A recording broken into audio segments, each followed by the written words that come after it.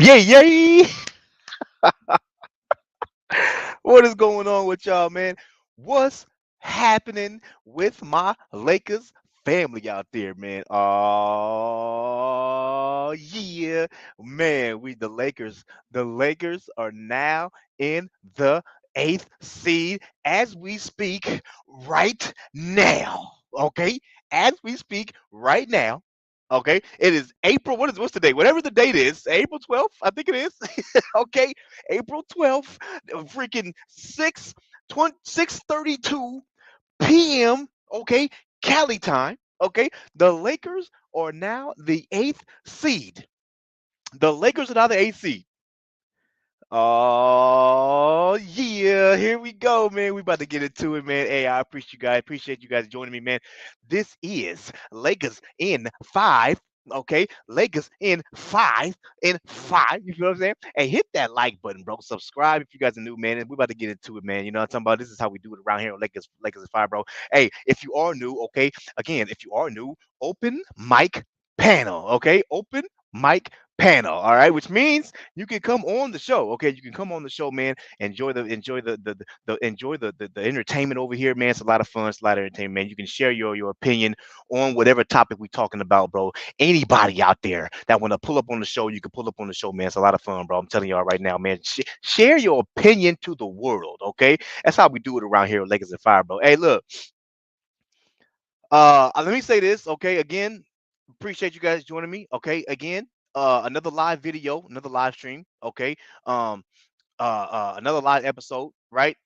This is we talk over here. If you are new, again, if you over here and you're new, man, we talk about Lakers rumors, okay, Lakers news, and Lakers when it's trade season, it goes ham over here. I'm not gonna lie, yeah, it goes crazy over here during Lakers trade season, okay. But we talk about all that, man. Again, we talk about, and sometimes the stream tends to go elsewhere. Sometimes we know we talk about the whole NBA, okay. So we be NBA live over here is always I mean, sorry, NBA rumors over here is always like, we cover everything, man. You know what I mean? Since and to be honest, today we are not only going to be talking about the Lakers because we got to watch out for some other teams. Okay, so again, as you guys know, we beat the Memphis Grizzlies. Okay, ugly win.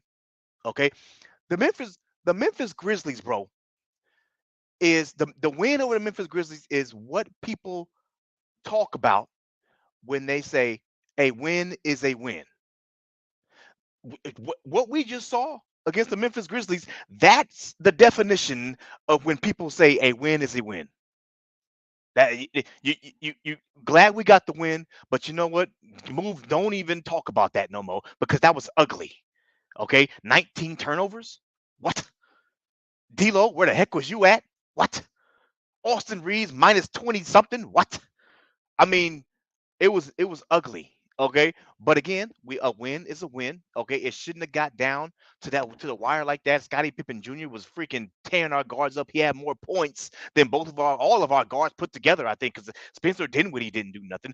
Gabe Vincent finally hit a 3-pointer, so I think he's what like 3 of 28 now, right? Whatever percentage that is. Okay, you know, D'Lo only had 4 points. Austin Reeves I think had 13 or 12 or something like that. But again, he was minus 20 something. So Scottie Pippen Jr. Okay, just washed away all of our guards put together. Okay, like so again, a win is a win. Okay, so let's take it. Thank you, Lakers, for getting the win. Okay, but now if you play like that against the New Orleans Pelicans, you about to get mollywopped. Okay, let's not play around with our food. Okay, now again, I heard a lot of people. Again, we have open mic panel, right? So I was live during the game. Okay, a lot of people after the game pulled up and was like, you know what? The Lakers played down to their competition. You know what I'm saying? I'm not worried. Okay, don't let's not dwell on this game too much. Okay, they played down to the competition. They played around with the food. Okay, and it is what it is, right? Cool, cool. And you know what? I hope they right.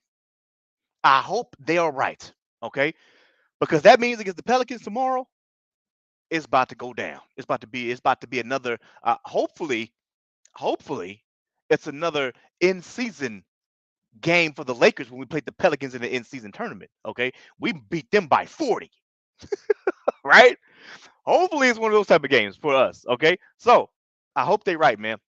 So again, wash away that game. Let's not even talk about that, right? So I'm about to get into it again. I don't have that many slides, but I just want to go over the schedule with you guys and let you guys know what's going on. And then I'm gonna drop that link, bro. Anybody out there want to pull up on the show, you guys can pull up on the show, man. Talk some Lakers basketball with your boy. Again, I got to get to work, so I can't be on screen live all night. You know what I'm saying? So again, let me give my shout out to all the homies that's pulling up today. I appreciate y'all, man, showing up, showing some love. We got Goat James, aka Chris, aka Let me cook this right quick. DJ, can they hold on? Whoa. Hey, you know what?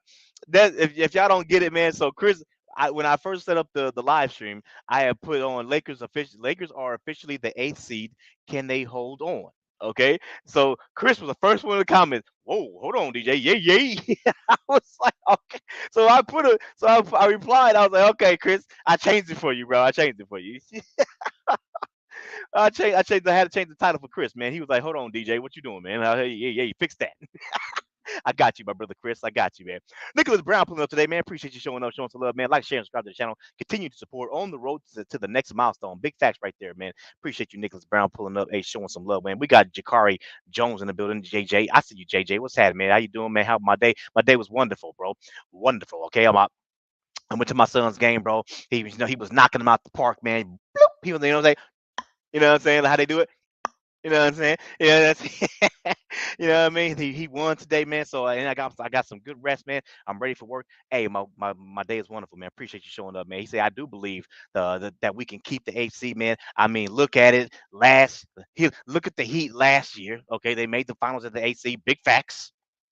Big facts. Okay, so anything is possible, man. As long as we win. Exactly. As long as we. Here's the thing, though. We gotta win. Okay, and I'm gonna go over the schedule because I'm gonna ask when I drop the link, and I want everybody to answer this in the chat as well. But when people pull up, I got a question. I always try to come up with a question. You know what I mean? So I'm gonna ask everybody a question, and then of course the once everybody goes one by one, then it's free for all. After that, we can talk about anything y'all want to talk about. But long as it has to do with basketball related, okay. Let's not do what we did yesterday, okay. Yesterday during the game, there was a segment during the game where I was like, come on, y'all, let's just get back on basketball. But yeah, man. So I got a question for you, and appreciate you showing up, JJ. I got you, my brother. We got Travis Allen in the building. I see you, man. What's happening? Lakers are officially in the eighth seed. A big facts. A big facts. You feel what I'm saying? We got CJ Goat TV. You know what I'm saying? What's goody? Lakers Nation. I see you, my brother. Appreciate you showing up, showing some love as always. Shout out to the co-host right there, man. Shout out to the co-host on this channel, man. You know what I'm talking about? Hey, go sub to him, bro. He got a channel, man. If you're a football fan, okay, go sub to him. His platform is pretty much just like this one, okay? You can pull up on the show, man. You know what I'm talking about? He does the football news and stuff like that. Go sub to the brother, man. You know what I mean? Real talk, bro. Who else we got, man? Christian Wood and Vanderbilt is out. Yeah, JJ, I know, man. I know. Lewis, what's happening with you, bro? Appreciate you showing up. What's good, Lakers family? I see you. We are in the AC. Yeah, yeah, bro. We got salute to Tiffany Ned. Appreciate you showing up, Tiffany Ned. I got you. Appreciate you showing up, showing some love. Salute to everyone, man. Hit that like button as you guys come in. Thank you, Tiffany Ned. Thank you. Shout out to Tiffany Ned, man. She became a member on the channel, man. I really appreciate that. Real talk, man. Hey, again, if anybody out there want to become a member, the link is in the description. Okay, click on the description. Okay, scroll down until you see get your memberships here. Okay, as soon as you see get your memberships here, click on that. Okay, again, if you're trying to win some money, the opportunity to win some money is you got to be a member. Got to be a member, y'all.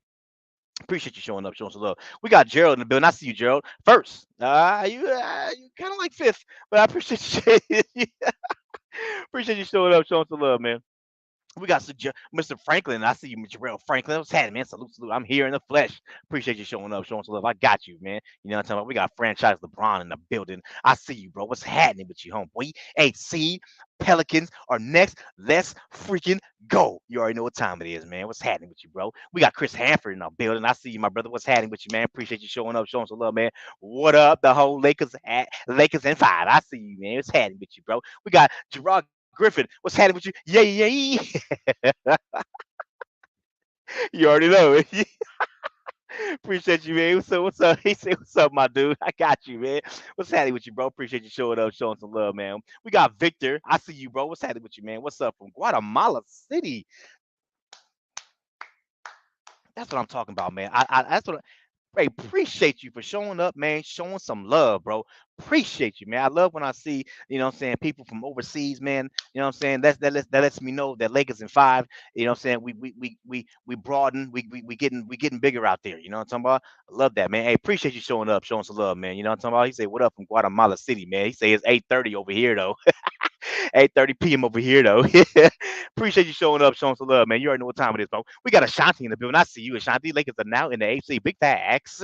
Big facts. I see you, Ashanti. Appreciate you showing up, showing some love. You already know what time it is. We got Empire freaking Jeff in the building. My brother, what's happening with you, man? Appreciate you. He say 60 cents. 60 cents. Appreciate Appreciate you showing up, showing some love. Shout out to Empire Jeff, man. I'm telling y'all right now. Hey, by the way, hey, gotta give a big shout out to Empire Jeff. You see the name, right? First of all, if you ain't subscribed to the brother yet, go subscribe to him, man. And again, another Lakers fan, Dodgers fan. Okay, he does all that. Okay, so subscribe to the brother. Okay, I'm telling you right now, the class will be in session. Okay, he gonna teach you. He gonna spit some knowledge. All right, so make sure you bring a notepad, bring a pen, bring a pen. No, no, don't bring no pen. Bring a pencil. That way you can go ahead and erase some things and correct it because you want to get it right because he gonna spit some facts to your ass. Okay, you better make sure you get it right. All right. So hey, sub to the brother. Okay, but hey. Big shout out to him though, because hey, shout out to him, man, because Court Kings, bro, I'm telling you right now, Court, hey, me and him collaborated on Court Kings, bro. So again, man, if you interested in some merch, okay, some Kobe Bryant shirts, you know what I mean, some Lakers shirts, Laker gear, anything like that, bro, go click on the description on this video, okay, scroll down until you see Court Kings, bro. Court Kings is where it's at, man. Click on that, bro, and go shop, go shopping, okay, go shopping, reasonable prices too, bro. You know what I'm talking about? If you want to buy this shirt that I'm wearing right here, that right there is on the Lakers in five merchandise. Okay, and again, all this is in the description. So click on the description, man, and say Lakers in five merchandise. If you want to get stuff like this logo right here, I also got other things as well, man. So hey, we doing it. We a small channel, man, but we doing it big over here. You know what I'm talking about? So shout out to him, man. Appreciate you showing up, showing some love, man. We got Daniel Berry Sports highlights. I see you, my brother. Appreciate you showing up, showing some love. I got you, man. You know what I'm saying? Happy Saturday. Y'all go make sure y'all go sub to him, bro. He got a channel, man. All sports, all highlights. You feel what I'm saying? Appreciate you showing up, showing some love. We got Andrew Gutierrez in the building. I see you, my brother. What's happening with you, bro? Appreciate you showing up, man. Salute, salute. We got Andrew Evanstar. I see you. Hey, what's happening, bro? Here we go. You already know what time it is, Andrew. You already know what time it is. We got JT in the building. Salute, DJ. Man, never thought I would celebrate being top eight, but here I am. Hey, look. I get it, bro. I get it, bro. But look, this is where we at. This is where we at. And I'm gonna tell you like this. I'm gonna tell you like this. I get it. You don't. It's when people celebrate the HC, it's like, oh, you're celebrating mediocrity, right? And I understand that, right? But here's the thing. Here's the thing. A lot of people, if we end up drawing the Oklahoma City Thunder in the first round, who you got your money on? Who you think the betting odds got their money on? They probably gonna have it on the Lakers. So I'm just saying, now all of a sudden you in the second round, right? Depending on seeding, if we play the Minnesota Timberwolves or whoever it is, or the Clippers, right? Or the Mavericks, right? Let's say in the second round we draw the Clippers. Who you got your money on? I got it on the Lakers. Now we're in the Western Conference Finals.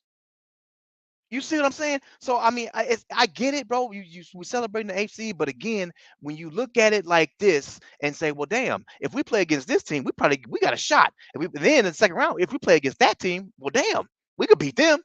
Now you're looking at it like, hey, I'll take the Lakers up against almost anybody. Give me anybody. Give me LeBron and AD and this supporting cast, and I'm going up against anybody. What? You feel what I'm saying? So I mean, look, that's where I'm at with it, bro. Just get in. Just get into the playoffs. That's all I ask. Just get in. Give us a shot. You feel what I'm saying? So hey, but I feel you though, JT. I feel you though, man. Appreciate you showing up, showing some love. We got FYM in the building. I see you, homeboy. Lakers and five tribe. What's popping? Hey, FYM, what the hell? Why you got another account? Hold on, man. Let me fix that. I fixed the other one. Okay, I fixed the other one, but now you gotta hold on now. So see, okay, hold on. Okay, hold on. See, let me. I got you because last time, hold on. See, I hooked up the other one, and I didn't hook up this one. So appreciate you showing up, showing some little FIM in the bit. You already know what time it Lakers at five. Hey, where were you? in the Batcave last night, okay? Because I played the song, okay? JC heard it, Jim and I heard it, okay? CJ heard it, Q heard it, Laker Girl heard it. We all heard it, man. Where was you at? Come on, man. Come on, man. Come on, man. Who else we got up here, man? Let me sure I don't miss nobody, man. We got the brother Bang in the building. I see you, homeboy. What's popping? He say, "What up, cuz? What up, blood?"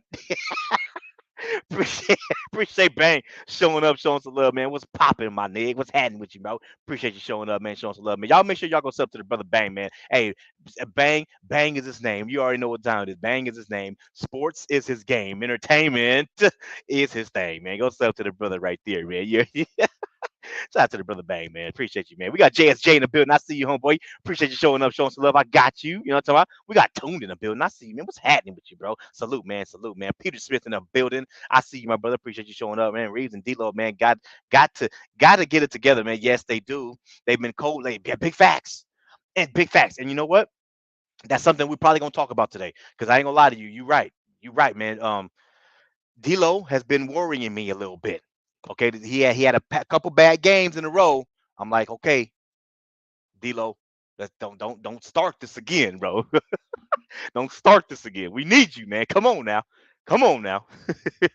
We got Marvin in the building, man. What's happening, man? We need this win tomorrow. Big facts. Big facts, man. We gonna appreciate you showing up, showing some love. Marvin, I got you, my brother. We got Alani in the building. What's happening with you, bro? Appreciate you showing up. Big up, homeboy. Supply and demand. I see you, brother. What's happening with you? HC Picks. You already know what time it is. Hey, what's happening with you, bro? Appreciate you showing up, showing some love. You already know what time it is, man. And we got what's the he say I was asleep. And we got many council mods. What's up, bro? What's up, my LA familia? Ooh, like number 31. I see you, familia. I see you. I appreciate you showing up, showing some love, man. That is everybody, man. Appreciate y'all, man. You guys already know, man. I make sure I try to get everybody in the chat, man. That pulls up, man. That way, I don't, because I already I tell you guys all the time. Without y'all, man, there is no Lakers in five. Okay, without y'all, without you guys typing something in the chat, without the homies pulling up on the panel, you know what I'm saying? There is no Lakers in five, man. That is what my show is all about. It's about anybody out there that wants to pull up on the show and give their opinion and talk some Lakers basketball.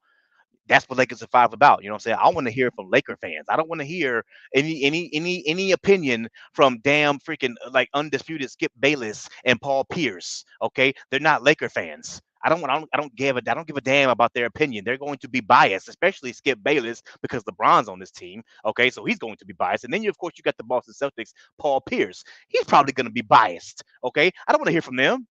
I don't give a damn about them. I care about Laker fans, the Laker fans that pull up on this panel. That's what I care about. I care about them. Okay, that's what I want.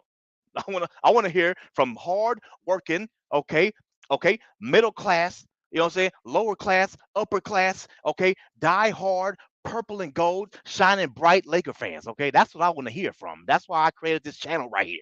That's why I created it. You feel what I'm saying? So let's get into it, man. Appreciate you guys joining me again, man. I appreciate it, man. And again, it's not only like first of all, let me say, and one more thing, not only Laker fans that pull up on the channel, I got other fans of other teams. So I got Miami Heat fans, Toronto Raptors fans, Houston Rockets fans. I got a lot of other fans of other teams that pull up on this panel. But if the respect is there to where it's like, man, we show some love, man. You know what I'm talking about? And again, if they got a channel up there, if let's say freaking I don't know, Infamous, he's a Toronto Raptors fan. If he ends up making the channel, bro, I'll go over there and show him some love.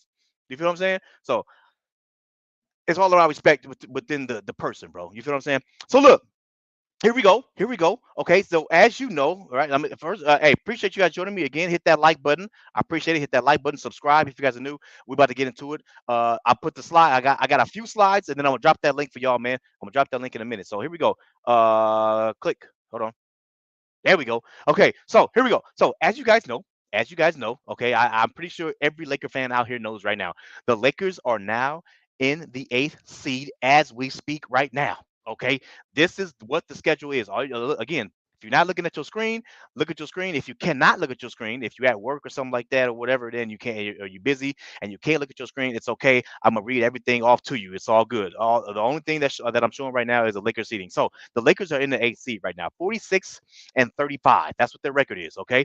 Now, here is the. Now, I also want to show you this. Okay. This is the top five seeding. You got OKC, Minnesota, and Denver. Okay, then you got the Clippers and the Dallas Mavericks. Don't pay attention to the Clippers and the Dallas Mavericks. They're not going anywhere. Most likely. I'm gonna say most likely. Okay, they're probably gonna they're them two. They're gonna stay 4-5. I don't know who has the tiebreaker between Dallas and the Clippers. Like, let's say if the Clippers end up freaking losing tomorrow and Dallas wins or something like that or whatever. Do they flip flop? I don't know. But here's the thing: I don't really care. Okay, they're gonna stay 4-5. I don't care about them. We're not playing them in the first round in the playoffs. We're most likely going to play the the Oklahoma City Thunder, the Minnesota Timberwolves, or the Denver Nuggets. You feel what I'm saying? Okay. So that being said, okay, I swear to goodness, bro, you cannot make this up, y'all. This is again. I said this yesterday. I said this yesterday. For all the people out there that are talking about like, oh, the NBA is rigged, right? It's all scripted. It's all, whatever it is whatever it is that you got that the people say out there about that. You cannot make this up. Who would have thought? This is crazy.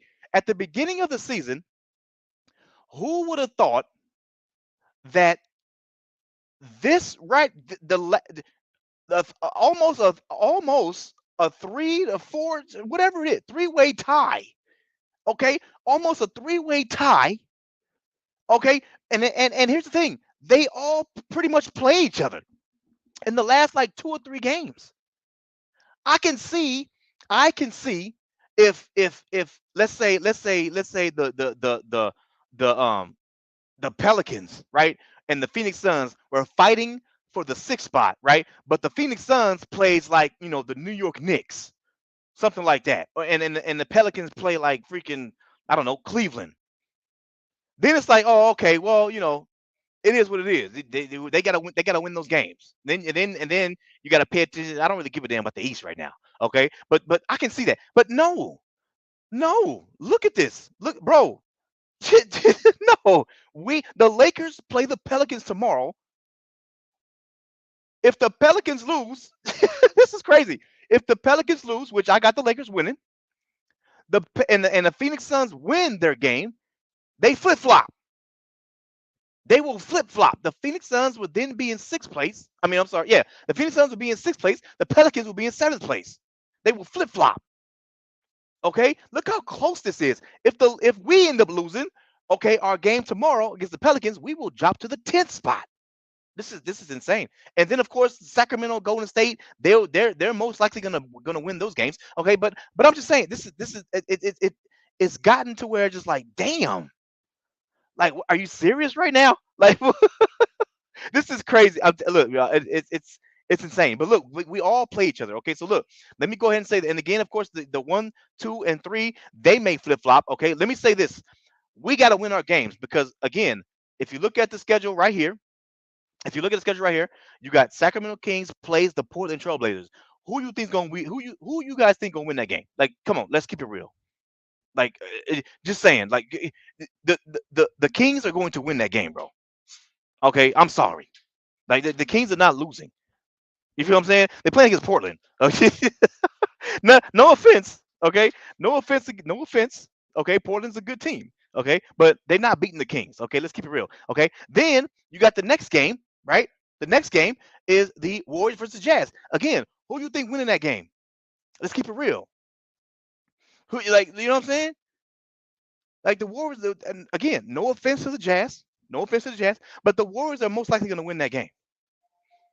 Okay, now here is the game that we need. And here, oh, and by the way, I'm sorry, to make it more freaking look like it's rigged. Look at the times, bro. It's like the NBA knew that this was going to happen.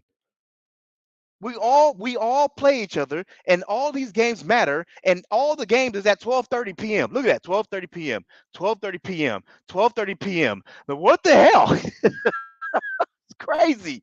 But again, this game right here, is the one that we need to look out for. And I'm gonna tell, and again, You may be like, DJ, who cares? You know what I'm saying? I don't give a damn about that. Well, here's the thing: the Minnesota Timberwolves, as you guys see right here, they're in the second spot. Okay, but again, look at their record. They're all tied. They are all tied. 56 and 25 losses. 56 wins, 25 losses, bro. They're all tied. That loss that the Denver Nuggets had against the Spurs, wow, I did not see that coming. I thought the Denver Nuggets were locked into the first seed. I did not see that loss coming. That messed them up. So now they are in the third spot. Okay. So this game right here between the Minnesota Timberwolves and the Phoenix Suns is one to watch. Now, of course, we're going to be watching the Laker game. Okay. I'm going to go live for the Lakers versus Pelicans game. Okay. So we're going to be watching that game. But they all, but again, you already know this is gonna be. Matter of fact, I know my homeboy Jakari JJ. He probably gonna put the scores in the and Bree Love probably. They all gonna put the scores in the chat of all these other games. So because this right here, I'm not worried about the Golden State Warriors and the Sacramento Kings. They're gonna win, okay? But again, they're going to win those games. So which means the Lakers have to win. If the Lakers lose, we drop to the 10th spot. Okay. So, but this game right here is important because if we win again, if you look at the schedule right here, if we beat the Pelicans, okay, that puts another loss on their record. They'll be 49 and 33. Okay, but again, that would secure our eighth spot, right? Again, you saw them. The Phoenix Suns played the Minnesota Timberwolves. Okay, if the Phoenix Suns end up beating the Minnesota Timberwolves, y'all, they will flip flop. Okay, and Phoenix will go to the sixth spot, which means we will play the Pelicans in the East in season tournament, which means we ain't gotta go nowhere because we're already gonna be there. Again, we play the New Orleans Pelicans over there at New Orleans. So the Lakers are gonna be watching the Phoenix Suns game. Soon as that game ends, they're gonna be like, okay, do we gotta go anywhere? No. Okay, well, cool. We're just gonna stay here. We're just gonna stay in New Orleans and go chill out in the hotel. You know what I'm saying? We're just gonna kick it right here. They ain't gotta go nowhere because that's what they're gonna be playing in the play-in. Okay. But again, so here's the thing though. Here's the thing. If the Phoenix Suns, let me show this graphic. If the Phoenix Suns win, they move to the sixth spot. But here's the thing: the Minnesota Timberwolves are going to drop to the third spot. You feel what I'm saying? You feel what I'm saying? Now, the Denver Nuggets, okay, I didn't put the Denver Nuggets who they play, but they don't play nobody. Okay, the Denver Nuggets, they play the Memphis Grizzlies, okay? They're going to win that game. Okay, the Denver Nuggets played the Memphis Grizzlies, okay? They're going to win. Here's the kicker though. And this is the OKC Thunder. They're in the first spot, right? Now, I would think, in my opinion, I would think the Oklahoma City Thunder are going to try their best to stay in the first spot. Okay. So, which means, but here's the thing, they play against Dallas. Okay. They play against Dallas. So, and okay. And then the Clippers, here's the thing. I think, in my opinion, I think that Dallas may be resting their players. So it may be an easy win for the Oklahoma City Thunder. I think the Dallas Mavericks will be resting their players. Now again, the Clippers, of course, they play against the Houston Rockets tomorrow. That's pretty much a win. Okay, so since Dallas knows that, they're probably gonna be like, okay, well, go ahead and rest Luca, rest Kyrie Irving, rest Tim Hardaway Jr., rest all those players because let's keep it real. Okay, let's keep it real. The Clippers are not losing against the Rockets. Okay, so and to be honest, here's the thing. To be honest, if I'm Dallas, not gonna lie, if I'm Dallas, I'm resting my players because I in the second round, if OKC stays first and Dallas beats the Clippers, Dallas will get OKC in the second round. If I'm the Dallas Mavericks, I would rather go up against OKC instead of the Denver Nuggets or the Minnesota Timberwolves. If I'm Dallas, so it might be in the best interest for Dallas to lose that game against OKC. So if that's the case, again, if that's the case, okay, and so again, if we win, if we win tomorrow, y'all, we'll be in the eighth spot. Okay, depending on what happens with the game. Again, our game is to watch, but again, the other game is to watch is this one because if Phoenix loses, if the Phoenix Suns lose, bro, hey y'all, that means we will have to play the Phoenix Suns in the play-in tournament in the first round of the play-in tournament. We got to go at Phoenix and play against the Suns. Wow, that's tough, y'all. I'm not gonna lie, that's tough. That is tough, man. So look, this is crazy. Again, I'm gonna drop that link for y'all. Anybody out there want to pull up on the show, man, y'all can pull up on the show and talk some Lakers basketball with your boy. My thing is, appreciate you, Kamikaze. I got you, my brother. Appreciate you. Look, I'm gonna drop this link right now. This is crazy, y'all. My again, my question to you guys though, okay, is who would you rather play? I'm not gonna ask you guys who you think gonna win tomorrow. I'm pretty sure we all Laker fans. We all gonna say Lakers gonna beat the Pelicans. The link is now in the chat. I'm not gonna ask you guys that. What I want to know from Laker fans is who would you guys rather play in the play-in tournament? Are you pulling for the Phoenix Suns to lose the Minnesota Timberwolves? This game right here. Where's that? This game right here. Are you pulling for the Phoenix Salute. Suns? What's happening, bro? What's that? Are you pulling for the Phoenix Suns to lose or win? Because we're gonna win our game. I'm not even worried about. Look, we're gonna win. Okay, so when we win, we're either gonna play the Pelicans or the Suns. Would you rather play against the Pelicans or would you rather play against the Suns? That is the question that I have for everybody, man. So this is wild, y'all. Hey, appreciate y'all joining me, man. Again, Lakers in 5. Hey, I appreciate it, man. Hit that like button, hit that subscribe button, bro. If you guys are new, man, this is how we do it. And again, open mic panel, okay? Open mic panel. Anybody out there want to pull up on the show, man? You guys can pull up on the show and talk some Lakers basketball with your boy. You guys can give your opinion on this. So let me pin the link. Okay, so the link is now pinned. So again, appreciate y'all joining me. Again, we got FYM franchise LeBron Lewis pulled up. What's popping with y'all, man? What's up with it? What's What's up? What's happening, salute, man? What's DJ? Let's happening? get it. Let's get it. Let's get it, man. Let's get it. Hey, appreciate y'all, man, pulling up, showing some love, bro. Look, man. So again, I'm gonna go one by one, man. It's free for all, man. There will be more people that pull up later on. So and then we can get their opinion on this. So FYM in the building, man. You first up in line, my brother CJ. By the way, shout out to the co-host. CJ said he got some family business to take care of real quick, and then he gonna pull up later on, man. So he will be here later on. But my brother FYM, man, in the building. What's happening with you, my brother? You know what it is. What it is, what it is. So, hey, let me ask you the question, man. Let me ask you a question. Who would you rather play in the play-in, bro? Um, Phoenix Suns or the Pelicans? Me personally, I would lose tomorrow so that I can be the eighth seed. I don't want the seventh seed. Oh, you talking about in the playoffs? Okay. Yeah. Okay, okay, you talking about the playoffs? And if Yeah. we win tomorrow, we're gonna be playing for that seventh seed. I want that True. eighth seed. Okay, so you saying go ahead get the tenth. But here's the thing, though. Here's the That's thing. If 10. you lose tomorrow, that means you will be playing Golden State For Warriors the at right. Gold. For the Yeah, right. right at Golden Yeah. State.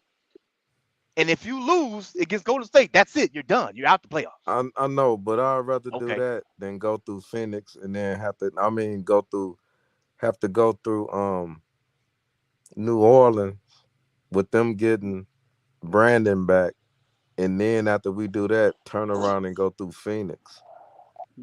That's just It's a tough decision, right? right. So I would rather just take that 10 spot and knock out Golden State and be done with it. They the weakest link.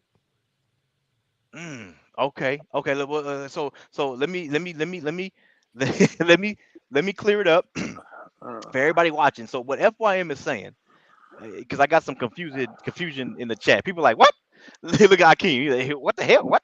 Huh? So look, let me clear it up. Okay. What FYM is saying, okay, because the seventh and eighth spot are not set in stone yet because the play-in hasn't started yet, right? So the winner in the play-in, the winner between 7 and 8 will get that 7th spot in the playoffs. Okay, and then the loser, of course, will play the winner between the 8 and 9. Okay, and then the winner between the 8, it's the winner between the 9 and 10. I'm sorry, I said 8 and 9.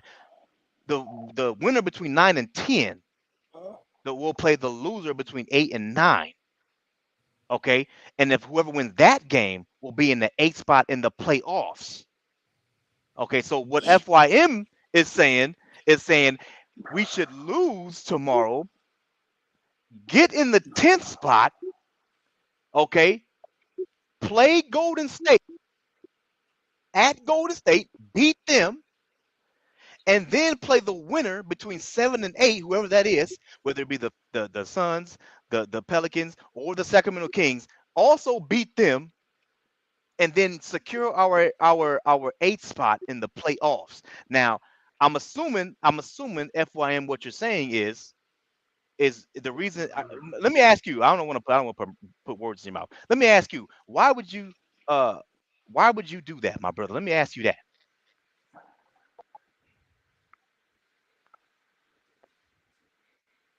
You still there?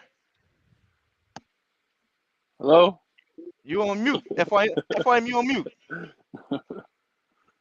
He on mute. Okay, well look, I'm assuming the reason why he's saying that is because of this right here. I'm assuming what he's saying is because this season right here, OKC. I'm assuming he wants OKC in the first round.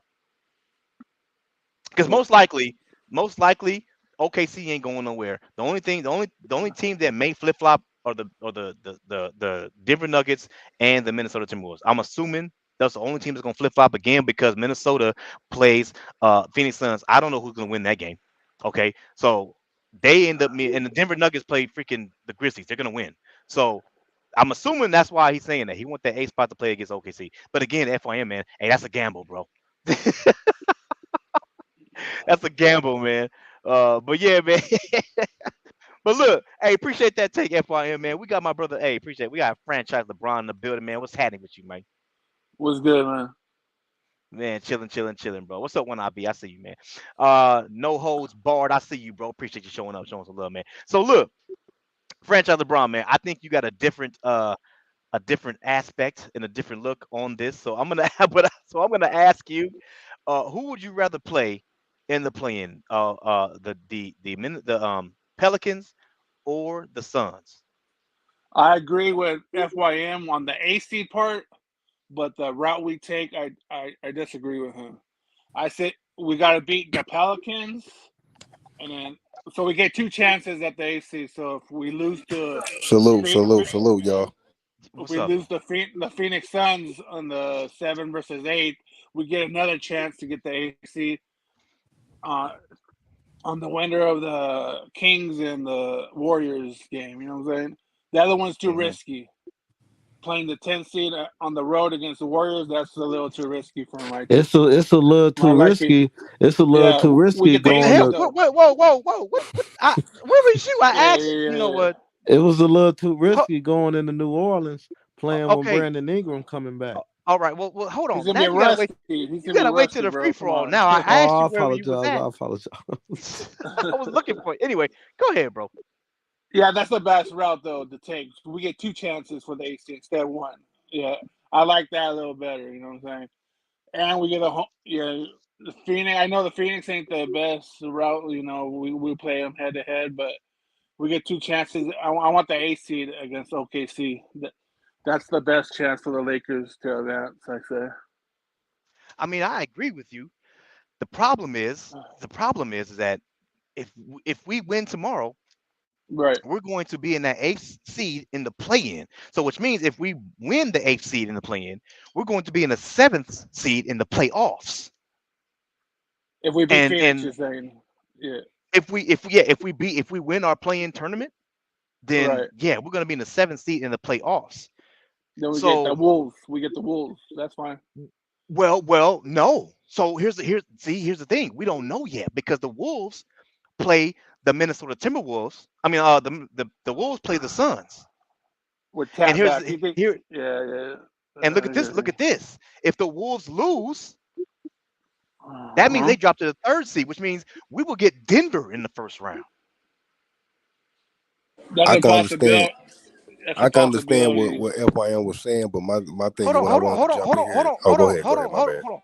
I'm gonna go one by one, bro, and then It's it's free not fall free after that. fall. Yeah. Go ahead. Yeah, I understand what you're saying, but I don't think the Suns are going to beat the Wolves on the road with Cat back. They're at home. I don't think they're going to get that game, but I hear what you're saying. It's gonna be tough, bro. It's gonna be tough. Yeah, and so here's the thing, though. If let's say here's the thing. This is why I asked the question: who would you rather play in the play-in, the Pelicans or the Suns?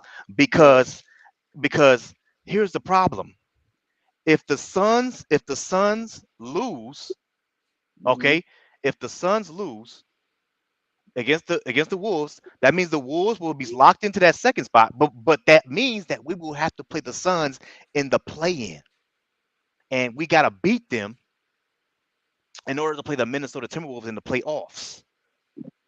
If we beat the Pelicans and the Suns lose, you're saying? Yeah. So so this game right here, Sun- hold on, let me okay. put it on your screen. This game right here, the Suns versus the Wolves. If the Suns lose, yes, and we win against the Pelicans, right, that means we have to play the Suns in the play-in. If we beat the Suns in the play-in, we will lock the 7th seed in the playoffs and play against the Minnesota Timberwolves in the first round. correct. You see what I'm saying? I like that. But yeah, go ahead. Go ahead. I'd rather have those two scenarios than playing the Nuggets. I play OKC or T-Wolves. I like our chances against both of them. Yeah, man, that's gonna be the Suns, bro. They ain't playing around either, though. That's gonna be tough. Yeah, they had a tough game against the Suns. Yeah, it's gonna be tough. You know, the T-Wolf size, they're gonna eat them up inside. Yeah, I don't think they're gonna beat the T-Wolves, but we'll see. We'll see. And But I again, don't think... and again, all these games They had to are shoot around them the out. same time. Hold on, all these games are around the same time as we play, bro. If y'all don't know, we play at 12:30 tomorrow. Look at this game, Sacramento, 12:30 tomorrow. Look at this one, Golden State, 12:30 tomorrow, and of course the Minnesota 12:30. Everybody plays early. NBA did that on purpose, so there's no score watching and resting players. Facts, bro. This is why I said, because remember the schedule was made before the season started, and this is why I said, if for all the people that say that the NBA is rigged and it's scripted like that, what is the coincidence that all this was going to happen to where it all comes down to the last game and everybody's sitting right here, and they got all the same, they all play around the same time. Like, this is crazy. What a big coincidence. That's all I'm saying. That's all I'm saying. Yeah, Crazy. It's all working out for the Lakers. All they have to do is handle their business, man. That's it. Man, yeah, I hear you, my brother. Hey, appreciate that take, man. Again, we're gonna get to the free for all in a minute, man. I appreciate that, bro. Let me go ahead and move on to my brother Lewis, man. Lewis, what's happening with you? What's up, DJ? Man, chilling, man. Appreciate you showing up, man. Showing some love, man. So look, man, I'm gonna ask you again, man. The breakdown. I know it may be a little confusing, bro. But who would you rather play in the play-in, my brother? The Suns or the Pelicans? To be honest, I'd rather play the Pelicans. This is again. So look. This is again. If you rather play the Pelicans, okay, that would mean that the Phoenix Suns means that they win their game against the Minnesota Timberwolves. Okay, if they win their game and we play against, you said the Suns, right? The Pelicans. Oh, you said the Pelicans. Okay, I'm sorry. Yeah, Pelicans. So which means the Suns will be in the 6th spot. Yeah. Okay, which means the Denver Nuggets will be in the 2nd spot. And if we beat the Pelicans in the play-in, we got the Denver Nuggets in the 1st round. Yeah, that's what I want. Cause I don't want them talking trash no more. So, hey, I'd rather take Denver in the 1st round anyway. Oh, you want Denver in the 1st round? Yeah. Yes, sir. Ooh. Knock them off the box real quick. You know what I mean? Right. Yeah. Okay. Take our 1st seed out. We all good to go. You know what I mean? Man, okay, that's what's up. Hey, we wants the Denver. Okay, hey, I'm not. Revenge. That's Revenge hey, time. he said revenge time. Hey, I'm not on that. I'm not on that train, man. For me, man, I would rather play Denver in the West Finals. But hey, there's a lot of people out there that say, hell no, give me the Denver Nuggets in the first round. There's a lot of people out there that say that. So hey, Yeah. you're not alone, my brother. You're not alone. Hey, Jeff, Jeff said the NBA is rigged. I know it's not rigged. I'm just saying. I'm just saying this. The people that think that the people that think that it's rigged, this right here, this whole scenario, it gives them an argument. That's it. Yep. It That's gives all I'm saying. But yeah, what's up, Lewis? Hey, appreciate that take, man. Appreciate it, man. no Uh, problem. we got Jarrell Franklin in the bit. What's happening with you, my brother? What up, though? What up, though? Man, chilling, chilling, chilling, man. What's going on with you, bro? Man, it'd be like a tough. It'd be a tough decision for me because like picking on one side, we had to go through this, go through that. Other side, we got to go through this, go through that. But only thing is with me is like uh when FYM was saying he rather take the 10 speed and work his way on to get into the 8th seed. My only question was for him was like you don't want to go through that because like what happens if certain we have a little some little minor bumps and curves taking that long road. Mm-hmm. Now my man's was saying he rather take Denver and them in the first round. They rather take. I mean, not Denver. He rather take the route where we'd go where we get like still have the 8th spot. We end up playing like Minnesota and them guys. I take that route of going for Minnesota and them because I know that Cat came back, but he still got to work into the playoff mode along with the other guys. So I still see us giving them a run for their money, but it might not be easy. But we still give them a run for their money. So Mm. I wouldn't want to take the long road farther than going down to the 10th seed and playing certain teams. I prefer us to just smash. I think you said like if we lose a game, if we lose tonight, it'll put us in certain positions, and if we win, it put us in certain positions. So I'd rather just go out, smash these dudes, whoever we got to play next. Oh well, smash them dudes, just like we did all these games, and then whoever we play in the first round, let's make some noise. Let's make some noise, man. Crazy, crazy, crazy, crazy, man. Hey, appreciate that take, man. That's everybody, man. We is now free for all. FYM, what was you saying earlier, bro? Look, now he want to look. Now he want to stay He on on mute. mute now. You It's want? something about he said something about losing this next following game and put us in 10th seed and then something else supposed to happen where we'll play somebody and then secure the 8th spot. He was saying something earlier too about Something else. because Yeah, something. He said something else though. yeah, FYM, man. FYM, man. Unmute yourself, bro. Unmute No, yourself. go do it. Go do it. Just stay on mute. Don't do Just it. do Stay on mute. Stay it. on Just stay mute. on mute. Crazy, man. Yeah, this is what's up, Tyrone? I see you, man. Because Yeah, half man, the it's stuff crazy. you said gonna make no sense. So stay on mute. But We DJ don't though, honestly though, DJ man, like what's like from your perspective, what route would you take though? Because me personally, I feel like we'd be even though we've been fighting to get to this position that we in. You know what I'm saying? Hmm. Me personally, I feel like we ready for any dude that we have anybody we got to step in front of us. Right. Whether most people don't see it or not, even though we do got a few players that's supposed to be coming back, but for right now, getting into the playoffs, I feel we're ready for any dude that runs into us.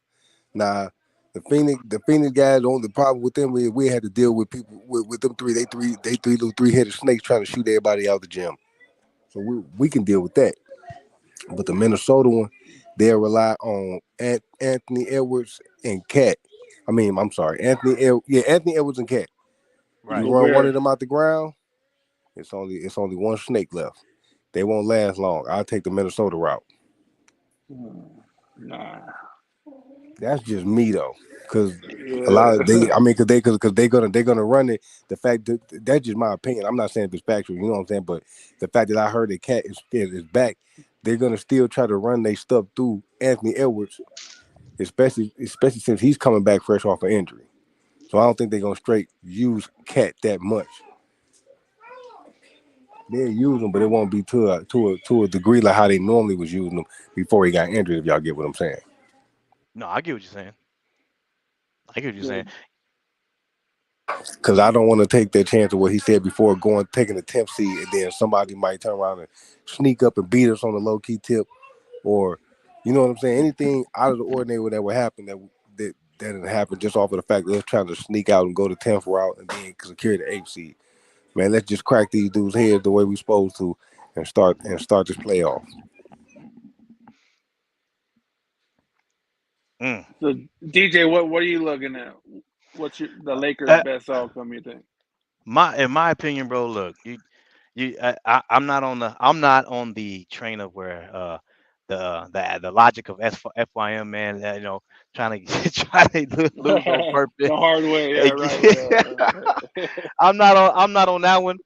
yeah, And for me, man, go out there, beat the Pelicans, secure that 8th spot, bro. Because for me, I think, in my opinion, I think the Wolves are gonna beat the um the Phoenix Suns, facts. Yeah. and that's just my opinion on it. Mhm. And you, for us to be in the 8th spot in the play-in, we're gonna play the Phoenix Suns. Try to beat them. You know what I'm saying? And just it is what it is. If you get Denver in the first round, it is what it is. But you got to try to beat them. But Right. you got to have that two. You got to have that cushion of trying to Yeah, get into the playoffs. So you need that 2 game cushion. If facts. you Two because you chances. never, especially going up against Kevin Durant, Devin Booker, okay, Bradley Beal, those any one of those players can go off for For 40, fit for 50, 50, probably. Yeah, 50, yeah. 60, Facts. 70, wherever you want to So put y'all it at. basically playing Russian roulette, playing that route though. You know what I'm saying? Like you don't know Facts. what could happen if you playing a dangerous game, especially with these teams that we got right now being hungry. We all hungry trying to fight to get in.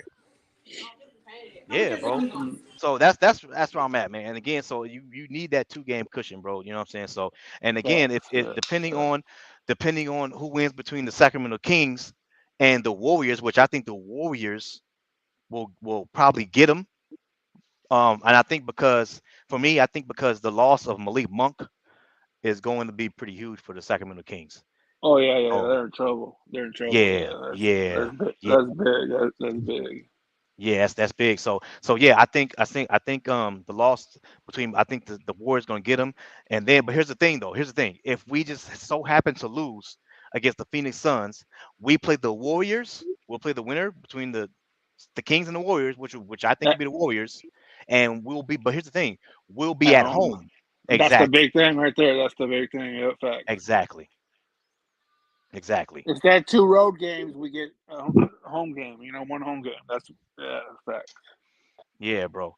So that's where I'm at, man. So Phoenix Suns, but I know we got the tiebreaker against them, but it's gonna be tough, bro. Like playing against them, man. Any one of them fools can go off, man. And then of course you got Grayson Allen. He's shooting the lights out from 3 this season. Damn him. You know what I'm saying? It is what it is, though. But yeah, bro, you need that. You need that 2 game cushion to make the playoffs. Facts. So, So here's the thing, though. I don't think again. I don't. So if we let's say we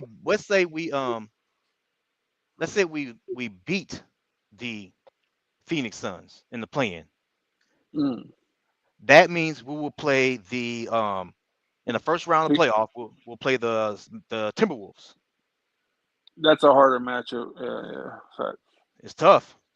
Because they got Nas Reed, they got Gobert and Cat versus AD. You never know. That's too much size. I don't know. AD, that's tougher. OKC Man, got no size inside. We'll feast on them. yeah, In five, you know what I mean? We want OKC. It's the best matchup for the Lakers.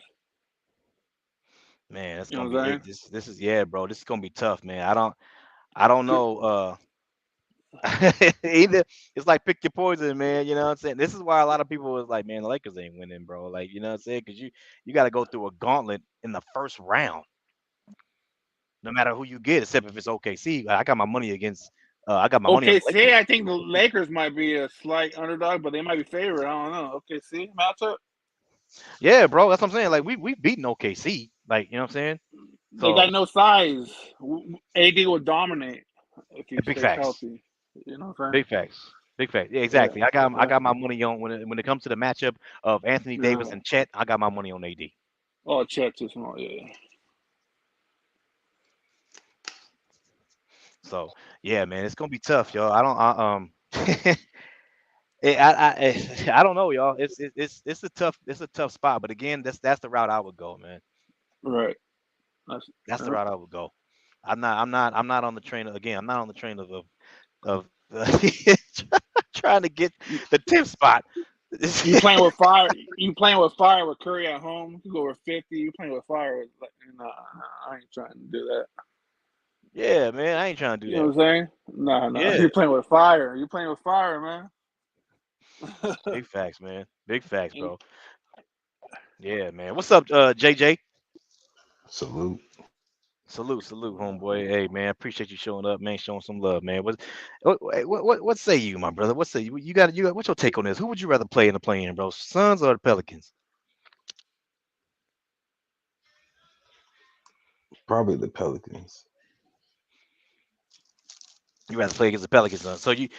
And I think a lot of people would rather play the Pelicans, man. So But we don't have to travel. see, yeah, right, right. That's another thing too. Yeah, we ain't got to go nowhere. uh, Yup, that's true, I man. don't want. I don't want to see Denver in the first round. I mean, I hear you, man. I don't know, bro. It's gonna be tough. What's up, Armani? I see you, bro. I don't think Yeah, we're gonna be ready to play Denver in the first round. I don't. Man, I gave my opinion on it before, man. If we get in Denver in the first round, bro, yeah, it might be over. That's just me, man. It might That's be why I over don't want for them. us. The crazy thing is, a lot of people say that, especially because of who they is and who we are. But that would be they would shock a lot of people if we cracked them dudes' heads 6 to 7 games. If we have to play them, I could see that series going 7 games, but that would be very crazy if we shock a lot of people and crack their heads just to get them out the way early. you better have Vando if that's gonna happen. You better have Vando on the team playing. Say it again. They better have Vanderbilt or it's a wrap. No, I'm just saying when DJ was saying like if we had to play them, but to be honest with you though, with the other guys like the Minnesota and the OKCs and them, Right. man, bring them cats on, man. We ready for them. It Yeah, don't. but Most people don't see that, and most people will say, "Nah, y'all will lose against them guys." But those guys outside of Denver, um, I'm just naming teams outside of Denver, Clippers, and I'm just gonna name Dallas because Kyrie over there. And, Those three guys, those teams, ain't nobody else over there really got no real playoff experience in crunch time moments and stuff like that. So them guys that play against Bron, them teams up there right now play against Bron and them, Anthony Edwards and them, and then in a clutch and key game situation, they'll lose control. They won't know what to do. yeah, I agree with all that too. I like to add on that, he back. He He's like I've back. been, back. He's back, y'all. He's back. like I've been saying, they set everybody up for the rope a dope. Whoever they get in that first round, when they punch them in their mouth, everybody gonna want to jump back on the Laker. And I'm not. No, I'm taking screenshots of everything everybody's saying. I'm serious, bro. I'm like, I know what's gonna happen. I know what's gonna happen. That first round, See, it looked crazy for a lot of people for real everybody though gonna when be they like, looking at oh, these whoa, whoa, rankings. whoa, whoa. Yeah, okay. But if you've been Well, watching the Lakers all year, you know what it is. and the closer and closer we got to the playoff, we gave them a quick glimpse of a game stretch where we was smashing dudes, Hey, no, top when notch. we was in that play-in tournament and we Yeah. turned the volume all the way up on them. That's what we the only person we ain't had was Gabe Vincent, but we had everybody else. But during that And tournament, right after we won that tournament, we turned everything down. yeah, Yes, sir. we went back to the And we regular finna turn and we about to turn it back up on them. And everybody gonna be sitting around like, duh. Oh yeah. Yeah. I only got two worries in the playoffs: Coco 5 and Darvin Ham. The rest I'm good with. And I got one for you that can help you with that. Did you see the game yesterday? I ain't trying to be funny, Which but what? whoever just said that The Laker game. Did you Oh, see I it? saw. Yeah, I saw Do you that. remember the what, last play? when my When man was the tried to last time you Yeah, answer seen the back to somebody steal. that. do that? When was the last time you seen somebody do that? Intercept the steal. Not just the steal. It wasn't just the steal. At 39? No, I never seen that Not before. just at Never. 39. It's at the point of the game. Remember, it was like all they did was had to hit a shot and they could tie it up. LeBron different though. That's why. And that's why don't worry about Coco 5 and don't worry about that coach. Don't worry about none of that. Because all he Yeah. needed this team to do was to get him to where we at right now. And to be honest with my man, whoever just said that, because Yeah. when they get down to key and clutch situations, ain't gonna be no point in no figuring out and trying to rely on Ham, because at that point Brian gonna come up with his own solution of what he gonna do to get a And Ham bucket. gonna have to go sit down somewhere. I He want ain't, them he, with he ain't gonna do it. yeah. He had to just keep his hands in his pocket because Brian and them ain't gonna pay attention to him in key and clutch situations going into this playoff. Brian gonna make it happen. He gonna get them niggas a bucket, or he gonna make sure that somebody get open for a shot, and it's gonna go in. I want Dinwiddie and Gabe Vincent to play defensively. You know what I'm saying? If he Oh, you starts gonna see struggling, it? Like I yeah, he said, when he better. well, He when better. these when these playoffs start, you gonna see a lineup that you ain't seen yet. I hope so. Oh, you is. The playoffs different, bro. Darvin The Ham, man. playoffs ain't like the regular season. The game is completely Yeah, different. half court game. I feel Yeah, you. everything slow, all that up and down the court, that's dead. Right. And when you talking about a half court game, and you talking about Gabe Vincent, and you talking about Dinwiddie and Vando and AD, yeah, good luck. That yeah, the defense. Yeah, Good right there. luck. That's Good why luck. Good luck, bro. I put D'Lo on and D'Lo and what's his name? Freaking Rays on the bench. They got defensively. We need that defense. Bro, only other two people I would add, like the Van, like I said Vincent, Dinwiddie, and Vando. The only two people I would add to that is LeBron and Jackson. Jackson Hayes. Yeah. Yeah, and Rui gonna I have a don't mean good I don't mean good I ain't being playoff. funny to a lot of these teams, but people don't understand. I don't think a lot of these teams understand how LeBron and them are really playing chess with these teams right now. Bro. When They when got when you got when you got that defensive team that I just named, that right. with Vando, AD, Dinwiddie, um, Jackson Hayes, and what's my man name? Gabe Vincent. When you got them out Right. there on that court, and LeBron actually turning up the volume on defense, because he can still play. Don't get it twisted. He's Right. saving it for the playoffs. When he out there playing defense with them other four people, it's gonna get real ugly, bro. Hey, when do you think Vando coming back? Because there's no update. Second, third round. What are you Don't it thinking? don't matter. He gonna be back. It don't even matter. They didn't already learn how to win without Vando. Don't Yeah, but even matter. we need him. When we see Denver, it'll matter. He'll be back by Yeah, Denver. they need him for But Denver. Denver might be Facts. the first round, right? No, I don't think so. The What you third mean you seed, don't think? That might third be our seed. first. That might be the first people we face. It's We can't very get the six. likely. We can't get the six, so we ain't playing them in the first What you round. mean? They all tied. They are all in the. They all tied. No, OKC is number one. They got the tiebreaker over both T Wolves and Denver. But Denver finna play tomorrow. So is OKC. They play the Mavericks, and they're gonna be Everybody's resting their playing whole team. But tomorrow. who OKC play? Dallas, but they resting everyone because they clinched the fifth already. They ain't playing.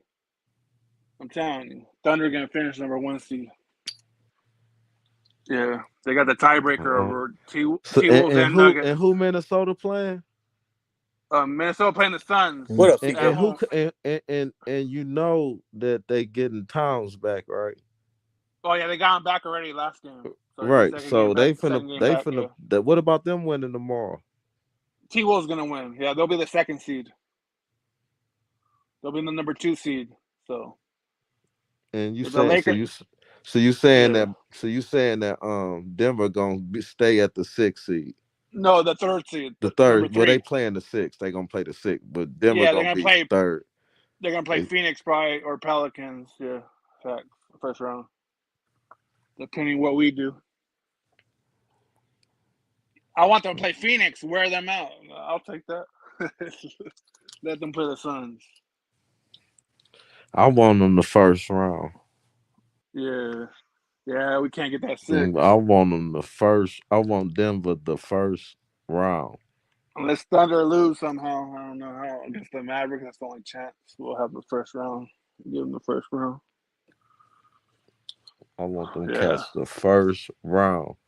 Either I'm gonna be happy or I'm gonna be sad, but I don't want to go all the way to the end and then find out we need to get it going right. ASAP. ASAP. I don't want to be happy because hey Empire Jeff, hey check this out. It's easy to hit the link and come up here and get your take Fact. instead of sitting down there like a little secretary typing, little thumb warrior. Chat warrior. Right. Come up here and say it like a man.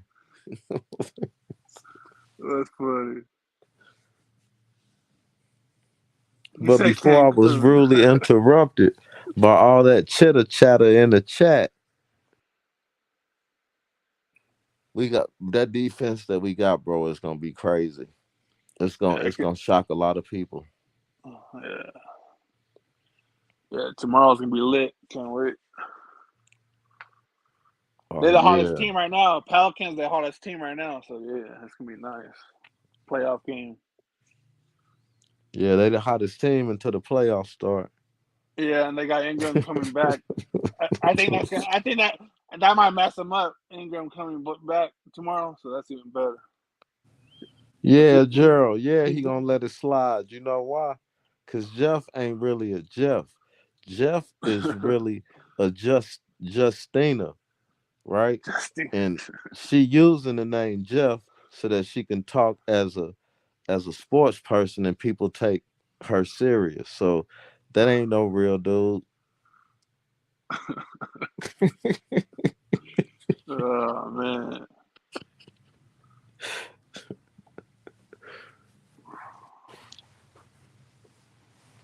He said 15 naps a day.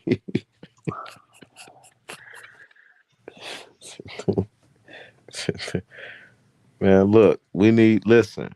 Last year when we played Denver won by like 3 or 4 points every game. And that was with LeBron on 1 foot. This year, they ain't played us defense. Our defense been on the bench the whole time. And I don't remember them like really beating us real bad none of the times they played us this year. So when we do see them, it's gonna be a whole different team than what they was looking at throughout the year. How about that?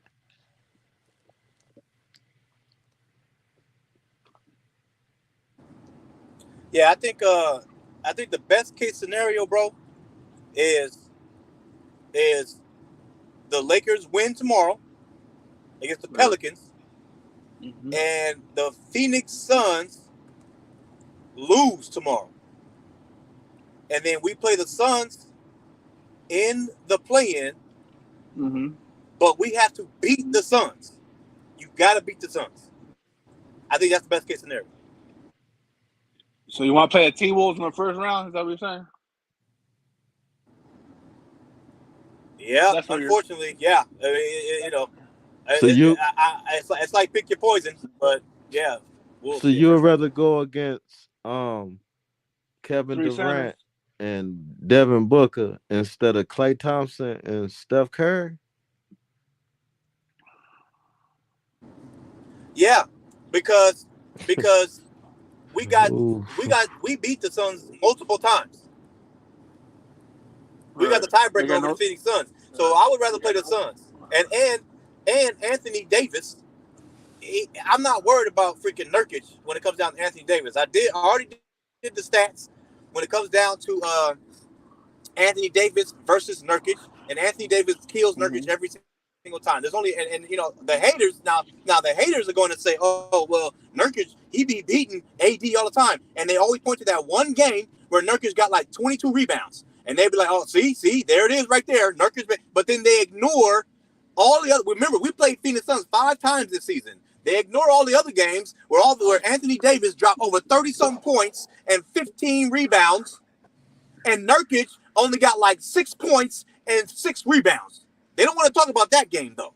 Damn. And that happened multiple times Hey, where Nurkic got 4 points and Hey, 8 rebounds. what did After a Nurkic? while, What did DJ, you Nurkic got you do? catch on that What did when teams Nurkic? on Lakers players do good, they don't mention it. When they do bad, they gonna try to pull it out the rabbit hat.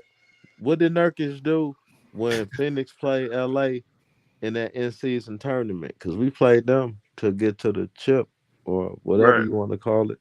What did Phoenix do We then? smashed them dudes. Yeah, bro. That's what I'm saying. I'm not. I would rather play the I'm not Suns, bro. worried at Because all All about them top none teams of was them. a lot of The them only top teams was the in the only thing tournament I and we was smashed saying them was dudes. I just want to play Denver the first round when LeBron and AD is at their healthiest and at their most rested. That's all I was saying. Yeah. hey, I feel you, man. What's up, Jeff? Jeff pulled up on your ass. What's going on, DJ, man? Hey, DJ, you making perfect sense, man. Complete opposite of what FIM is doing over here, Hey man. man, hold up. FYM stands for Hey, F your math, bro. whoa, F your math. whoa. Take it easy. What's going on, You and y'all? all this What's going venom. on, y'all? What's going on? What's What up? poppin', yo? Hey, that's big What facts, up, though, DJ. Justina? What's That's good? big facts. That's big facts, man. What's up, narcoleptic? What's going on, man? You due for another nap yet? What's up, Empires, Justina? What's going on? Go take another drink of bronze Sound bathwater, bro. like Go you've take been another drink taking. of bronze bathwater, bro. Go ahead. Yo, Go get that bronze. Go get that bronze thong on, man. Go get that bronze thong on with the bronze thong song. Go ahead, man. It sound like you've go been ahead. taking your hormone pills. Your voice coming along. Hey DJ, you kick facts there though, bro. Hey, salute to everybody, man. Salute to everybody. Mad salute, Jeff. Mad That's salute. so that's facts though, DJ, Yo, because everyone likes to point can- out like all those stats against AD and these Euro bit and all this. It's just crazy narratives, bro. crazy. They're holding us a bonus record from he was a rookie in OKC against AD. That's wild. Wow. Yeah. Big So facts. it's like Big facts, bro. people be being wilding out here. But I wanna touch on this Earth is flat level logic of FYM about wanting Denver in the first round. I want to talk about Hold that. on, you said the Earth is flat. Yeah, No, I I'm believe saying that you too. no, you want that. That's what I'm saying. I pegged you for one of those guys. So what I'm saying I is, am definitely without a doubt. Without a doubt. so let's talk about this about wanting Denver in the first round. Yeah. What of it? So you want Cancun early then? So you got travel, you got flights booked, or what's going on? Oh, you don't leave the house though, huh? Hey, check this out, homeboy. Check this out, homeboy. I don't know what you've been watching, but what I know is when we got our full team out there, ain't nobody messing with us. So you think we're gonna have our full team out there? Yep. but the problem, Yep. hold up, but the problem is D'Lo. I ain't worried about That's what the problem D'Lo. is. I ain't worried about none of them But he misfits missing on our shots. If team. he were, He said I'm I'm not worried about D'Lo. But none what of if- them misfits. if he would have Neither is missed the Denver. shots, Listen, Linda, listen. When the Neither is playoffs Denver. start, and Neither they is got Denver. and they got Dinwiddie, and they got Gay Vincent, and they got LeBron, AD, Vando, bro, I'm good. Everybody else, we just gonna let it. We gonna slow the game all the way down. Play defense, I get and we bet gonna you gonna- find out what's what. I get you like things he's gonna slowed all miss the way down. again. We can pick that up already. But what I'm saying is this: what have you seen FYM over the last 8 games versus Denver that gives you confidence that you want them in round 1? Because they can't beat us, bro, by more They than. beat us 8 times in a row. What do you mean they can't And beat if us? you add up all the points at them 8 times that they beat us, it probably ain't even 30 points. It don't matter because if you Oh, add up it all those does losses, matter. there's 8. We ain't been 100%. They have. Yeah, we've we been at haven't. 0% at winning. We have not been at 100% in the last 2 years. This year we are. You don't understand. We're that? 100% this year. Yeah, we will be when we see him. LeBron was going on 1 foot last year. Remember? He dropped 40, man. I don't care what he You dropped. know, well, okay, we don't have Jared Vanderbilt. see so the one you the know that. comments agree with. Oh, I'm he gonna saying be too. back. He gonna be back. Trust and believe that. He dropped 40 in a game 4. He dropped 20 and 20 in one of them games. Still so lost. What are we talking about? Still lost. Coco 5. About 3 or 4 points. I know. Playoff We- D'Lo's already shown up. He's Bro, already here. Last year, He's not even healthy though. last year. Wait, what? He's D'Lo? not healthy. Yeah, the He dude from Yes, Denver. D'Lo not healthy, in bro. the playoffs, You the said dude D'Lo's that not shut healthy? D'Lo down. Yes, the that's why dude? he was Wait, missing what? shots the other Who day. was hold up? Who was What the y'all talking dude that about? shut D'Lo When did he down get hurt? last year from Denver. What? Getting his, you know that getting your feelings hurt doesn't But show up on at the the injury end of the report. day, bro. Man, At hold the end of up, the bro. day, bro. Hold up, bro. D'Lo Y'all be finna missing start so talking many about. things. Hold up. Bro. Who was the dude that stopped D'Lo last year from Denver? Who was You it? talking about Bruce Brown? Murray. Stop Where I'm talking about is Murray. he at this year? Himself. No, he's talking about Bruce Brown. So where is Bruce Brown at this year? He's Where's not he on at? this team. Yeah. He's in Toronto. He Okay. could be on a different team. Okay. And who was the other big dude that was hitting threes and helping them down low? Who was the other big dude they lost? It was the dude with the junior Oh yeah, named it was Junior. Jeff Green. Jeff That Green. one Jeff that one Green. that played with LeBron in Cleveland. Yeah, he gone too. So you think Jeff because Green. Denver lost Bruce Brown? Bro, and yeah, you Jeff can Green, laugh. Bro, you can laugh. You go ahead, laugh it up. You got to switch up that batch, FYI, Bro, man. I don't laugh know what it you're up. on right now, bro. They still Bro, got the same squad. listen, laugh it The up. starting bro. five is the same. No. The What do you starting do? five is the Damn same. sociopaths, man. Now now the man's injured all of a sudden. The hell you talking about, What you man? mean? He's Yeah. injured Hey, all man, of a shut the sudden? hell up, man. Yeah, I'm sick man. and tired of you up here Injured all of talking. a sudden. How about you go in the He was backyard on and 1 fix foot up that last damn year. distillery, Oh, nigga? now we gonna act like that. The hell what Ooh. you talking about? It happened. Was I Lee mind I you, remember. injured, Hold though? on, Jeff. Hold Go on, ahead, Jeff. go This is ahead, the go same ahead. dude that said they would sweep Oh Denver. man, he finna start glazing. Jeff. Was Oh, he man. talking just about sit back injured in your though? chair, The bro. hell out of Put here, your man. All I hand was behind saying your was head he's and healthy, just bro. take- Wait, just he take said this- that we would take sweep He needs this to be Denver? glaze. healthy, He finna bro. Man get you, said bro. they gonna sweep him, man. Oh, Just sit back in They your chair sweep us just like Cuba eight single glazed you, bro. times, bro. Cuba got Hey, man, you bro. got Diddy glazing you, man. Oh. 8 times Yeah, in a row. yeah. 8 times in a row. And you sit up here telling me, oh, D-Lo's Man, shut the hell up, man. I ain't gotta tell you nothing. Man, you shut up, nigga. Shut the hell out of here. You run your mouth, nigga. Go play with a toy, nigga. Come right back and talk to me. Well, nigga. we know you got Diddy's toys in your mouth. Yeah. That's a lie. That's a lie. Nigga. oh my God. Okay, hold on. Back to basketball. Back to basketball. You So gay. Man, You keep it so on gay. I'll try. This is all Cuba's fault. This Cuba's fault. Now, what I'm trying to say is, Man, Go to Jeff work, and nigga. DJ just annihilating Go to you, work, nigga. bro. Go to work, bro. You quick, must be quick, get come on, fired, come on. bro. Basketball. Quick Basketball question. talk. Let's go. Quick question. So you, with a straight face, believe the Lakers could sweep the Denver Nuggets? Without a doubt. Yes. Hell no.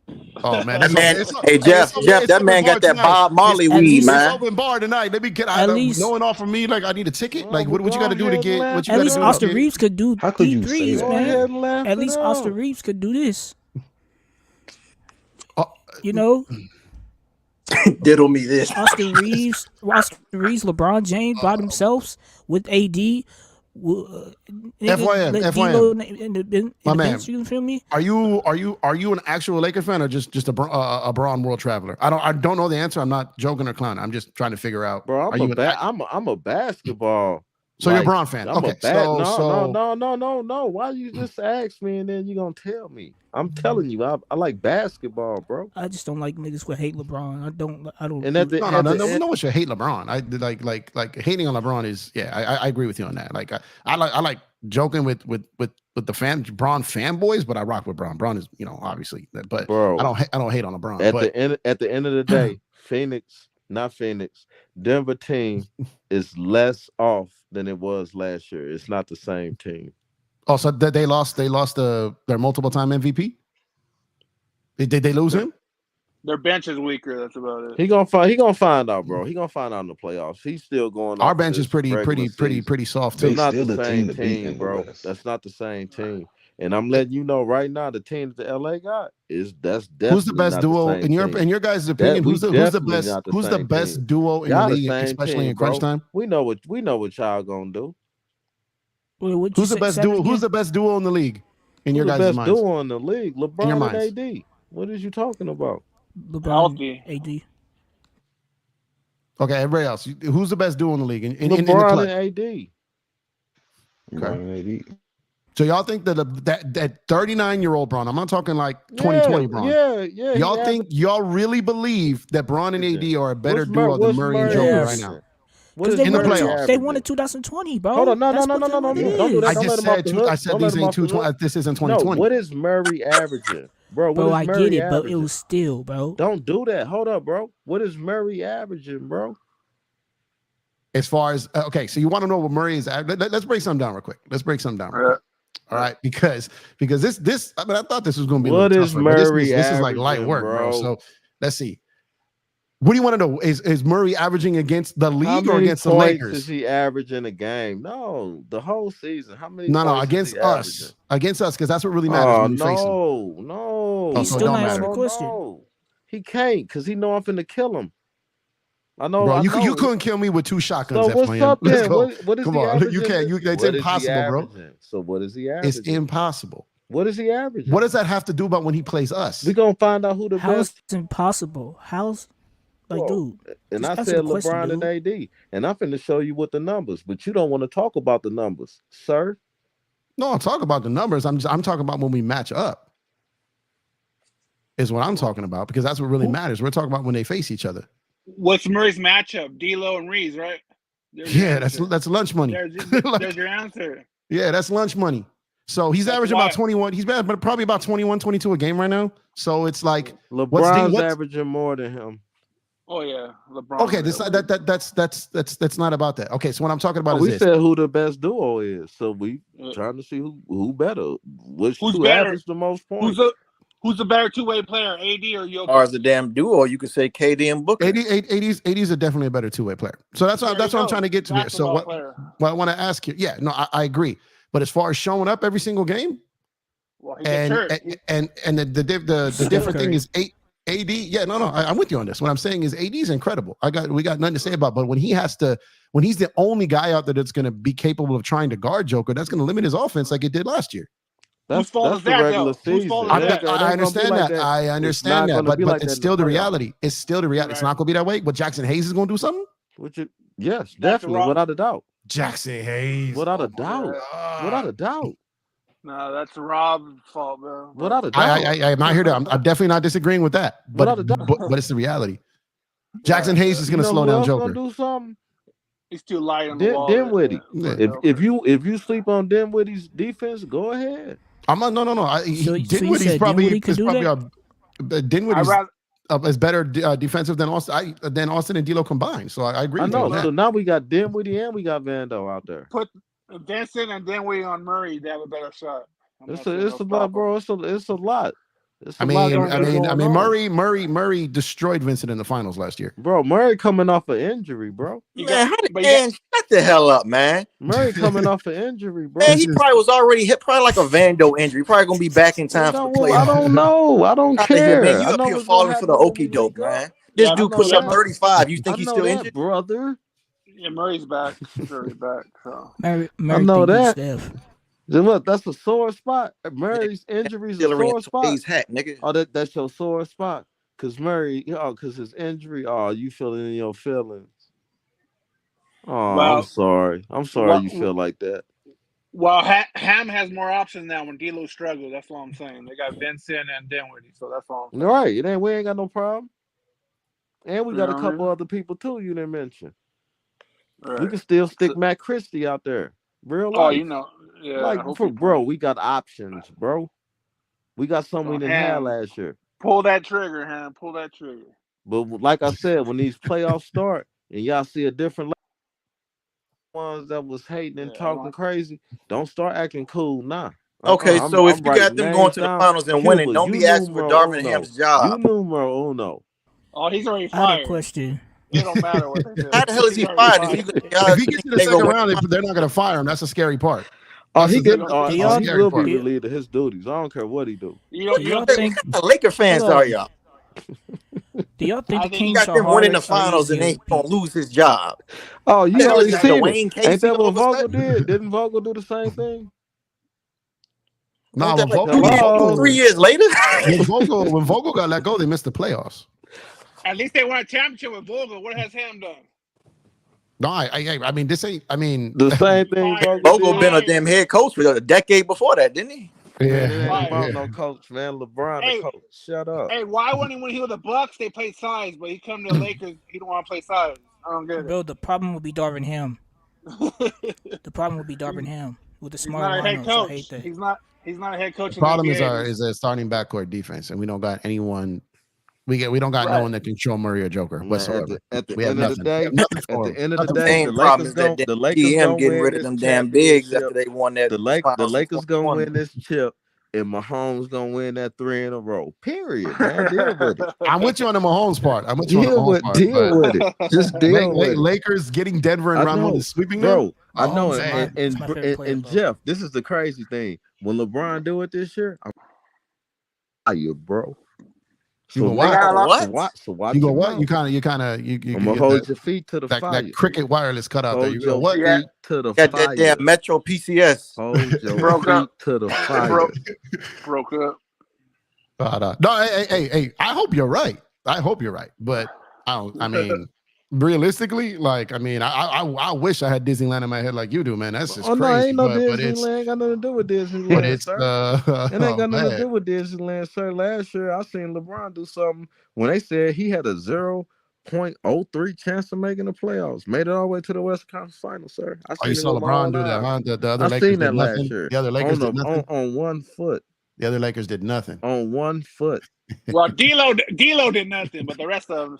D'Lo did nothing the entire playoffs. D'Lo did nothing the entire playoffs. Doing that narrative. A 38-year-old. That's wild. D'Lo was doing better last year. The first 2 rounds, I guess D'Lo didn't do nothing. So that's how you can always spot a Bron fan, man, because it's always credit to him and fault to everyone else.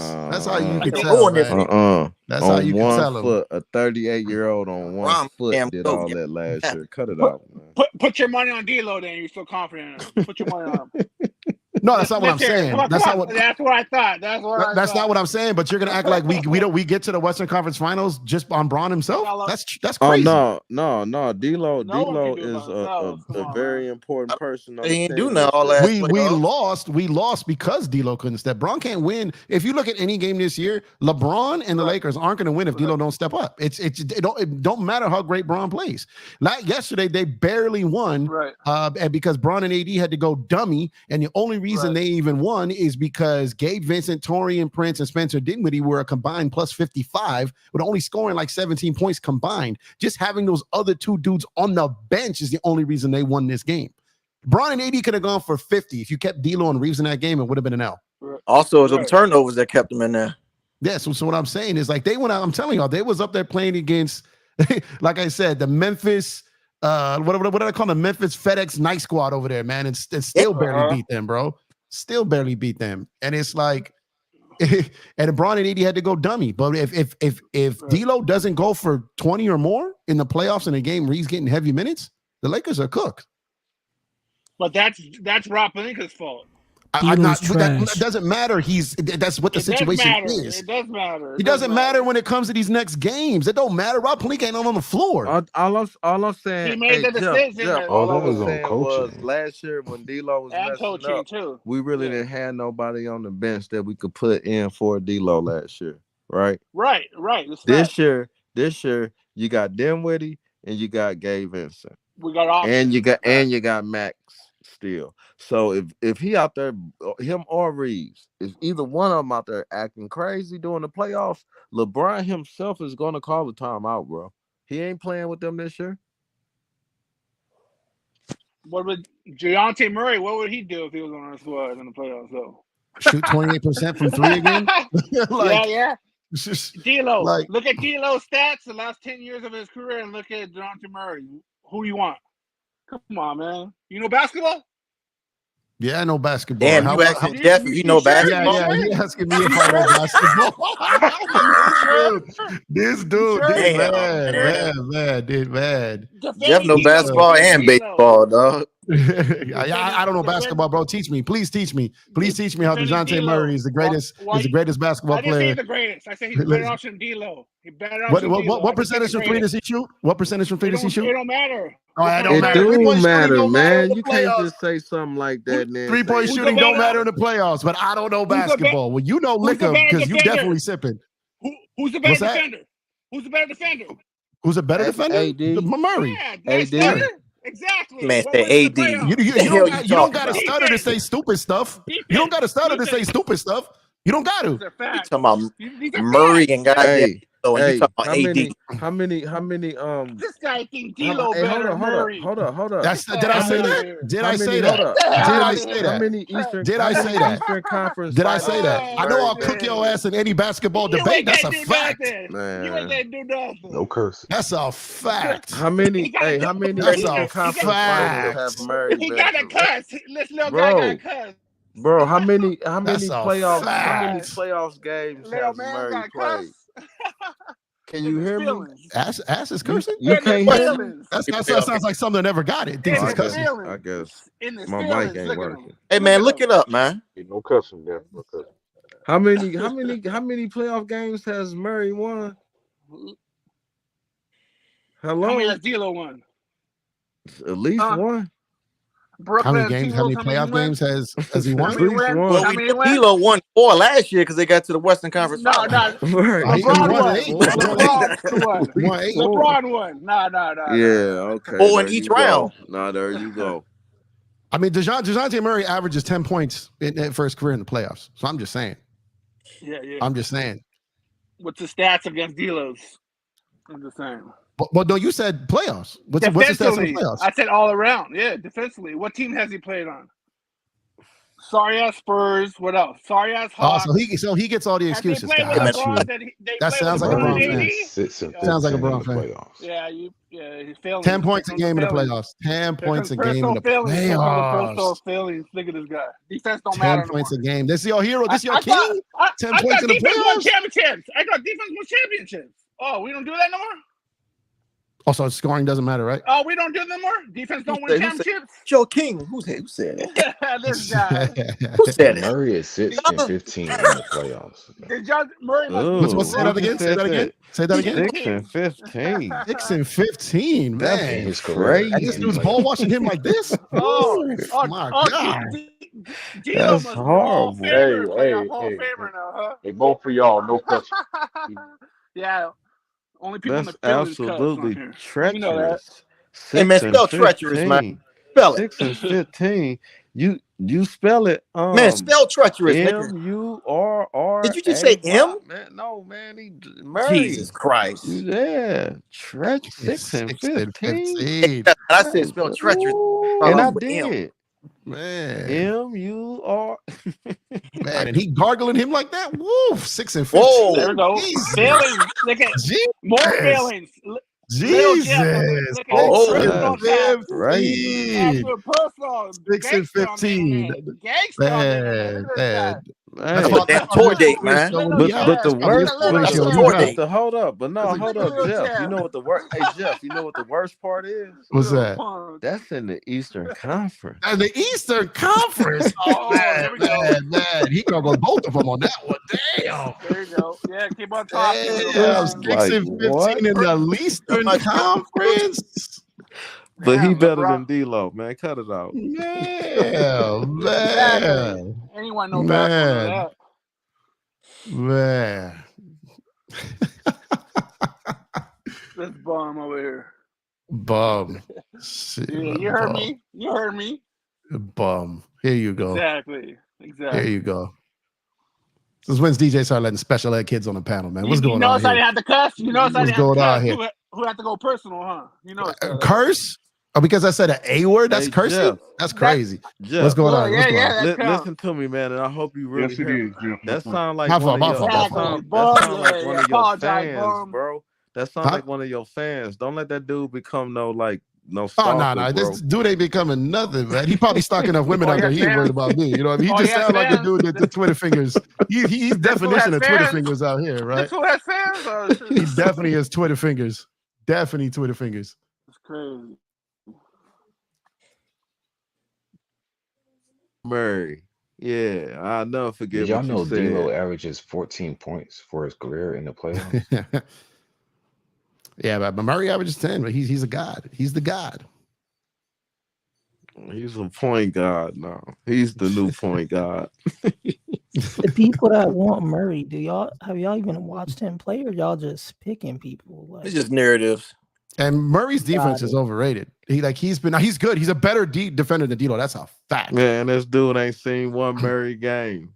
Not one. He ain't watch one Murray game. Not They're the one, same maybe ones that not want one. D'Lo gone for damn Zach LaVine. What has Zach LaVine done in the playoffs? That's a certified clown, but it's all good. Zach LaVine. Best believe if Zach LaVine was on this team, man, he's out for the season. Y'all be calling him to be traded, and that's a fact.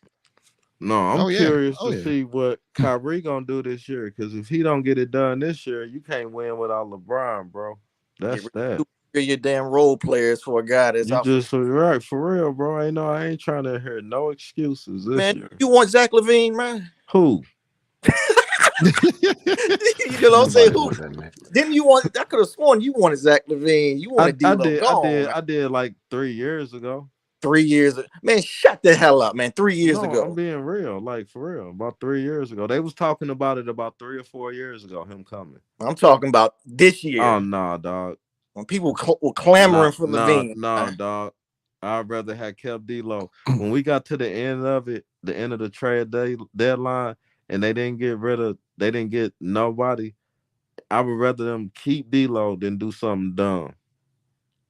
Yeah, it would have been stupid. All that money. Right. It was just. The thing is, they never were going to get Murray. It was never in the cards. I kept telling like everyone in the sun. Atlanta was about to give him away for D'Lo. They had a chance. If they would have actually went with Reeves first. If they would have get, no, I'm talking about the deal that was presented. Like, not with D'Lo and the one pick. Like that wasn't right. If they would have went with Reeves, if they would have went with Reeves first, they probably would have at least had the open for conversation.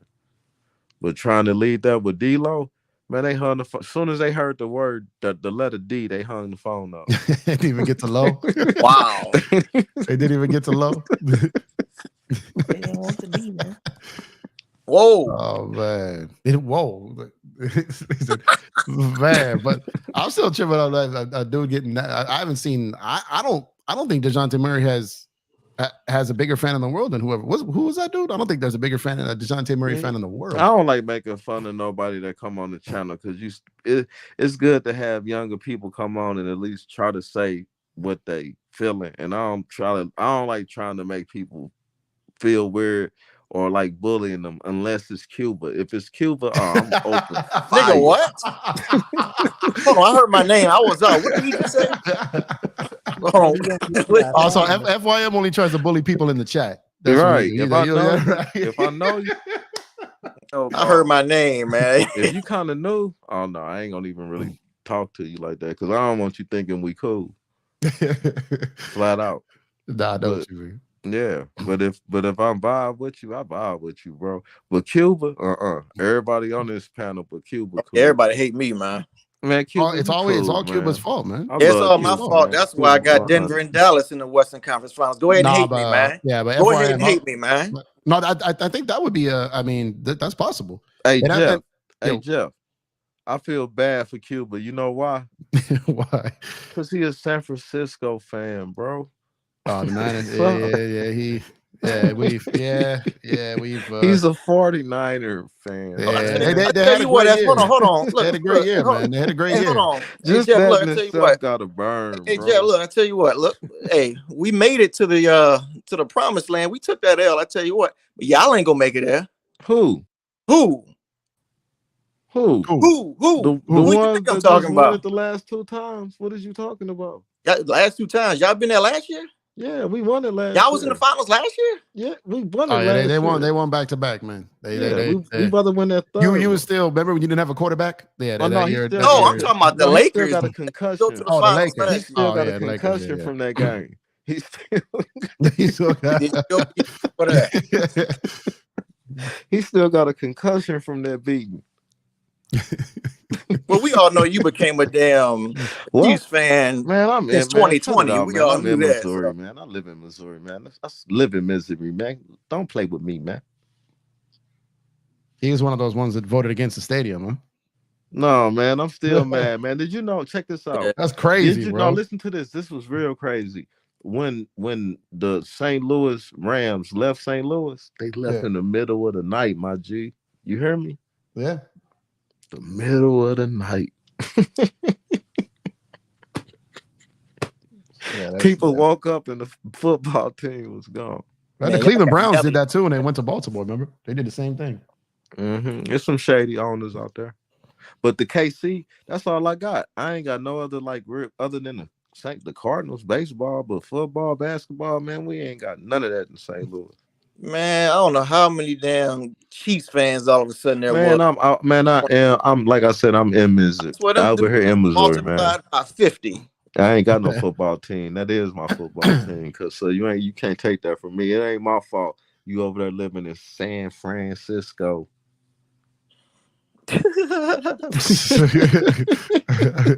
That is, man. I mean, we're the top 2 team, but we lose. Look, man, we all of a sudden team in the league. That makes no sense. How the hell you losing the Super Bowl and you're the worst team in the league? I think the last thing y'all had cool over there was Barry Bonds, if I'm not mistaken.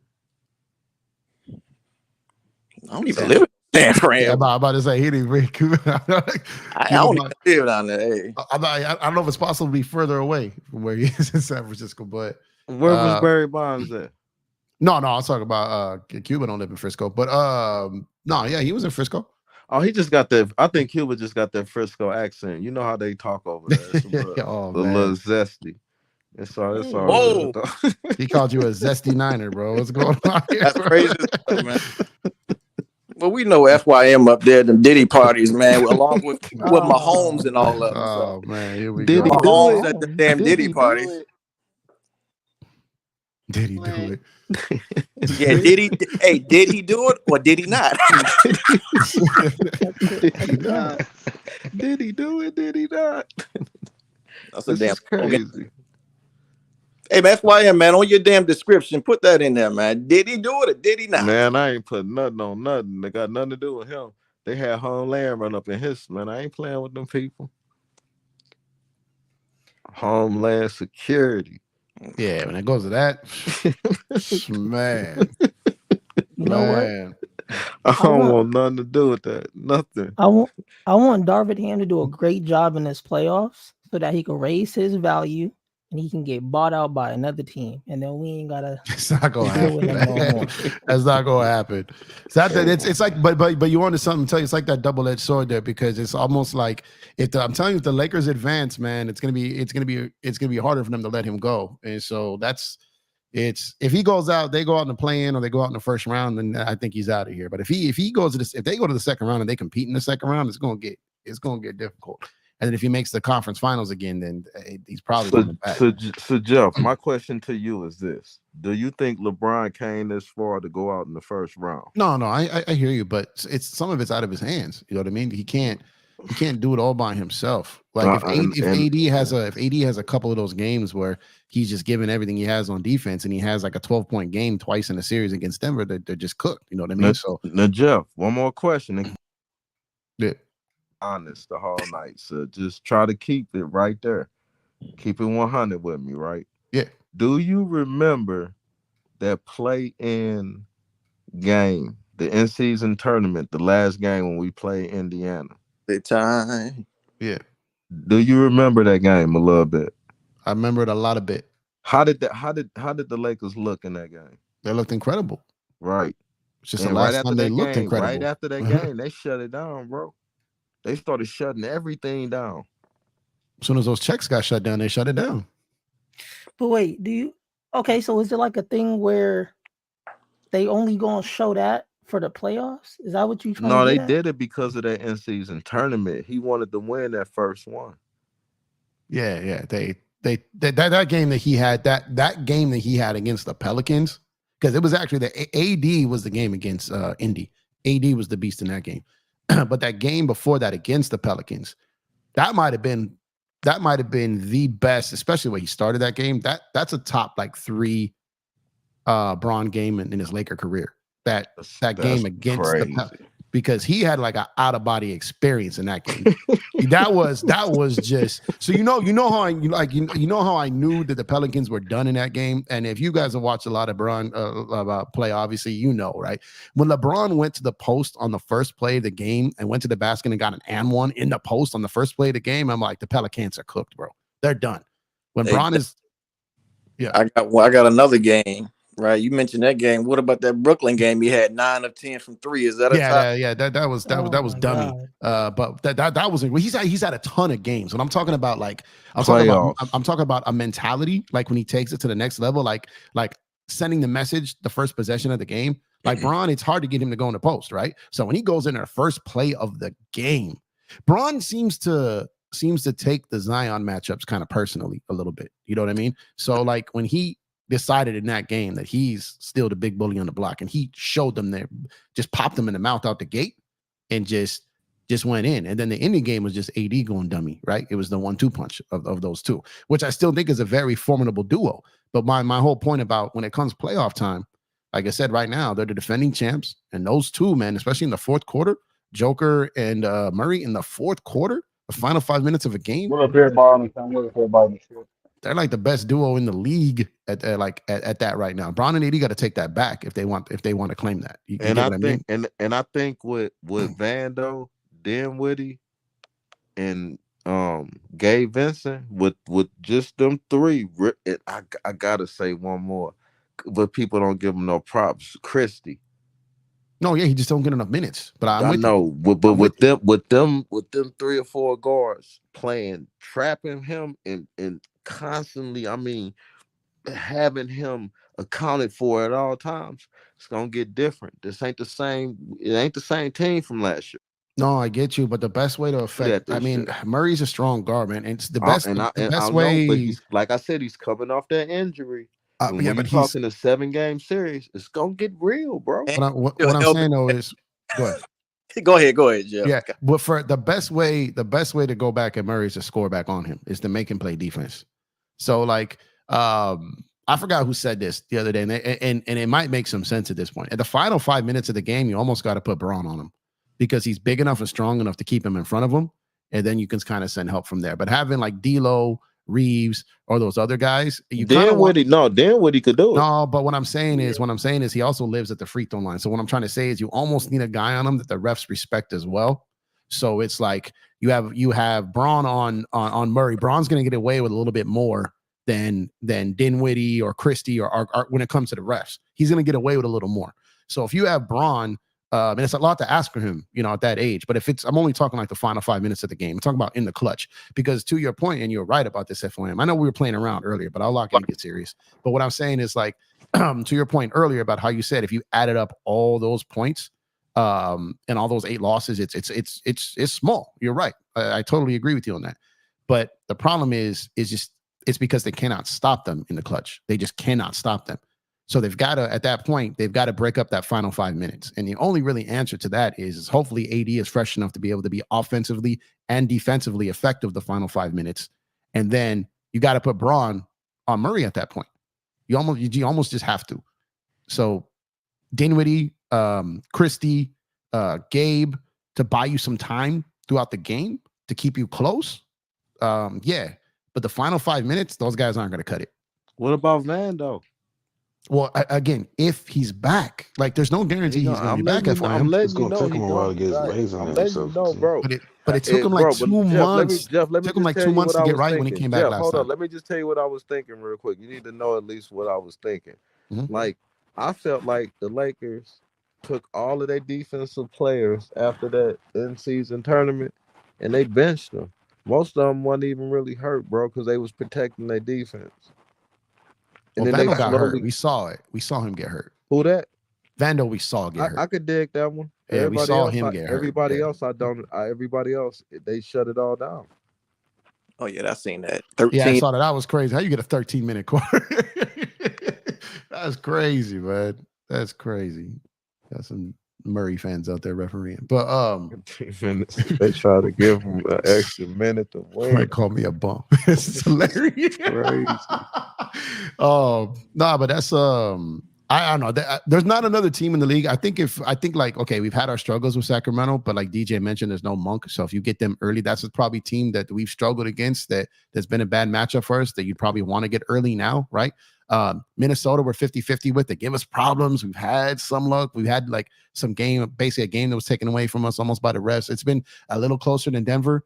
But so it's like, I just feel like when I look at all these other teams out west, I don't really fear any other team. I'm not saying I fear Denver. What I'm saying is they just it looks like they got our number. You get what I'm saying? Yeah. So, but have I told you about the rope-a-dope? I've been saying this all year, Jeff, that the Lakers was doing the rope-a-dope. You know what the rope-a-dope is? yeah, but that's playing Explain with it. fire. But do you know what the rope-a-dope is, Jeff? Yeah, it's essentially trickery. But do you know where it came from? Is rope-a-dope boxing? Yeah, it was Ali. Yeah, He Ali. was acting tired, leaning against the Yeah. rope. And he was acting like he was all wore out. And he allowed the other boxer to wear themselves out, thinking that they was about to knock him out. And right when that boxer got tired, that's when Ali opened that can. Well, it's a little different in basketball because you need one I hear punch you, knock a man down. but In it's the boxing. You gotta same win 4 concept, games. man. The Lakers had all these crazy narratives all year. Oh, D'Lo and no, the coach and Reeves and my man, what's going on with Christian Wood, and they might be bringing back the goon from what's his name, the one that's Diddy and Dudes, the basketball player that was. What was it? He used to be a Laker. He used to be a Laker. Dwight Howard? Yeah, Dwight Howard. Oh, yeah, that was never gonna happen. Dwight y'all. Howard's coming back, and Bro, it's if we get always all Dwight these Howard, narratives, bro. There's They've been not. They doing it can't all get year. Dwight Howard. All year, it's been all these different narratives, bro. And either you was following them narratives and believing it, or you was watching every game and understanding what was going on. I've been watching every game, bro. No, And I get you. But after I that don't. in-season tournament, bro, they shut it down. And they finna turn it back on. I hope you're right. You're right. They finna turn it back on. But I'm just saying, it's kind of hard to flip a switch against Denver. It's going to be hard to flip a switch against them. I don't think so, because like I said, the personnel that we got this year we didn't have last year. We got the pieces to make sure we let Joker get his. But his assists gotta stop that. But didn't they just yeah, that's what I'm saying. There's that thing where it's like, okay, let him get 50 and stop the others. And stop his assists. Yeah. So it's like, which is basically stopping the others, right? And then he had a game where he went ballistic and beat a good team playing that way. You know what I mean? So it's like you got to be careful what you wish for, because then if you got Joker, you got Joker dropping 50 on you, that means AD gonna be gassed, right? No, because I know a lot of people are gonna laugh, but Jackson Hayes is a lot better than what people give him credit. I'm not gonna laugh, but I just don't trust him. He's just too light. He's too light.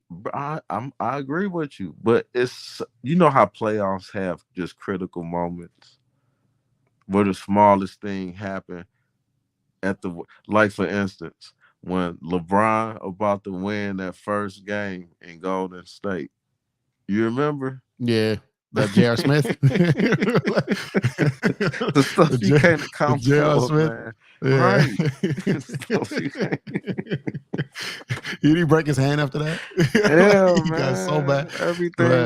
Everything was bad after that one game. Everything just, and that's all I'm saying, bro. We like Jackson Hayes. I ain't looking for him to do like big miraculous thing. No, I'm just at a certain, like for instance, if we get say we get a 10, 15 point lead, right? And we get that with D'Lo and Reeves and whatever. And then Darvin Ham's smart enough to say, you know what? Let me just stick all defense in. But the defensive people that can still score. We got that personnel. But is he smart like that, though? And that's what I'm saying. That's what next LeBron question is. Jackson Hayes may be the J.R. Smith in this situation. You know what I mean? That's the scary part. Yeah, so it's. I like Jackson Hayes. I'm just saying he's just not. Jackson Hayes is not a top 3 big in a rotation player. No, he's not. That's what we have. That's what we got to go to war with, and that's what we're kind of stuck with. We have no way of fixing it.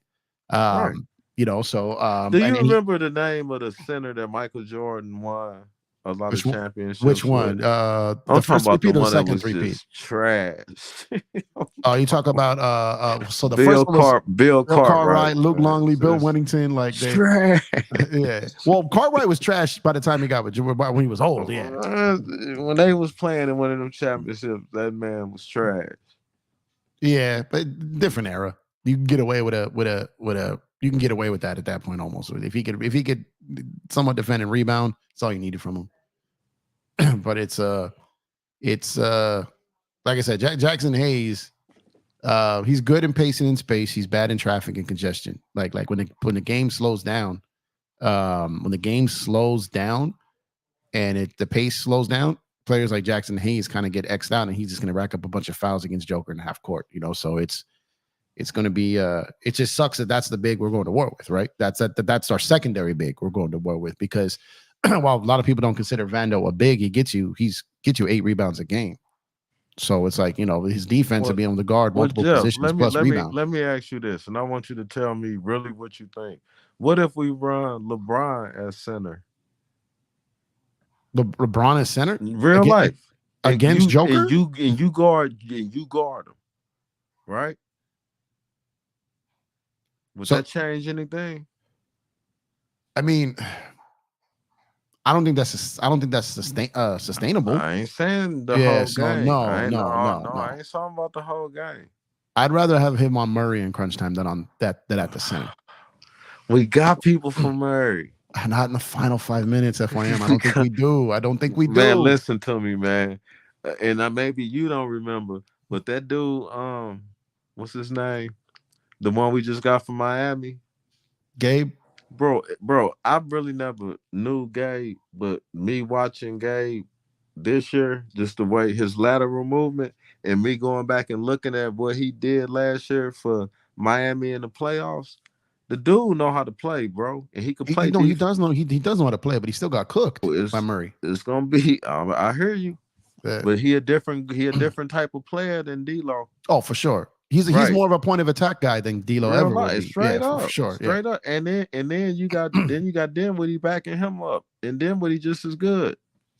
He's also better at doing more than just D-Lo's pretty much, if he's not making or taking threes, he's not really giving you anything. He doesn't go to the basket. He doesn't. We got two good people that we can put in if that ain't what. Which is Gabe and Spence. Yes. Right. But it's just a matter of if they're going to need the shooting. Those guys haven't been shooting Spence has had his moments, but Gabe, I think is shooting like 10%. So I know there's not enough games. Listen, right now with him only playing like this is second or third game, that's cool. But I know he in the gym. I know he was a plus 27 yesterday, and he only had 5 points. And this it's what it is. What it is. No. I'm saying that's impressive because while he was a plus 27. The Lakers were a plus 27 with him on the floor, and he only had 5 points. That means he was playing defense. Austin Reeves was a minus 27. Literally other side of the coin, right? That means he wasn't playing no defense. Yeah, so that's what I'm saying. So guys, like I know a lot of people bash Taurean Prince all season, right? But against teams like the Clippers, the Suns, OKC, like we were getting killed by all these teams who had all these wings, right? Those teams don't kill us anymore because we got wings. Now he's not a wing that can get you 20 on every given night, but he's a guy that can help you beat those wing teams as Ken Vando but so it's like I understand people get frustrated with him on offense, but there's been a lot of games where Taurean Prince just being on the floor, not a starter and not starters minutes, but him being on the floor against the Clippers, Suns, and Thunder that have helped us win those games. And last night was another one. Those guys were a combined plus 55, where Gabe, Dinwiddie, and Prince. And I think they only had like 17 points combined, but they were a plus 55 because when they were on the floor, defense was better. Yeah. What? So it's like, and then Bron and AD can go out there and carry the load offensively, and those three were able to help out defensively. So now you got Bron, you got AD, and you got three other guys who can defend. Bron and AD can defend. When the starting lineup is D'Lo, Austin, Rui, Bron, and AD, you basically got 1.5 defenders because Bron's like, I can't give 100% defense because these other three guys are just killing me, right? But when you do a Vando in there or one of those other guys, then you got 3 full defenders, right? So you got more defenders than offensive than non-defenders, right? So it's two defenders and 3 offensive guys technically, and on this side it's 3 defenders and 2 offensive and guys that can also score, right? So Bron steps it up another level when he's got more help defensively. We've seen that when he can play free safety, when he can do chase downs. That's when Bron's like at his best. So when you have guys out there, that third guy out there defensively is so important. When that guy's out there, then Bron can play defense and he can still take over offensively because he doesn't have to use all of his energy on defense. So what you think about this, right? A lineup like this: Dinwiddie, Cam Reddish, Vando, LeBron, and AD. You lost me with Reddish. I'd rather have Max than Reddish. You'd rather? I would. Matter of fact, you're absolutely correct because it's the same amount. It's almost better defense and a better slot selection. Yeah. Yeah, he can do more. He can put the ball on the floor better. He can stop and pop. He can finish at the rim. He's he's confident going to the rim. I agree with you too on that. But that lineup right there, like what do you like? Give me something on that lineup. Like, what are your thoughts? With Max instead of Cam, or still keeping Cam? No, exactly what you said. What was it? It was. So you said Spence, right? Max, Vando, LeBron, and AD. Oh, that would be our defensive lineup. That would be our defensive lineup while being able to score. So because you have Bron and AD, the primary scorers, right? You have Vando, who's good in the dunker spot, and who was picking things up offensively. He was getting to about 10 points a game right before he got hurt, right? So not only that, but you have 5 guys who can fill passing lanes. You have 5 guys who can deflect passes. You have 5 guys who can pressure the basketball. You have 5 guys who can rebound and push on the rebound. You have 5 guys who can assist on the push. I love that. I love that lineup. That which is why, I've said, like, this is. I mean, I'm just a bum. I don't know anything about basketball. But don't worry about that dude. No, I'm playing. Man, What I'm saying is, if we took whoever that dude was, and we take his name. No, I'm kidding. I'm kidding. We couldn't even see his name, bro. I'm being sarcastic. I'm not. Really. I don't like when people try to do that. Try to get some shine off of saying something crazy about somebody that already got some shine. That's whack, man. I don't know how much shine I got, but I appreciate it though. But you got enough. Where I know he know little dirty rat. So what I'm saying is I like that lineup because it's like whoever gets the rebound can push, right? And then you can switch everything, literally everything. Obviously Max may struggle with some of the bigs. Vando can guard probably 1 through 5 in a switch situation. Spence is a lot stronger and a lot more explosive. I've been watching Spence play basketball since late elementary school. Right. You know what I mean? You know who so he is. I know exactly what he is and what he isn't, and I know what he's capable of, right? I know what he is. Spence is so much more explosive. Like Spence, if you turn your head for a second, if you let Spence get a first step on you, he'll get to the rim and then bang it. You know what I mean? With power. Straight up. Yeah, like he can. He's much more. His role is reduced. He don't just do layups. He'll come in there and take the contact. Yeah. That's what I'm saying. Like he's much stronger, much more athletic. He's got much more skill. And he's much smarter more than aggressive than most of them guys. But he's trying to fill his role, and he's trying to like carve out. So that's why I always liked him coming in as the backup point guard, and not out there with those other guys. So it's known when he's on the floor, the ball's in his hands, right? Go run the show over there because he's a good passer too. But Jeff, the reason why I said that lineup starting Dinwiddie and then going to Christie and then Vando, LeBron, and AD, the reason I said that was because starting the game, we got enough offense out there, and we really got some good defense to where the game can't get away from us in the first 5-6 minutes. Yeah. And then think about all the people that we got on the bench still. But let me ask you this though. See, I like that as our defensive lineup, and I would like that for multiple possessions in a game. I don't know if I want that 5 as a starting unit because we need some shooting, right? We need some create your own shot guys from 3. Right now, Spence is hold on. Spence could do that, can't he? No. Hold on. He's capable, but he's streaky. He's not a 3-point shooter. He's not. So, but he can. He's not a 3-point shooter, but he can make threes. If that makes sense, right? He's not a guy that you're gonna think of that he's not as good shooting the 3 as Austin or D'Lo. He's not. So you're gonna need one of those guys. I've always preferred Austin off the bench because he can be an instant offense type of guy. He can get you buckets. Austin plays the same way, whether he starts or comes off the bench, and he can still get starters minutes and close games at times off the bench.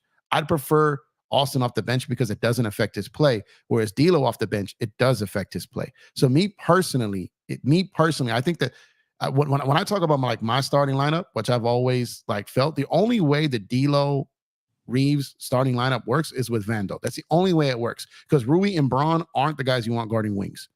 they're just not. So Rui can get you anywhere from 15 to 30 on any given night, but he's going to give that up too, right? So it washes. Same with D'Lo and Austin. So when you got D'Lo, Austin, and Rui, who any of those guys can get 30 in a game, right? Any of those three can get 30, but then they're going to give it up. So, which is why I'd rather have Vando when healthy. I know it's not an option right now.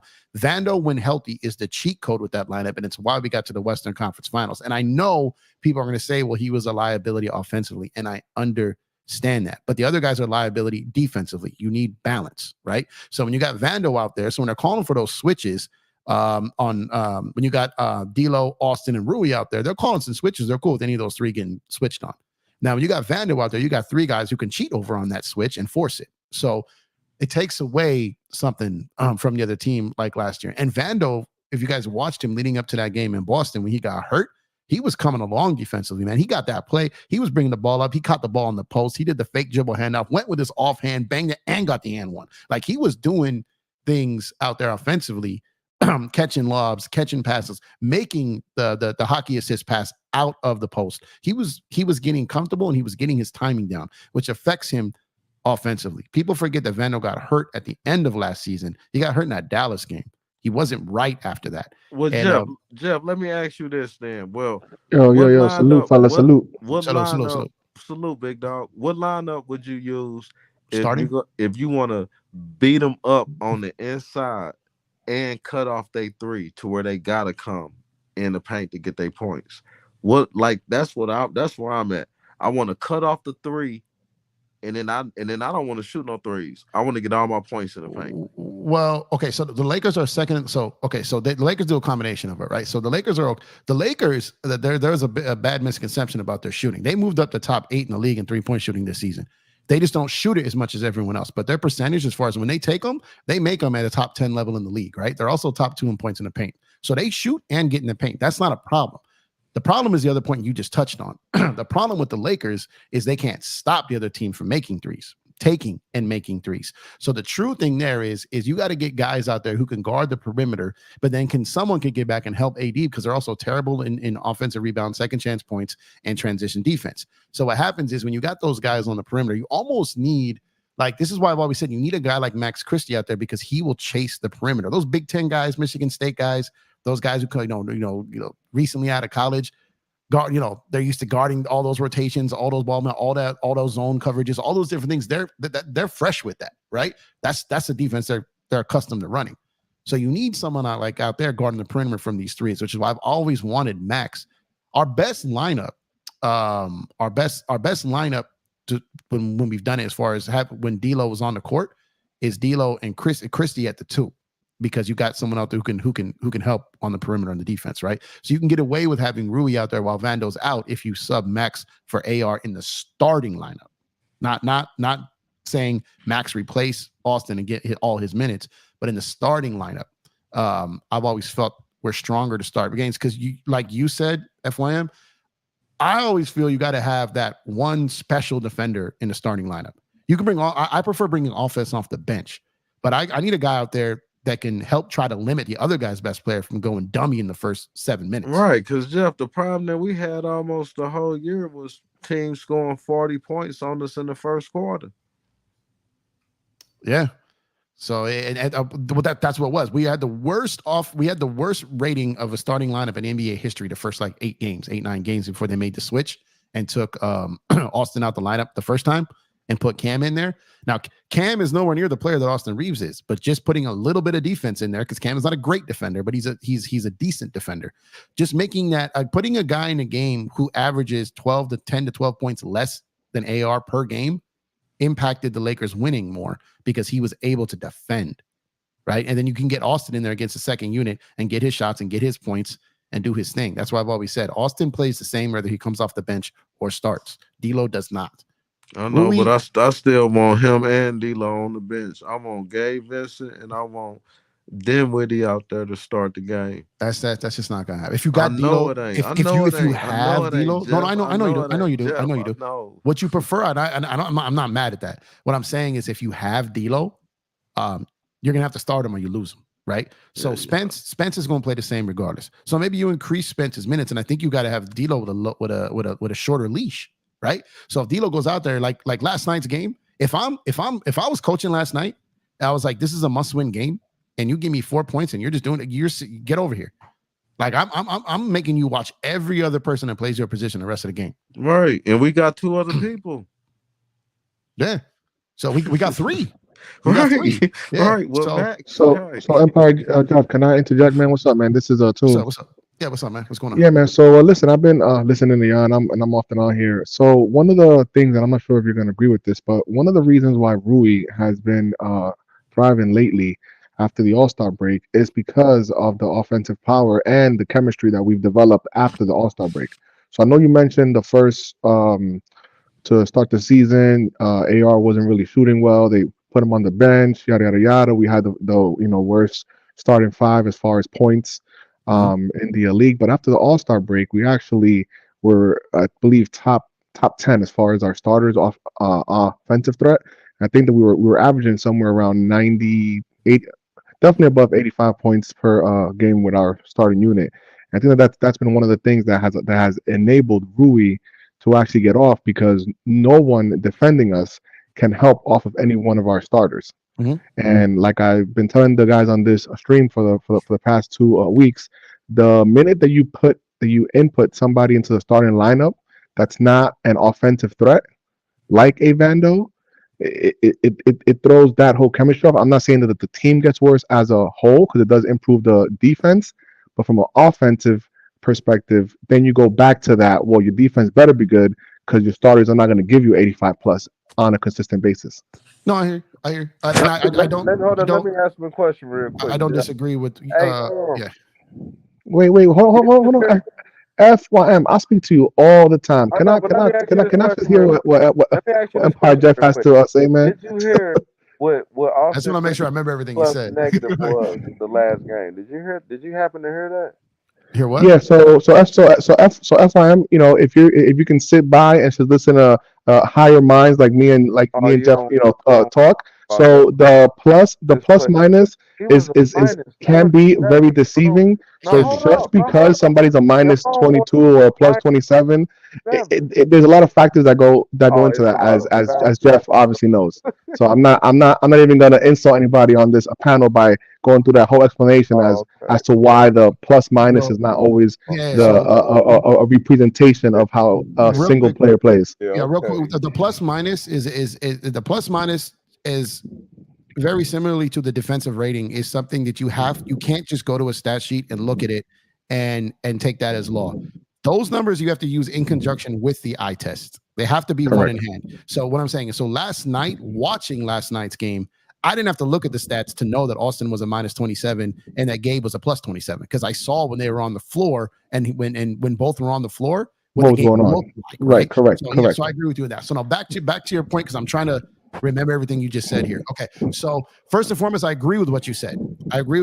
However, my thing is this, right? And I'm speaking from a standpoint of we all have our preference for basketball style, right? Which impacts our opinion. And me being a former coach, the way I coached is kind of my style, how I like to see games play, right? So I want to kind of put that out there. I'm not saying I'm right. This is just my preference, right? So when I speak on that, I say that to say this.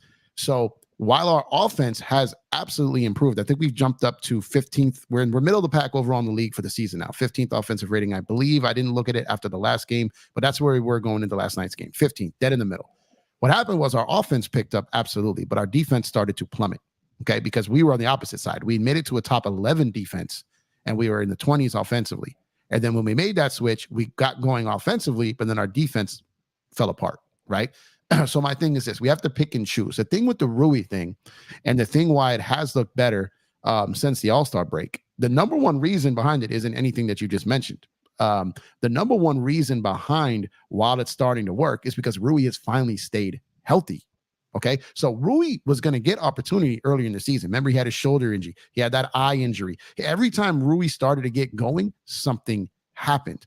So that's what threw off the chemistry, is that Vando and Rui have never been healthy at the same time.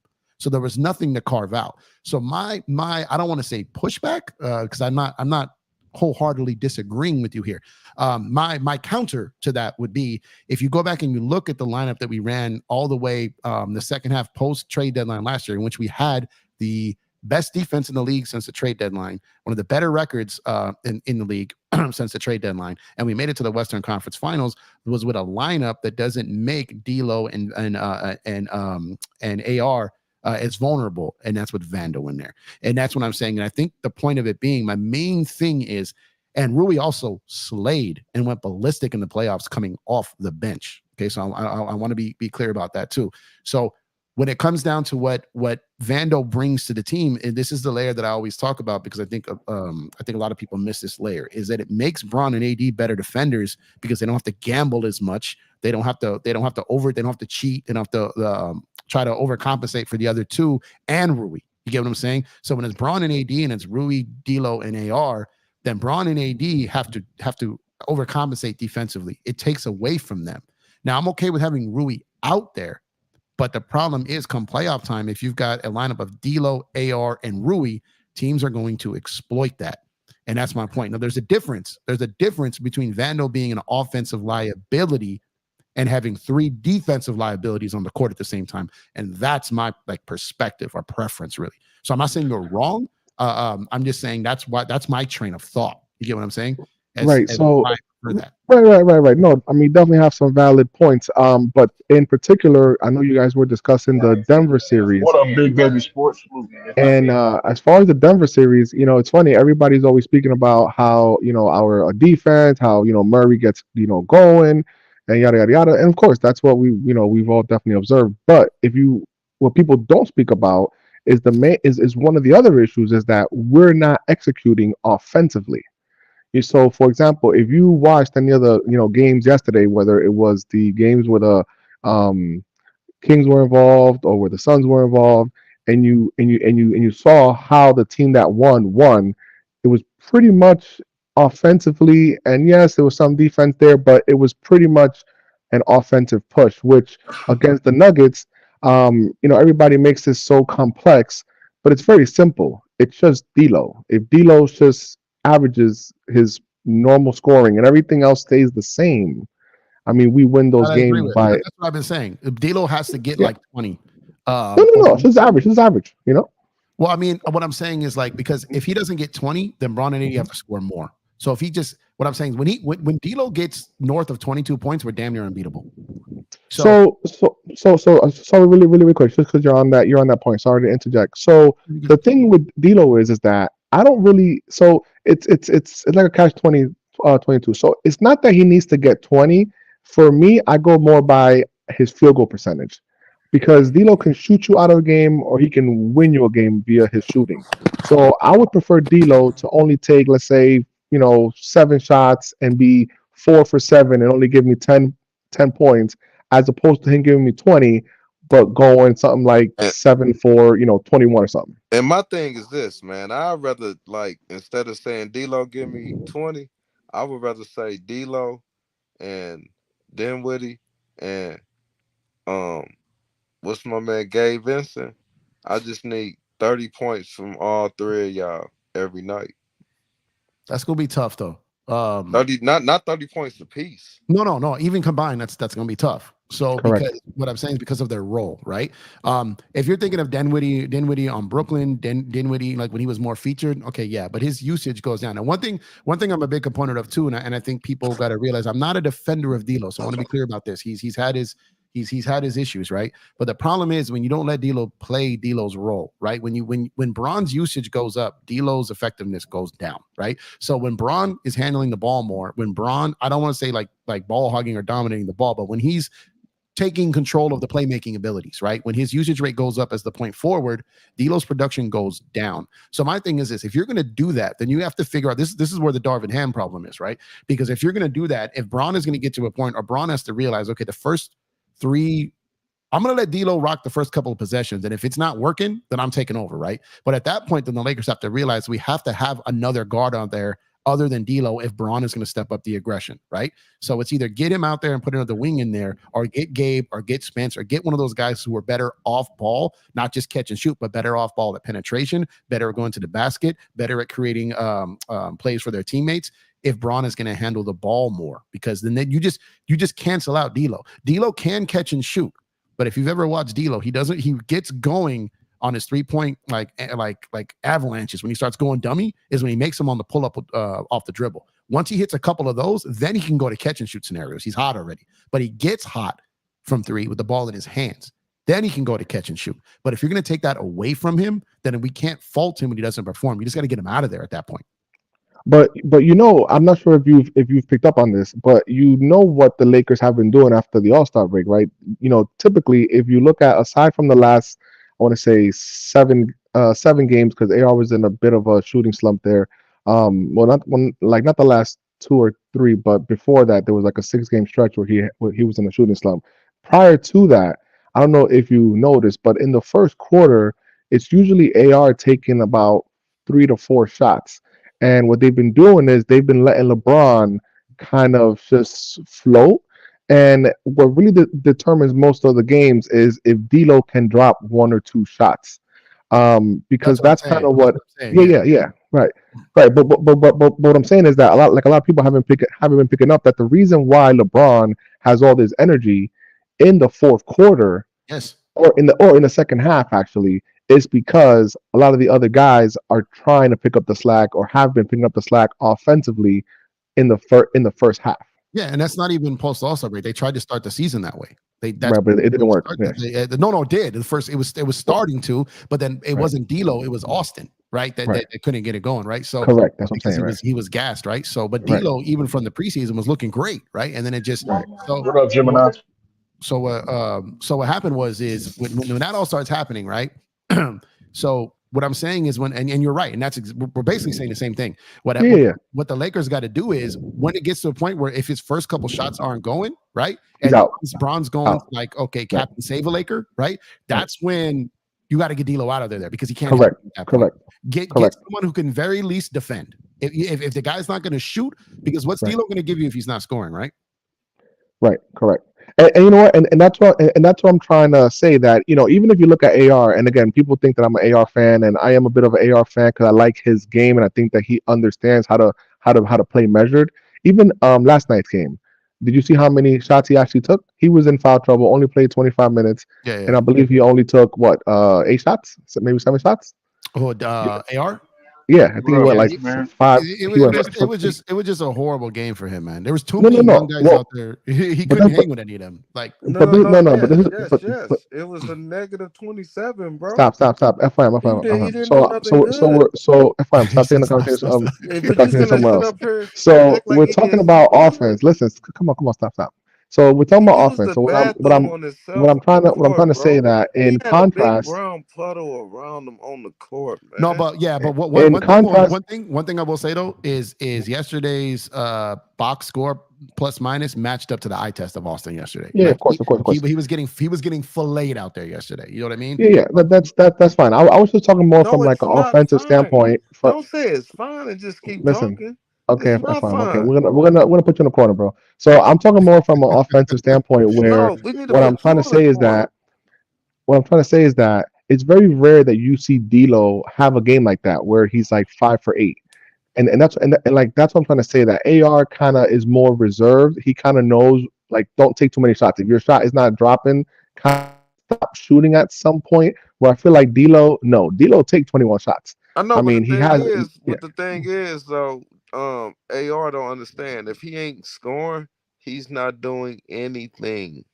Okay, and that's where you're not watching the game. So I'll continue talking to Jeff. AR, well, I will say this. If you're gonna sit there and you're gonna say, okay, if you ask me for either one of those two, if D'Lo and AR are both not scoring, which one I'm pulling first? I'm pulling D'Lo. Because because one thing about AR, he's not going to defend. Rebound assist. He's not going to defend. Well, let me change my verbiage here. It's not that he's not going to defend, because he does bring effort. He just doesn't have the physical, doesn't have the athleticism, doesn't have the. D'Lo has more physical capabilities than AR does. He just don't use them on defense, right? When he wants to, he can. We've seen it. AR just doesn't have the physical attributes. However, AR will set a pick. AR can make the right pass. AR can still get to the free throw line. AR can still, he's still a smart basketball player who can help an offense run, right? But it's still like, it still hurts you, but D'Lo literally gives you nothing if he's not scoring. Correct. And it's not even Correct. not scoring. D'Lo's giving you nothing if he's not making jumpers, because he don't Correct. go to the cup, he don't post up, right? He doesn't run any type of pick and roll action. He doesn't frequently get to the free throw line. So there's a lot of things that D'Lo, if he's not hitting those trays, and Bron says, okay, it's Captain Save a Laker time, then like I said, D'Lo got to go out the game at that point until Bron comes out. And then bring D'Lo back in and hope. One thing about D'Lo, though, because one thing you mentioned about his shooting percentage is very important. True. But D'Lo's also one of those guys who's got confidence. So D'Lo can start like 0 for 6 and then make 4 straight shots. So it's a little different. You got to know the player, right? Because I've seen D'Lo have horrendous games and then go and hit like 4 threes in the fourth quarter, right? But that's the issue, because typically during crunch time at the end of the fourth, he's on the bench. Well, that's what I'm saying. Yeah, That's what I'm saying. So it's like the Denver game when they lost, right? The Denver game, the D'Lo didn't even play the final 5 minutes, and you had the whole bench D'Lo crowd, and then they benched him, and then they got upset when they benched him, right? So, so like, the narrative nation out here. Shout out to y'all. But what I'm saying is with D'Lo is you have to pick and choose when you trust him, and you can't trust him to float out there when Bron's out there, right? You can trust him to try to figure it out when Bron's not out there, but if he's out there ineffective when Bron is taking over ball handling, and you have Gabe or Spence out there, and now you got another ball handler, that you just got to get D'Lo out of there until Bron comes out of the game. Like, because that he's giving you nothing. But if he's going to get out there and he can, someone like D'Lo just takes really 1-3 to get hot again. Like, it really does. So you have to know your personnel at that point. So if you pull him out because he's had a bad field goal percentage, and you punish him the rest of the game because of that, then you're not letting his best attribute, which is his confidence, to make those shots. And not only his confidence to make those shots, but also the fact that the defense is not going to leave him open, regardless of his percentage. They're going to cover him because he's shooting, I think, a career high in 3-point percentage this year, and he's got a single season Laker record this year from 3. Right, so that's what I'm saying. So with him, I'm not so much worried, because just having D'Lo out there, I'm not so much worried about him getting me 20. I'm just worried about his field goal percentage. Just don't take crazy shots. I agree. I agree. Yeah. And so it's funny that I was listening to this stream earlier, and you guys are talking about, who do you guys want to prefer to see, Suns or and I'm just thinking, why did we just bypass tomorrow? No, we didn't. No. We didn't bypass tomorrow. DJ laid out the whole thing about if they win tomorrow, if they lost. No. I'm saying like everybody's saying like because DJ said, because I know that they're Lakers are gonna win tomorrow, so we could just talk about. But did you start at the beginning? Did you start? I did. DJ clearly said, I'm gonna assume Lakers are gonna win tomorrow, so let's talk about his question to everybody was who would y'all prefer to see in the play-in. Oh, so well then it's. I mean, this Laker team. Anyone who listens to my streams already knows where I'm at. I got trust issues with this team. You know what I mean? I got a lot of trust issues with this team. They should go out and handle this team tomorrow. I'm not convinced they're going to. You know what I mean? Because I'm a little bit concerned, to be honest. because this team has been in must-win mode the last 3 games. They lost 2 of them, and like I said, like a G League backup, like Uber drivers and DoorDash drivers almost beat them yesterday. You know what I mean? So it's like, but at the same time, because they took them for granted. I don't think for a second they're going to go into tomorrow's game taking the Pelicans for granted like they did the Memphis game. So I don't think that's going to happen. I think this Laker team should beat them, but because they've handled them fairly easily this season, and I think they've won 5 of the last 7 against them. The thing is that is this Laker team. My biggest worry about this Laker team is kind of like to what FYM was speaking about. Is in their back of their mind, do they think I just get in and we'll flip a switch them? We don't care. Like if that's their mentality, like just get in Like if their mentality is okay, if you lose tomorrow, okay, cool, we play another. If they want to be a double playing team and then go on the road, and then like I'm saying, like that's the mentality I don't want them having, right? Of they should go in there thinking like we want to go into this on a 2-game winning streak. We want to enter the playoff game and playoff round on a 3-game winning streak. Bron has already said that whatever happens. He just wants to take it to the day. He's already said that. Yeah, that's concerning, right? So what I'm saying is like that mentality is kind of where they've been all year, and that's what's burned them. So look, when you look at this season and you look at last season, when you actually take a step back and you look at this team this season, and everyone's saying, man, Bron and AD played all these games and we're still the 10th, the 9th, or 8th seed, whatever it is. While that is true, this 8th seed last year would have been the 4th seed. The 10th, 8th seed this year would have been the 4th seed last year. Right. Yeah, this 8th seed right now would be the 4th seed closing on the 2nd seed in the East right now. In the East, correct. This 8th seed is 11 games back of the 1st seed. That 8th seed in the East is like 26 games back in the East. You get what I'm saying? So it's like, while it means nothing out West, I'm just adding some context to this. I picked the Lakers to win 55 games coming into this season. While they're obviously not going to get that, if they win tomorrow, they only fall short of that by 8 games. But I thought they might have been 15 games below that at one point, right?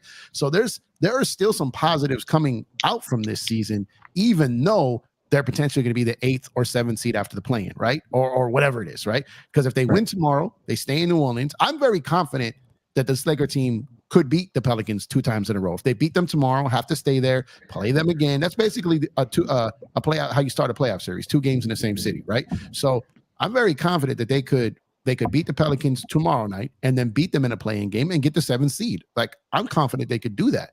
Will they do that? I don't know. But when I look around, like, if there's probably not a team in the West that I would prefer in that situation other than the Pelicans. If it's a back-to-back to get 8 and then get 7, I choose the Pelicans. And then, but the thing is, even in a perfect world, if that happens and they get to 7, who the hell is going to be the 2nd seed at that point? We don't even know. Correct.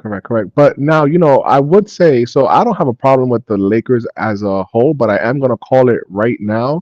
If D'Lo shoots less than 50%, we're losing tomorrow.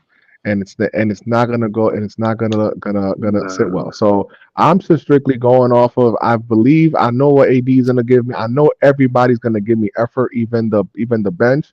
But I think that LeBron is on that same tip where he's just gonna give it 100. But the one thing he can't control is D'Lo. And I think that's gonna be is the X factor. Hold on. What did you just say? Because I was writing it down. That's not even how basketball works. I want to make sure I wrote it down. Well, I mean, I'm kind of making it. No, I want to ask you. Hold up. If he shoot 50% from 3 or 50%, no, 50% from the field or less. I just want to write it down the correct way. Yeah, 50% or less from the field goal for D'Lo. All right. It don't even matter how many points he gets. Let me look at something real quick. I'm curious what D'Lo's shooting percentages is in Laker wins this season. So you're speaking on something here. So let me just look. Let me just look here real quick. Okay, so let's get to. When did shooting percentages dictate wins and losses like that? Oh, who's that, Lamar? Yo, what up, Lamar? Yeah, I'm with him. That's what I want to look at. Sorry, we're having a very elementary. That was a very elementary take. There's a lot more to that. I'm just basically saying that I believe that everybody else is going to show up tomorrow. What you need to say is. Go ahead. What you need to say is, and what people forget is that D'Lo can't stop shooting, even though he's in a slump. Yep. He needs to always go out there and put up 10 to 14 shots because it keeps the other team honest on the defensive end. If he completely checks out and stops shooting and he tries to play this game where I'm only going to try to be efficient, then all they're going to do is they're going to load up on AD and they're going to go load up on Bron and they're going to make life hell for the rest of the guys. D'Lo, and the thing is with D'Lo's style of play, he's a one-on-one type of player. He's a small guard. He's gonna take tough shots, and his efficiency is gonna change on a night in and night out basis based on the type of defenders they throw at him. But his mindset needs to be in attack mode. And if he's also playmaking, like in the last game where he was not as efficient as you want him to be, but he did take the shots and he still had 10 assists. People always run to this field goal percentage thing just to try to say a player had a bad game, and that is the biggest load of crap I've ever heard. So That Lamar, is not how. I'm saying is what I'm saying is what I'm telling you is that's just not how basketball works. Hold on real quick. Man, come on, man. Let Mont just got up here, bro. Let him at least finish saying what he's saying. No, I thought he That's did. crazy. No, all I'm saying is to finish it off with what I'm saying is when no player, especially if you're the third option on the team, because that's essentially what his role is on this team, no player stops shooting because they're in a slump. There was one time where Klay Thompson, even a guy like Reggie Miller, had some of the biggest 3-point slumps of their careers. I'm talking about went games without making a three. You don't tell these guys to stop shooting. They have to keep shooting because it keeps the defense honest. And at any given time, we all know D'Lo can go off. Yeah. So Lamar, I think that you came into the middle of the conversation. No, So I didn't. number one, I heard what you said. You definitely didn't, because I didn't say that D'Lo should stop shooting, right, Jeff? Did I ever say D'Lo should stop what you shooting? said was what you said was Mhm. you said if D'Lo shoots less than 50%, you're going to lose. That's From what the he field goal, said. That's right? what he Correct. said. And so That's what I said. essentially for D'Lo to go, like nobody goes into a game and says, this game I got to try to get 50%. No. So that's not what I'm saying. I'm not saying that D'Lo. So I'm not talking about D'Lo's mindset. I'm not talking about how many shots D'Lo should or shouldn't Don't take. get the moonwalking. Hey, one microphone. I'm not talking about how many shots D'Lo should or shouldn't take. I'm not talking about that D'Lo should not be aggressive.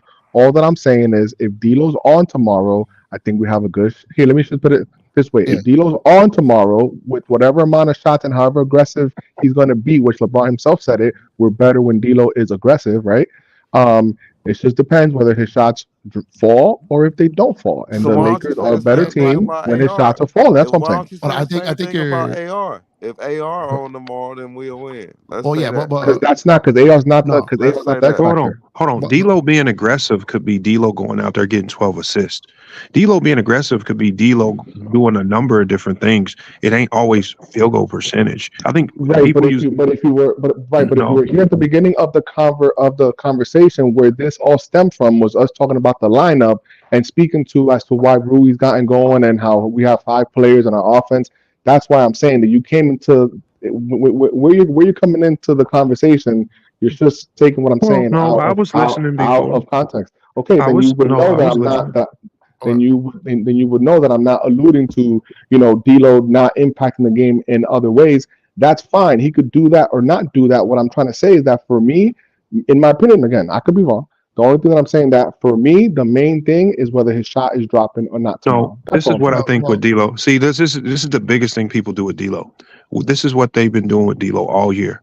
What they do is, if the Lakers lose, what they'll do is they'll go down D'Lo's stat line. Yeah. And they'll find that one. If they'll bypass all of the good and they'll find that one negative thing. D'Lo can have a great stat line and they'll go to the plus minus. Oh, he had a -8 plus minus. They go down the stat line. Oh, he had 10 assists or 12 assists or 14 assists, but they'll say, oh, he shot 5 of 15 from the field. Like you literally just go down his stat line, find the first net, because it's funny how nobody talks about the positives. Yeah, they do with Reeves too. They do that with Reeves too. They do that with Reeves too, and it's just it's sad. It's a sad way to look at basketball to me. I've never heard a team say we're going to lose this game if the third option doesn't do well. This team is not designed around the third option doing well. This team is literally designed around Bron and AD.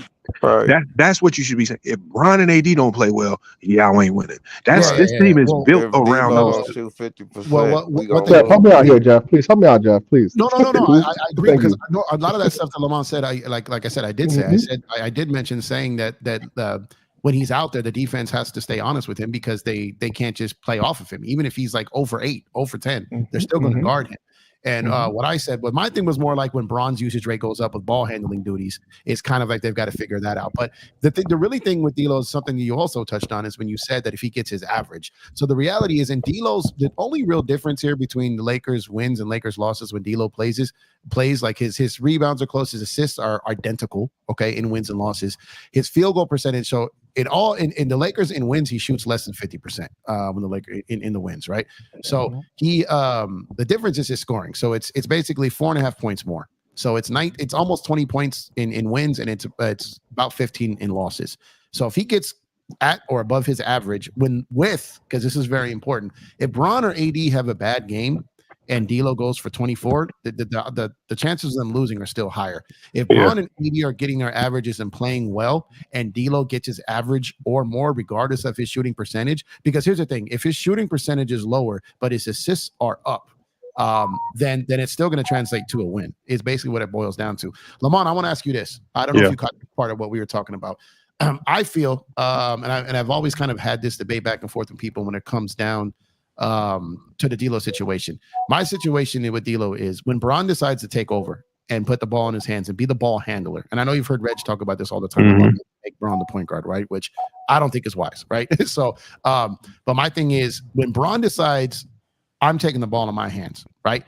That's when you really take D'Lo out of what he does out there, right? It takes him away from what he does. Now he can be catch and shoot, but he gets going off the dribble, like you said, one-on-one. He's capable of catching and shooting after he's gotten hot, but he needs that one-on-one play, that style of game to get going. So I want to hear your thoughts. I'm not saying if you think I'm right or wrong. I just want to know your thoughts of when Bron's usage goes up and D'Lo was forced to play out of his comfort zone, how that affects his game, and what would you do in that situation? So I compare this to, and I actually dealt with something similar to this coaching my team. My best player is my point guard. The one thing I noticed was whenever my point guard has a crazy scoring game, we're usually in a really tight game. And some cases might lose or win by a small margin. It takes a heroic effort at the end to pull it off. And so I'm thinking, and when I look at Bron, sometimes when he starts to go into this mode where he's got to go do it himself, it's like counterintuitive because it looks good because you get to see Bron at 39 going off, but the amount of time on the shot clock and the usage that he has, like his usage is weird now because it takes him more dribbles and more time to get to these shots compared to when he was younger, where he could do two, 3 dribbles and is done. Now for him to get to a shot, he's milking the entire shot clock to get position, spin move in the lane, up and under, turn around, fade, something like that.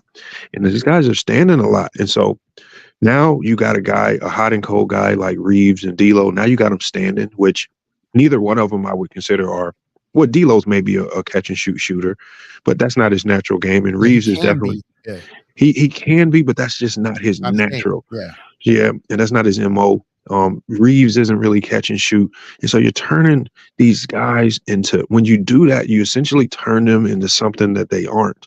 And when we say put someone else on point, that doesn't mean don't let LeBron James go be LeBron James. It's a saying in basketball, when the ball moves, it's energy in that basketball. When everybody's touching it, you whipping it around, and then it ultimately gets back to you, even if it's LeBron.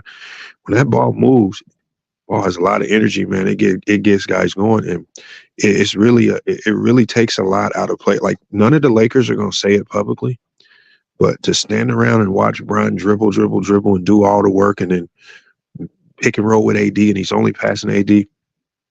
None of them are going to say it until maybe after they're retired, but that's hard to play with. When you know you can contribute when you have the ball. And Bron at 39, he doesn't have the same impact as he used to have, and people just don't want to admit that. The impact just ain't the same when he goes off on these tangents. So it also affects his defense tremendously. So which affects the team. And then also you're talking about the ball finding energy, right, and moving around. It also affects the other players' defense because then they don't feel involved and they're reluctant to give as much effort back, right? So when they feel part of something, you know this, Lamont. When the ball is moving around, the guys don't have to shoot for 20 minutes. They don't have to get a shot up. If you make them feel like they're part of something and they're included, it's going to impact everything else they do on the floor. So who are y'all rolling with tomorrow? Who they play? New Orleans. Pelicans in New Orleans. What, Brandon Ingram still out? He's coming back. No, he's supposed to be back. I don't know, tough. Brian and AD. New Orleans. I mean, I just don't like the New Orleans. I think the Lakers just matchup wise just can outclass them in every way if they're hitting on all cylinders. I would definitely take the Lakers in the playoff. This is kind of like a playoff game. I mean, it's hard for me to bet against Bron, so I would have to go with the Lakers. Well, check this: if the Lakers win, then they stay in New Orleans to play the Pelicans for the play-in game. Yeah, and that's where it gets tricky because it's hard to beat an NBA team twice. It's hard. I mean, me and you both know it's hard to you can play the worst team in the league and it's going to be hard to beat them back to back at home, and they playing at home. Like, so that's the dilemma you gotta deal with now. So they're gonna I mean, they put themselves in this situation. There were games that they're probably looking back on where they could have won, and they could have easily been over 50 wins. You look at some of these bad losses they had early in the year where the win was sitting right there for them. So they put themselves here. So now they gotta fight their way out of the trenches. Yep. Now, one of the things that I did notice that was different with Zion is he seemed a lot more like he had his wind. He seemed a lot more aggressive on the defense against the Warriors. I was actually impressed and shocked. I was like, who is this guy? He's just running up on Steph Curry, stealing the ball twice. Did y'all watch the same thing? What were your thoughts about that? He looks good, but he also looked very good the last 2 times prior to playing the Lakers too. Like, you know what I mean? And then just completely for some apart, reason, like LeBron seems to take these Zion matches a little personal. I said that earlier. I don't know what it is, but it's just something about he sees Zion and he just he wants to remind people he's still big, fast, and strong, right? So it's and Zion doesn't. While Zion will score against us, it doesn't look like the same player. That means it's not going to happen tomorrow, right? It could, because the Pelicans have looked great their last 3 games. But the Lakers have pretty much had their way with them. They've blown them out by 25 or more, I think, a couple times already this season. Like Lamont said, they're one of the teams that they match up well against. And if there's a team I 100% agree with this, and I know they struggle of having to beat back-to-back on the road. If there was a team I could pick, it would be New Orleans. It would be New Orleans. Yeah, for sure. Because they're not beating Phoenix back-to-back. I don't think they could beat Sacramento. If you look at some of the teams in this position, I think you are right. New Orleans is that team that would drop the ball like that. Yeah, facts. I just want to be in the first round with the Nuggets. he really wants that match. Man, we not ready for the Nuggets. That's a crazy take, man. FYM. Not only do you want them, tell them what you think is going to happen. Finish. No, I definitely heard him. I definitely heard him earlier with the sweep. He thinks the Lakers will sweep them. No, I think I would pick the Lakers. I know people think I'm crazy. I was actually just talking about players about this at dinner. I said, they match up with Denver again. I got Lakers 4-2. If D'Lo shows up, yes. No. We ain't putting it all on D'Lo. It's not on D'Lo. Man. No. Okay. The key will be a combination of players. The key will be D'Lo, Rui, and Reeves. That's who needs to play well. And so they got. I agree with you. But what I'm saying is, I think those guys will do it. But not play well in the sense that you're thinking. Because again, when you talk about D'Lo, you're only talking about scoring. Everybody's hypersensitive to his scoring numbers. With D'Lo, I'm going to be looking to his assist numbers, because his assist numbers generally translate to more points for Rui and Reeves. It's not about. So the thing is that it's not about, like I was telling Jeff. It's not about. Jeff had alluded to it again. I can't fight the numbers. He said that it's about his point total. But for me, it's about how many shots he's taken away. So if he's scoring, that's fine. But if he's not scoring, those are shots that are being taken away from the other 4 guys. That's never how basketball works. D'Lo as a third option on every night is gonna get 10 to 14 shots. I don't care how you slice it. But he's taking more than that sometimes. And I don't care if he misses them all. It's built into that offense that he's going to get those shots. You don't stop. That's what he did against Denver last year in the playoffs. He stopped shooting when he was playing bad, and you guys got barbecued. Yeah. He stopped shooting, and he got barbecued. I mean, but I think he went. I think he was. Was he 5 for 31? No. What happened was towards the end of that series, he completely stopped shooting the Yes. basketball. Yes. And you guys did not stand a chance at that. He has to go out there and be D'Lo. D'Lo, his whole career has been up and down with efficiency. His productivity is not really measured in efficiency. It's measured just like what Jeff said, in production, the end production numbers. That's what generally gets results with D'Lo. And plus, if D'Lo is doing bad, we still got Gabe Vincent and Dinwiddie on the bench. No, we don't have that type of coach. Our coach is not that smart. Sorry, FYM. And they he's gonna play those guys. He's gonna play those guys. Like I understand Darvin. I understand there's certain levels of people with Darvin, but he is going to play Gabe and he is going to play Spence. Like that's going to happen. You guys know that D'Lo, I think he played like 30. It was crazy the amount of minutes that D'Lo played. I believe it was it yesterday or the day before. I forgot which game it was where D'Lo played like I think the most amount of minutes almost. I think he played like 37, 38 minutes. Might have been against the Warriors, and he shot terrible. And everybody's asking like, why is D'Lo but that's getting not why the they most lost. minutes? But that's not even why they lost to Warriors. I'm not saying people are just inquiring as to why he's getting. Meaning, what we're talking about here is if he's playing bad, FYM is saying that we got this guy, we have that guy. Bro, he got those shots because when AD goes out, he's now the top option to score. Now, again, when you look at that game, they lose that game because a guy like Draymond goes 5 or 7 from the three. Wiggins knocks down a ton of threes. So when you look to why they lost, it had nothing to do with D'Lo's. But Lamar, you keep taking what I'm saying out of I didn't start by saying the reason the Warriors beat the Lakers. That's not what we were talking about. I was responding to FYM stating, "Oh, we have Dinwiddie, we have this guy," and I said our coach is not that smart. And Jeff is saying, "Oh, he does have to make a change." And I'm saying, "No, he's not going to make the change." No, but what you have to understand is those guys aren't D'Lo's replacement.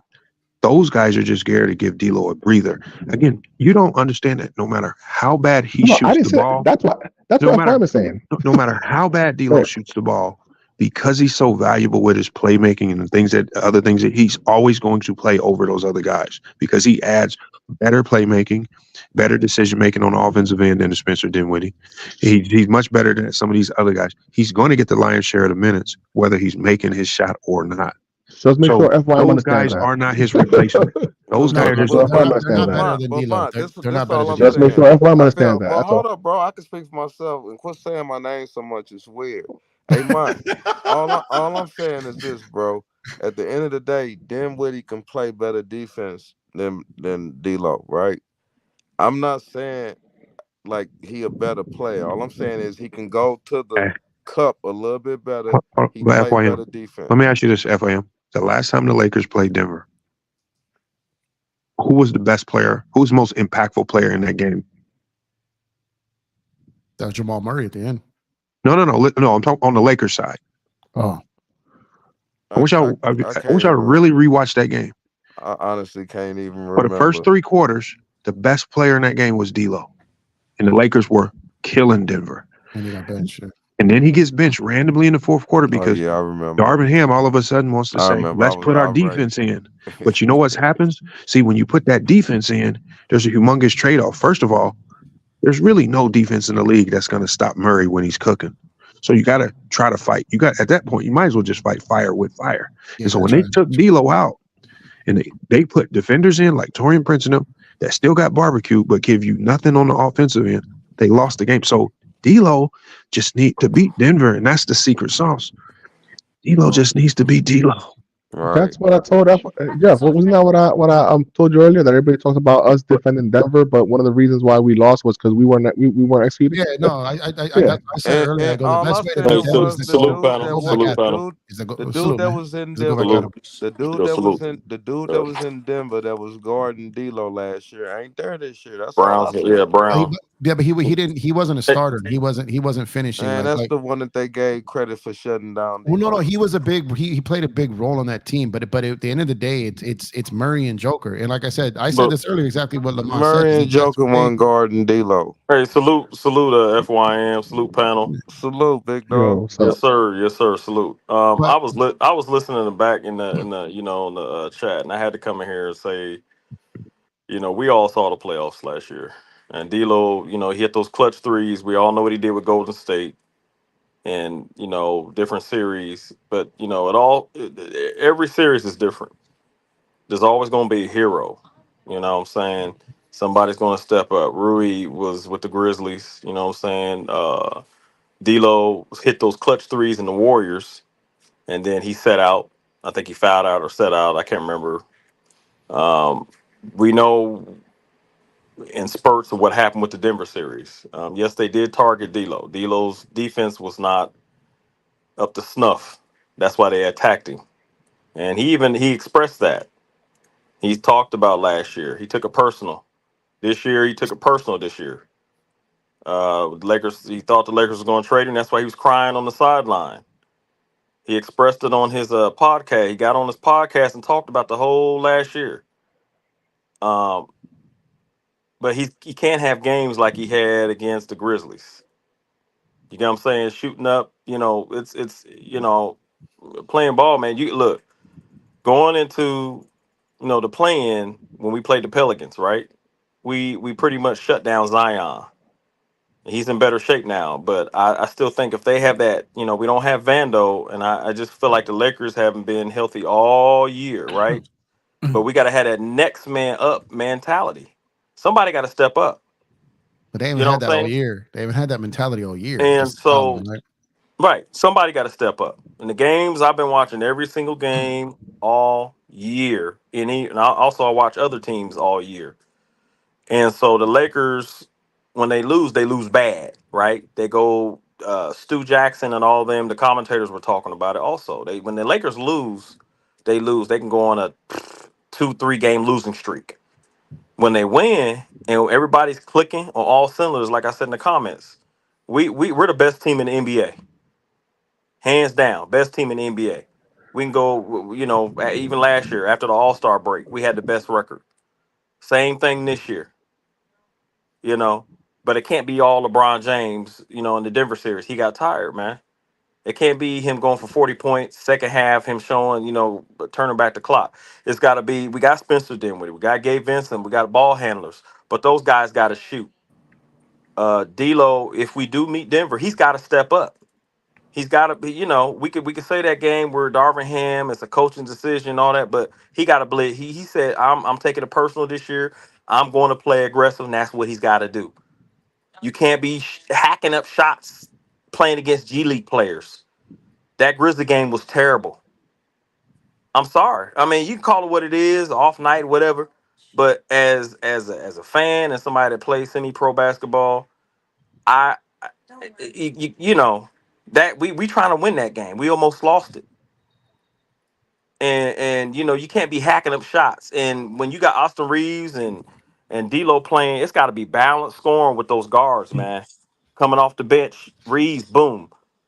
16, D'Lo 20, depending on who's hot that night. But it's got to be balanced scoring. It can't be inconsistent because we're going to go as far as like dude said, AD.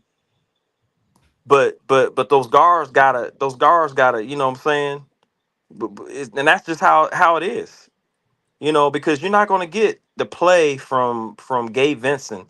I mean, he might have a hero ball where he scores like 15 points and all that. He's shooting. He still has to get back in shape, and I don't see that right now. I see him, like Grizzlies game. He hit a three and he had a layup. I think he had like 5 points, 4 points, 5 points, or something like that. But you ain't gonna get Gabe Vincent's not the player that D'Lo is. But And when defensively, D'Lo, his impact is stronger. He was a plus yeah, 27 on the but floor yesterday. Impacted the right, game right. You talking tremendously about with 25 defense? points. Yeah, he stays. He's small little dude. Get behind him screens, and he's one of the best on ball defender that we got. Once he gets healthy, he's going to contribute. But I'm talking about offense. I'm talking about IQ. Gabe Vincent doesn't have the IQ that D'Lo has. But when D'Lo was struggling, it put stress on other players to pick up the slack that Correct. Correct.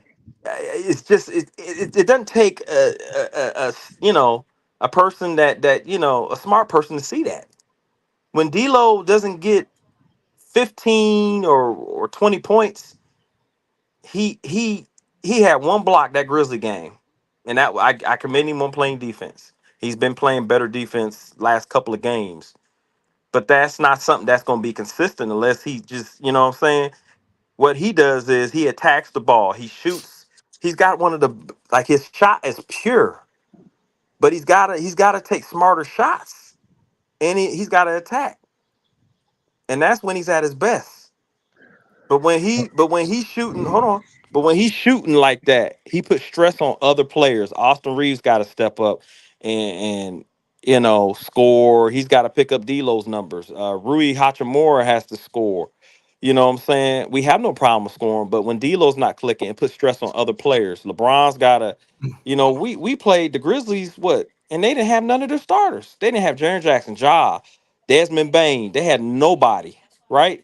And LeBron James and them, like he had 30, almost 40 points, same with AD, but we only won by what? 3 points? You see what I'm saying? If So, D'Lo would have so what do you if think D about? So really quick on your same point, Jeff. Do you want to ask them your same question about LeBron and D'Lo and usage? No, well, I mean, I would just basically, I think, D'Lo and Lamont comment on that too. When D'Lo is forced out of position, when Braun stacks up his usage rate, and D'Lo's taken kind of off ball and kind of forcing to catch and shoot situations like Austin Reeves, like Lamont spoke to that. I think he was in the chat when Lamont did speak on that. Oh, okay. Yeah. So, but I want to bring up one thing though, because there's a stat out there that I don't ever hear anyone talk about this, and it's important because and then D'Lo's a big part of this. There's a stat that's pretty important that the Lakers lead the league in, and like I said, no one talks about it, and that's in the clutch. So the Lakers have a 72% winning percentage in the clutch. So when they're in games, they're winning them at a higher clip than anyone in the league. When they're in the games, right? And it's right. not like only 6 or 7 games, right? They have played a total of so of those games, total of 33, right? But they've got almost a 73% winning percentage in those games, which is crazy, right? Right. And What's the point mark? Like, what's the point? That 5 points or that 6 yeah, points? so it's a 5-point game Got it. within 5 minutes. So so my thing is that D'Lo's a major part of that because he's on the floor in those moments, and he hits clutch shots, right? So a 73% winning percentage in 33 clutch, quote unquote, clutch games. So for instance, when you look at the volume of games, how many total games they've got enough to be statistically valid. There's 33 games. The most in the league is Atlanta at 47, but their winning percentage is 44%. Right. So there's a lot of teams who have more games in the clutch, but their winning percentage obviously is lower because their rates are their games are higher. But for the Lakers to have 33 games, that's more than a 30-year season being in clutch games, and they're winning 73% of those. So ideally, if you get into the playoffs and you're in clutch situation, hopefully that translates over, right? So Right, but you gotta understand that's when the Lakers, when we're at our best. I mentioned the in-season tournament, right? We put those teams to bed. But those weren't clutch situations. It was no. Here's what I'm saying though. Here's what I'm saying. When we won those games, forget the plan. When we were winning games, playing as team basketball, it was led by LeBron James going out there and playing, leading by example. Were you saying playing or in-season tournament? I just want to make sure.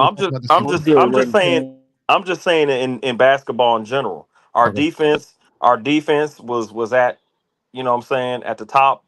I don't know where we were ranked now in defense, but when we played our defense, Anthony Davis has 5 blocks. When we had Vando, Gabe Vincent, he just came back, so you can't really say anything. But when we had Vando and Anthony Davis was playing, blocking shots, yes, we're at it. But when our defense is not at the top, and we're just like the Grizzly game, when they were scoring at will, and these are two-way players and I'm not saying WNBA players, man.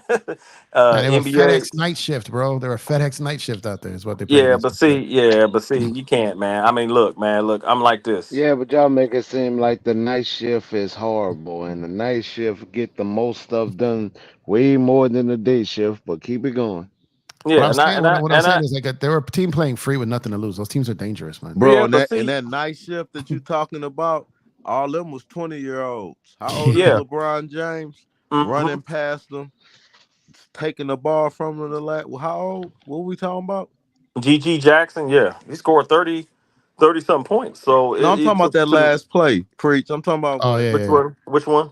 when LeBron stole the ball, the Oh yeah, last yeah, yeah, play, and yeah, then yeah, he yeah. That burst coach dunk. went off. Yeah, that coach went off on that. How I he don't know if he. outrun both of y'all?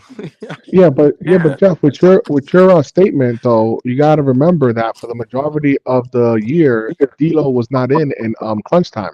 That's not true. So yeah, That's not yeah, true. yeah, That's yeah. If you not look it up, true at No, if all. you look at That's not if true. you that's not. hold on, Score hold were on, close hold this on, hold year. on, hold on, No, hold no, on, no, hold no, on, no. hold That's on, not true. That's not true. hold on. I'm talking about the games you're talking about. I'm not talking about every single game. I'm talking about the games that you're saying where we're within 5 minutes. Because remember what the rotations used to be when Torian Prince was starting. He wasn't hmm starting at point guard though. And then Oh, and not a point remember guard. who used to start the fourth. Yeah, he was. Torrin Prince was starting for a little bit. No, no, Starting the no, no. fourth. D'Lo would start the fourth. It would front Just load remember. the fourth quarter with him not backloaded. Yeah, There That was is backloaded. what they there was did. really only one They game front where load. the sub 5 minutes of the fourth quarter where D'Lo wasn't in. That was the Denver game. Outside of that, if he's playing, he's in those minutes. No, no, not this year. No, no. I can guarantee you that. I can guarantee you that D'Lo was not in most of our close games in at the fourth quarter closing because he would start the fourth quarter. I'm gonna tell y'all something, man. If we get D'Lo, the D'Lo that played against Dame, I mean, we're pretty much unbeatable. If like you know what I'm saying, if we get that D'Lo that played against Dame Lillard, Dame time, shut him. But I mean, he preach, I outplayed. understand what you're saying, Oh, I'm but just saying. but but the main I'm just throwing a curveball, man, but Gemini. And preach, I agree right, with you. but And but something we're else I want to splitting add the to it. If team, if and if and if and that's AR playing the like bad part. trash and D'Lo playing like trash, and they don't play Gabe Vincent or Dan Diddy, I'm gonna get real upset. Yeah, but Jeff. Didn't So did he? so so so Jeff. So unless Ham changes his rotation, because the way that he has it now is where the starters start the third quarter, then the Mhm. bench comes in at the six, halfway, obviously at the 6 minute mark.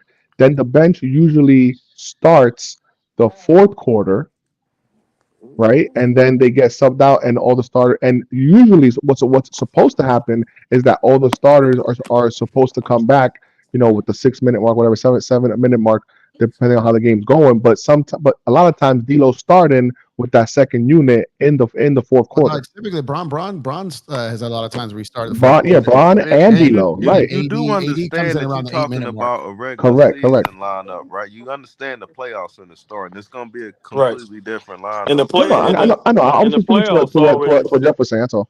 Yeah, but in the playoffs, the game. Of course, we all know that the game slows down. In the playoffs, but I feel like again, I'm gonna say it again. I sound like a broken record. If we get D'Lo playing against, like I said, with the Bucks and that other game that he had, I mean, But those are hard. Those are hard I to get with Braun and AD on No, the floor, no. though. You're not going to Can get those I? games with Braun and AD on the floor. yeah, Can I, can I here's can, look, can, his usage is going, of course, going to go down. I'm not saying Gemini, score get in. 40, but I mean I'm saying him being can I aggressive, say like something? he's that that star he got on his head. He's saying he's Can a I say star. something? Yeah, go ahead. Good, Gemini. Good, Gemini. Tune All hate. right. We need D'Lo and Reeves Mm-hmm. and Roy to play well. Now, Mm-hmm. Yep. outside of our stars, we also need our bench to Yep. get the best betterment out of They're them, muddy. and that is what Ham has not been. He's putting them in, to me, the wrong position, but then demanding the best up out of them. That's Yes. the only reason. That's one of the other reasons why I will not let no narrative go through that D'Lo is this, Reeves is this, Arui is this. No, we win as a team, we lose as a team. So all three of them has to pull their weight, and then the bench has to pull their weight. Like you can't separate the fruit basket mainly because D'Lo has had bad night shooting. Reeves has had bad night shootings. They both have went several times 4 for freaking 11. Don't make it sound like it has not happened. We win as a team, we lose as a team. Please start understanding that aspect of it, and maybe, just maybe, it'll help Ham bring the damn team together. I'm sorry, I'm gonna go back on mute. I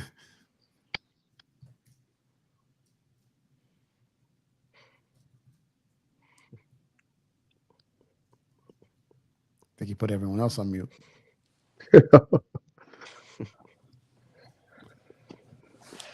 I'm just saying though, Jeff. We win as a team, we No, lose as I a agree with you. team. I agree with you. But What up, Gemini? but what's happening, little bro? But it's basically the one of the main problems that we have. That like if Jeff can watch a game with these same players on their previous teams, and he see where he can get the best out of that player. Now that player is on your team, you don't use him to the best of his capacity. It's asinine. It really is. But then when you try to split the bathwater of, oh, the baby, I'm gonna put him in. No, I'm gonna take him out. No, I'm throwing out the baby and the bathwater. You can't do that, man. It's problems. Our main problems start within our GM office, then it trickles down to our coach. Then you also have to hold the all the players accountable for either lack of movement or lack of defensive prowess, lack of intensity, and lack of motivation. So I mean, you have to bring all that to the equation. Now, sometimes, yes, you're gonna go against what your coach is saying, but you can't do it every time because the coach gonna complain to the GM, then the GM gonna sit you down, and it's gonna be a ass chewing conversation. But you went with the better basketball IQ move, but your coach is up there winding like a Shirley Temple. Come on, man, it's not rocket science. Yeah, yeah, I agree. I agree. I mean, just the only thing that got me, like I said, it's the Lakers have to be, like I said, when D'Lo and Reeves, because Reed comes off the bench to play with D'Lo, right? So when that happens, I don't care who has more points. It doesn't matter to me, Reeves or D'Lo. I give a care. Hey, preach. And yeah, Tell me Yo, if let him you finish, but let him remember. Do finish what you he's remember saying. me Preach. Hold on, coming to hold you? on. Preach. Finish saying what you're saying, man. no, God I'm damn just it, man. saying since we don't have Vando, is let me ask you this: is Vando out for the year? Can anybody confirm that? He's not gonna No. be back anytime soon that we know of right now. All right, so no date on Vando. So No, Rui, look, I'm happy with if Rui can give me 14. If he can get when we get in the playoffs, playing or the playing tournament or whatever, he give me between 12 to whatever 12 and up. I want him to get more than around 12 points, right? Depending on minutes and how the rotation is. I'm cool with that because he's been actually Rui Hachimura has been playing the passing lanes. I know you guys been recognizing that. He's been getting those pass lanes and deflecting, getting those steals, getting out in the and And dunking the doing ball. better at box out. hmm Doing better at So box out. and that and we said it the other night. He called out the Lakers. Ruby's quiet. He's real quiet, but that tells me he is his competitive nature. He hates to lose, man. He hates to yeah, but he's lose, but he's and but he's getting the least amount of minutes, and that's what has people puzzled. How right Rui because has Darvin. been Okay, super look, I'm not efficient. gonna go into it Right, though, right, but I'm just gonna say Darvin Ham and leave it at that. Okay, right, Hey, right. but hey, back to what I preach. yeah. You remember when I said that the Lakers doing the rope a dope? Yeah, Muhammad Ali. Remember I said that, Muhammad Ali. Yeah, I remember. and I was like, yeah. They got all kind of narratives that people just running with. Right. But I'm just saying, for me, when I watched the Lakers when they beat teams and they went on the streak. Because remember, before when they were losing, I told you we can just get on the four. I know you guys, the ones on the panel, said, "Man, if we can just get a 4-game winning streak," and all of a sudden they went on a 4-game winning streak. They was just beating teams, and you know they were just clicking on all cylinders, right? So that has something to do with how Austin Reeves plays, D'Lo. It just depends. It just depends on. We got to make sure they're watching film and they're communicating. Communication is key. LeBron's communicating with AD, and AD's communicating with Austin Reeves and D'Lo, and everybody's communicating out there on the floor. We can't be getting beat on assignments and getting beat for like we was in the past with earlier in the season against like 3-point shooting teams like Dallas and at the 3-point line. We got to stay with the shooters. Like when I So. heard that LeBron Mhm. look at people plays and learn their plays, and then when you try to get into a play, he already know your play. Mhm. That's why you don't see the Lakers running plays. When these Right. playoffs start, you're gonna Mhm. start seeing them running plays. Mhm. They didn't show nobody nothing this year. Right. Nothing. They don't even know now nobody really know what lineup they gonna be in the playoffs. No, nobody know. Right. Well, I think with Vando out, you're going to see a lot of Torian Prince and Rui Hachimura, um, Gabe Vincent. You're going to see a lot of. You're going to see some of Christie and Cam Reddish because those are available to us. Jackson Hayes, of course. He's going to be with AD, Anthony Davis, but I want to see a lot of AD in Jackson Hayes. I think that's one of our best Hey, lineups. I think I hey, just Jeff. When Preach is done, I'm sorry, Preach. I apologize, sir. Go No, ahead. I was just saying that Jackson Hayes and AD is one of our best lineups. I mean, we're big. It makes it hard for teams to score, and I want to see more of that. I hope Darvin Ham, because man, against the Pelicans, if we could just Jackson. Oh, Jackson Hayes gonna bring it out on his old team, Gemini. He's gonna bring it. Yeah, I know he's gonna try it. So and that leads up to the question I have for Big Man Jeff. You there, Jeff? Jeff, are you there, sir? I have a question before you leave the panel. Oh, I think Jeff done left. CJ, is Jeff still up here, sir? DJ, is Jeff still up here? Cause I can't see behind the Yeah, the panel. We I don't know can't who's see in there. behind. Yeah, cause I have one question for Jeff, and cause I was testing out a new tablet in StreamYard. I'm trying to get the settings right. Um, Jeff, please tell me you can hear me. That you didn't walk to the bathroom or something. Well, okay, preach. I'll ask you, but I really gotta ask Jeff. Oh, wait, is Lamont still up here? Lamont, you still up here, sir? Dang, I think Lamont gone too. Okay. The question I have is, and I don't know if you can answer it, preach, but I know Jeff can, because I haven't did research on it. Can we go out and sign a player to a 10-day contract? That is my question. I don't think we can. I don't think we can. I think it's too late because we Now, had. now I here's was why gonna. I'm asking that question. Okay. Uh-huh. Because Vando, I think, will not be available until either mid first round or after the first round. I'm just assuming, right? Because Mm. I did not look at the injury report Right. today because I was doing my 100 to-do list.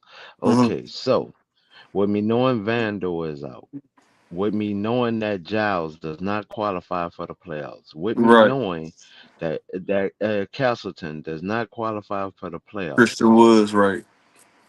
and Christian Woods is out.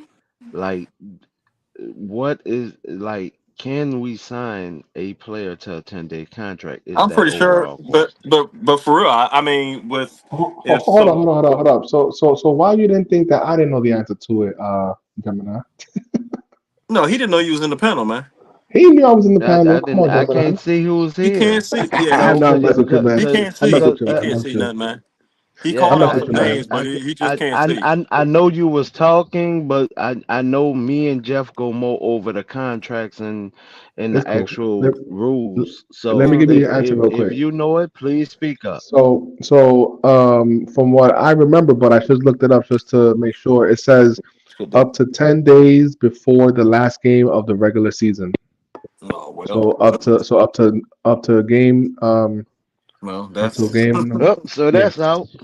that's the So that's out. Pelicans. That's the Pelicans.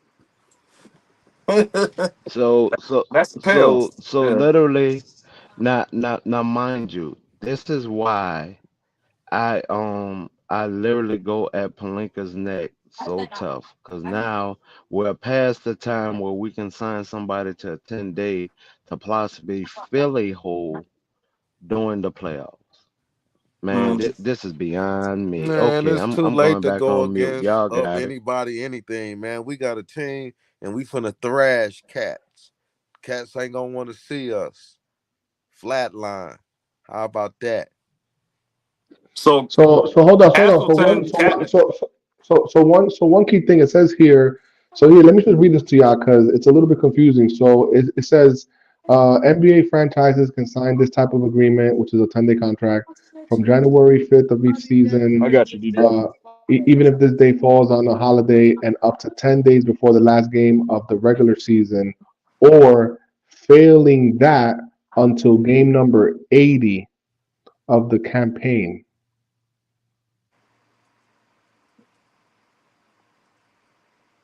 okay. And I think that I think we're past that threshold. All right, Yeah. We're all past the right. 80 and we're past the 10. Yeah. All right, appreciate you, Tune. Appreciate you. That's weird. All right. Yeah, it is weird that the Lakers didn't. I mean, even pick up a backup center because if Anthony Davis gets hurt, I'm not putting. No. I'm just saying.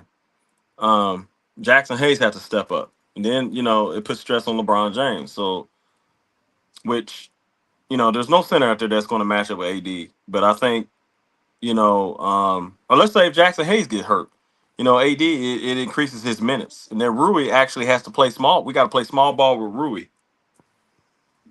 You know what I'm saying? Rui has to do it. So I don't think they thought it all the way through. I think the Lakers just said, the way the NBA is today, a lot of teams play small ball, and there's not really a true center that's like 7-footer or plus on the floor. And so they're probably, that's how we did it last year. Rui was sticking Jokic and But preach.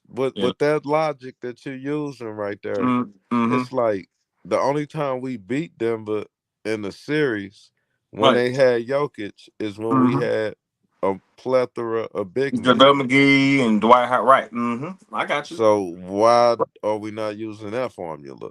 And that's what I said. They didn't think the Palinka didn't think it all the way through. I I think say he did think, because no. Well, here's but what I'm bro, saying. he don't want it.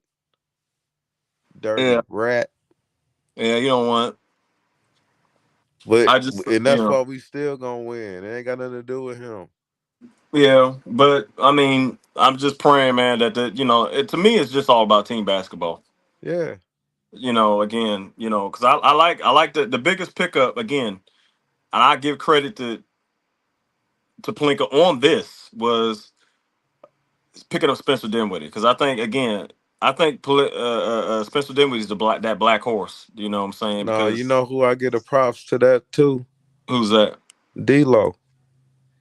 Oh, D'Lo reached. Yeah, he did reach out to Spencer, didn't he? And he played on that team in Brooklyn Mm-hmm. with him. Yeah, he did. Mm-hmm. I actually like Spencer Dinwiddie and D'Lo playing together out on the floor Oh, too. without a doubt. I already know Because what's I finna think you. happen. Bro, Uh-huh.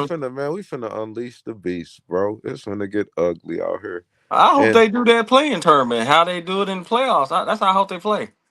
I I really like do. you remember that Detroit team and what was that? The like early 2000s with Ben Wallace and all them Oh that was yeah. holding teams to like 70 points. Yep. Tayshaun Prince. Yeah, all You them. know, yep. Ben When we Wallace got and all when Rasheed we got Wallace. all of Yeah. our defensive pieces in, we Rip got a Hamilton. better defensive team than that team.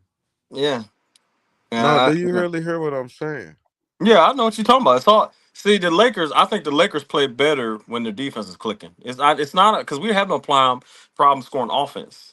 I Right, but always did you I want you to did you hear what I said though? I feel like that this Lakers team, the pieces we got, is a better defensive team than the Detroit team.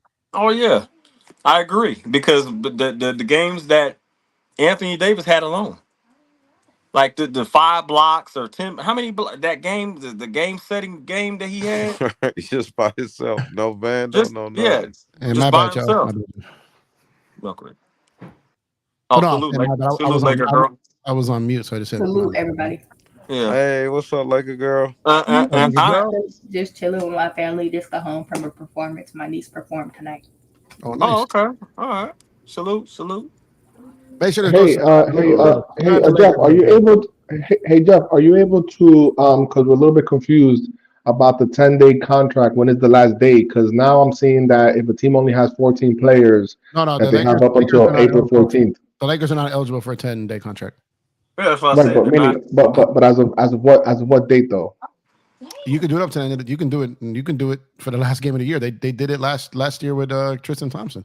But you have to have 14 players, You right? can't do it with a 15. Yeah, you can't have 15 roster guys. 15 filled roster up. spot. I knew that. Right. Yeah. Yeah, which the Right. Lakers can't do an injury exception. They can't do 10-day contracts. They can't do any of that stuff that everyone talks about. Like they can't do any of it. Okay. They can't do it. They just like I said, I just with Christian Woods being out, I had high hopes for him. I really did but like I said, he's if he ever comes back, man, he's got to be focused on basketball. He can't be like getting in trouble off court and stuff like that. He got to keep his head in the game, man. You know what I'm saying? He's got to keep his head in the game. I think when some of his best basketball player was when he was playing. His head was in the game. Hey, Preach, how old is he? I'm about to say, yeah. Christian Yeah. Woods is 30. I'm gonna say, and It's too late, 28. bro. like It's 8 too years. late. If 28. you really He is thinking who he that he is. gonna turn it around and get his head in the game by this age, it's too late, bro. Yeah. No, I'm just that's my I know opinion. you just wishing upon a Wishful star like thinking, that yeah, song. but it's not gonna happen. Like you speak from a place of sense, but the problem is it's the people involved don't Yeah, it's it just what it doesn't work is. that It way. is what it is. We like I said, Sometimes, bro, Preach, I some always said, bro, in order for us to win this championship, we gotta win in spite of a lot of stuff. yeah, you just have to. You got to win, and everybody, like I said, balance scoring, man. Like it can't be all on LeBron. Like somebody struggling to When I say in spite of, I mean like in spite of us having this crazy injuries. horrible coach, in Oh, spite of having weird owners doing weird things, in yeah. spite of our GM not getting us another big man, in spite of the refs doing what they just in spite of a lot of stuff. Well, any team that wins a championship has to win in spite of things, right? So that But some this things is a, just like a little extra. bit more. Well, I'll tell you what, Milwaukee Bucks ain't winning without Giannis Antetokounmpo. They're not winning anyways. They can't defend. So No, they they won a got Doc championship. Rivers. They got Doc Rivers. They're not winning a chip. Hold on.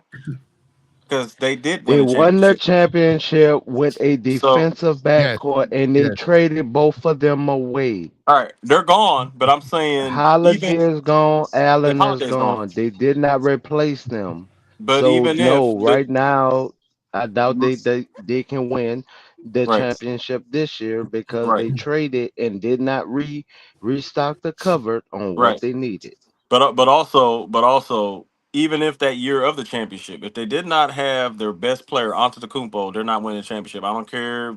Oh yeah, They're not he's winning. an MVP They're, level player. Yeah, they're not. They're not winning. The Lakers are not winning without LeBron James. Okay, so no. yeah. So we when you say when like Toronto Raptors when they won their championship, they had a full deck. They had Lowry, they had Kawhi Leonard, they had Siakam, They had a bench. They won. I know Durant and the Golden State, they had some injuries, but they still won. They had a full deck. They had their team. So when you go to battle another team, you know, Vando, his defense is gonna be missed, but we got, Gabe Vincent, Cam Reddish, them guys are gonna have to step up, man. Can't be no ticky tack fouls and stupid stuff and well, I didn't know and do like miss assignments like Golden State with Troy Brown Jr. Stuff like that. Um, but I But think they're not the ones you just named are not the one that stud and failed to recover. The the no. Here's one what the I'm saying, names you Gemini. just named. Yeah, here's what I'm Okay, saying. okay. Here's what I'm saying. Everybody's got to know their assignment going into the playoffs, man. I mean, because it's going to change, and I think when we've been at our best, Torian Prince. I think when we've been at our best, there's been some games where Torian Prince has come out. Like he's had a couple of 18-point games. 16 to 18-point games. He's shooting, and that's a lot for him. I think I think if he's just shooting, getting you 8 points, Preach. Let me see if you can remember when D'Lo didn't start that one game and they started Dinwiddie in his spot when he started at point guard. What did Dinwiddie do that game? You remember? hold on, say you talking about the game he scored 25? Yeah. Oh yeah. That game, but look, I mean he's just like, oh, okay. He's Now I get to do capable, but he's now I hurt. get to do now I get to do what I'm used to. He attacked. He was attacking, and then when he attacked, it was inside out for Spencer Dinwiddie. That's his game, inside out. I attack normally, and then he starts hitting those corner threes. He starts shooting, and that's just his game. He likes to attack, going to the rim. Nah, that game right there versus any game you seen from D'Lo at point guard this year. Which one you going with? The Spencer game you're saying, or any other game that D'Lo played? Yeah. Oh, that D'Lo versus Milwaukee game was bananas, bro. Was that better than the Oh yeah. That was just everywhere all over the Okay, clutch. how about That was this? nuts, Was yeah. it better than the one when Dinwiddie got that block on who Dame. was that? Yeah, when he Well, blocked he got a block Damian on Lillard's Dame, and shot. there was back-to-back games he did that. It was against Dame, and it was against Shea. He got Shea too. Shea Gillis Alexander. Yeah, he got him in the same spot. But Spence Yeah. can do that. Spence But is Spence, capable. but here's what I like about Spencer Dinwiddie that he doesn't get credit to sacrifice. When you No, sacrifice your offensive game, because I say everybody can come in the NBA and score. Everybody can score in the NBA. You know what I'm saying? Like, and so when you come to a great team, a legendary organization like the Los Angeles Lakers, right? And you put aside your offensive game because it's like, man, I want to display, like Malik Monk. He came, he displayed his offensive game. Now look at him, Sacramento, right? But Spencer Dinwiddie was like, okay, you know what? I'm just gonna fit in. I'm just gonna fit in until my opportunity, right? And like if you mean said, and then he got it. Boom, 25 points. Then against Dame, his defense, he's showing you he can be that player that whatever we need him to be, he'll go out there and do it. So put him against Murray against Denver. That's who I want Spencer Dinwiddie sticking. I want him sticking Murray. Right. I would love to see him Mm-hmm. running the point and just put D'Lo at the shooting guard. Right. Uh-huh. I want to see Spencer Dinwiddie on Murray because he's 6'6". Murray's like 6'4". I want to see it. Yeah, it's gonna be a little bit of it's gonna be a He, little bit different than having D'Lo on you. yeah. And I think the Spencer Dinwiddie plays way better defense than Reeves. And then the good part is when Dinwiddie get tired, guess who come in to guard him? All right. Guess who? Yeah. You I'll know who put, I'm talking about, Preach? say that again. I had to do When something. when Dinwiddie go out, guess who come in after Dinwiddie? You talking about Gabe? Yeah, you don't Gabe get a Vincent. break. You don't get a Yeah. break. And Gabe, yeah.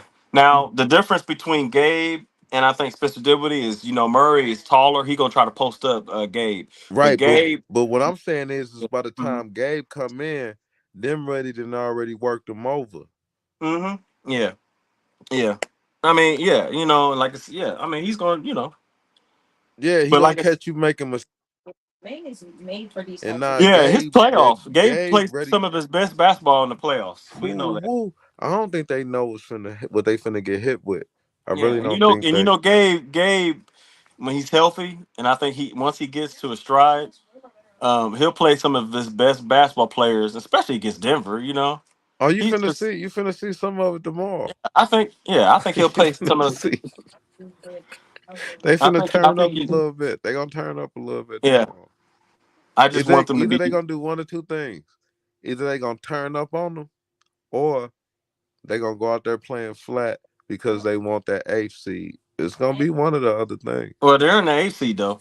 No, I ain't talking about like that. I'm talking about if they lose, if they win tomorrow, right?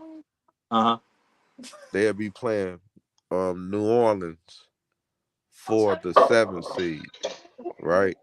Right. Or the Spurs, or the But Spurs. We don't know. if we lose to 10th, and then we'll end up playing Golden State for the eighth seed. Or Golden So State's in the we don't 10th. know that. We don't know that. Golden State's in Yes, the I Golden do, State's in the bro. 10th. The Golden seventh, State's in the Yeah, Golden Golden State is State's in in the 10.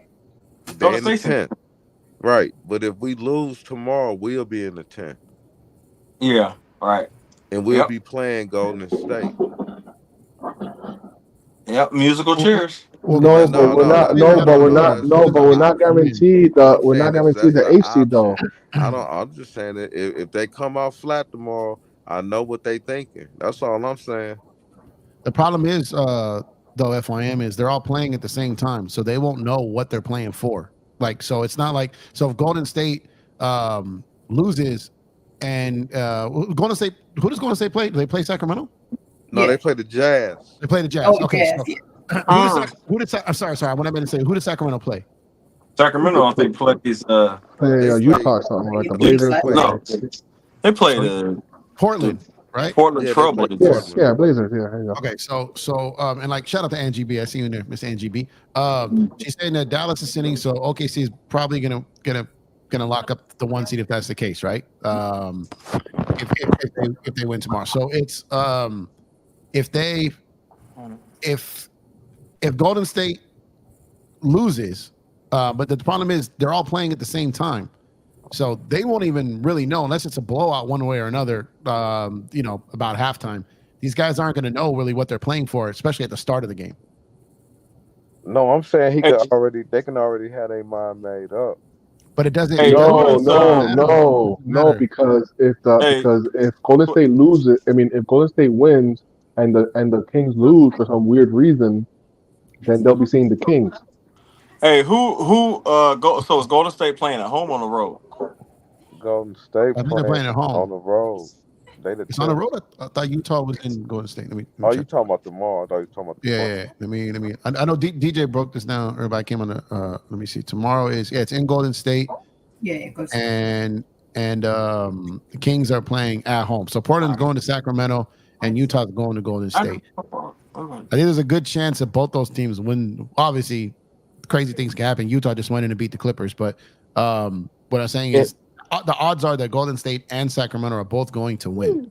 Correct. So if the Lakers lose tomorrow, hold on, give me 1 second. If the Lakers lose tomorrow, then they fall to they potentially fall to 10th. Right. Correct. That's what FIM was saying. So here's my question. So you're saying that Utah is in Golden State, right? Sacramento, are they on the road or at home? No, they're home against Portland. But hold on, real quick. Let me finish real quick. So if the Lakers lose tomorrow and those two teams win, which is likely to happen. Let's go Dodgers.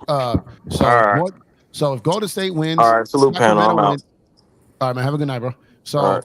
if those two teams salute Laker girl, FYM. And the Lakers lose tomorrow, they fall to 10th, right? Then they have to play obviously like Golden State, right?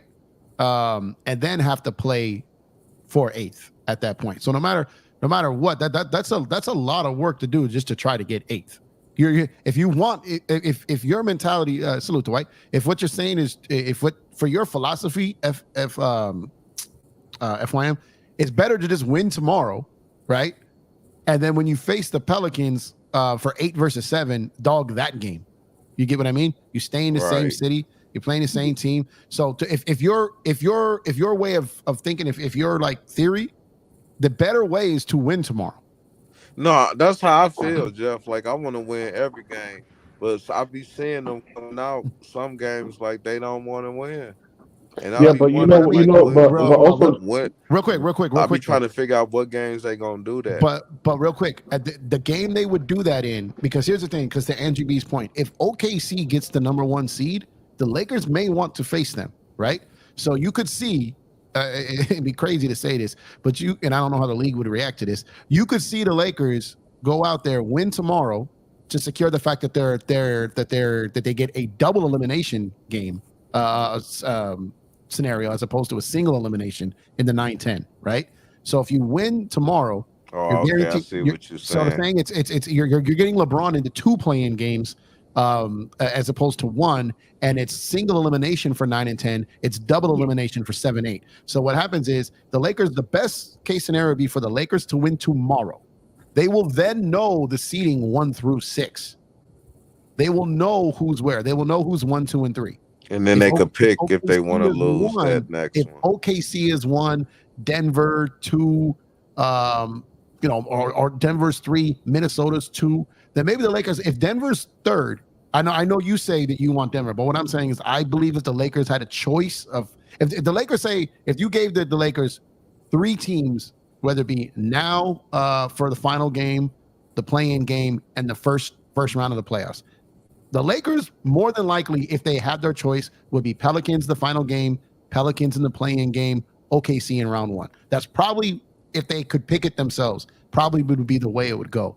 Now, if OKC wins tomorrow and the Lakers win tomorrow, then the Lakers would have to lose the play-in game to face OKC. Because if they win the play-in game, they would get 7th and they would play the 2nd seed in the first round. And if Denver's in the 2nd seed, or Minnesota's in that 2nd seed, they probably would prefer. So what I'm saying is if you're the Lakers and you want to play first, but you're playing the play-in 7 versus 8, you can't just like sit Bron and AD in the play-in game. The league would go bananas. You know what I mean? No, with everything you just said make perfect sense. Right, and one other thing that I think that we're leaving out is, and correct me if I'm wrong, Jeff, but if you're the 7th seed, it could be a small percentage, but so you have home court advantage over the 8th seed in the playoffs, correct? Yeah, if you both make it to the conference finals. Correct. Which, for example, let's say if Golden State gets the 8th seed, I mean, I think that we would definitely, again, it's a small chance, but I think it's definitely worth mentioning that we would prefer to have home court advantage. Yeah, we would, but that's obviously, like you said, a long shot. The chances of both a 7th and an 8th seed in the West, correct. Finals would be, but I think I know I was messing around with, I was joking around with FYM earlier about his philosophy, but all jokes aside, in all seriousness, if the Lakers did prefer OKC, and control their own destiny of being able to face OKC, they have to win tomorrow. They have to win tomorrow, and then, if they lose Game 7, if they lose the play-in, they're not really tripping if their objective is to play OKC. Jeff, can I ask you a question? Sure.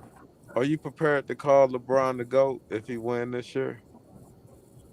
If he wins, I mean, my thing, my GOAT, like, my whole thing with GOAT. No. My whole thing with the GOAT. Well, I have to explain my, I guess, criteria matters, right? So, to me, I'm perfectly fine with LeBron, like, people calling LeBron the GOAT or LeBron being the GOAT. Like to me, the whole GOAT thing is just exhausting to me, right? Because I think, like, there's a lot of different things, like eras matter, all these different things matter. Like to me, it's still Jordan to me, right? But I could see like I have no problem someone calling LeBron the GOAT. You know what I mean? I have no problem someone calling Kareem the GOAT. Let me just ask you this question real quick. So the GOAT, meaning the greatest of all time, what stat is Michael Jordan the greatest of all time at? Can you refresh my No. memory? I'm not. Again, this is just my opinion. I know. I'm just I curious. don't ever What was he debate the the GOAT. greatest at? I don't ever debate the GOAT topic because I feel it's just an endless Jeff. What was he the greatest at? never losing in the finals, I guess. Like No, Jeff. You know who was better in the in the final.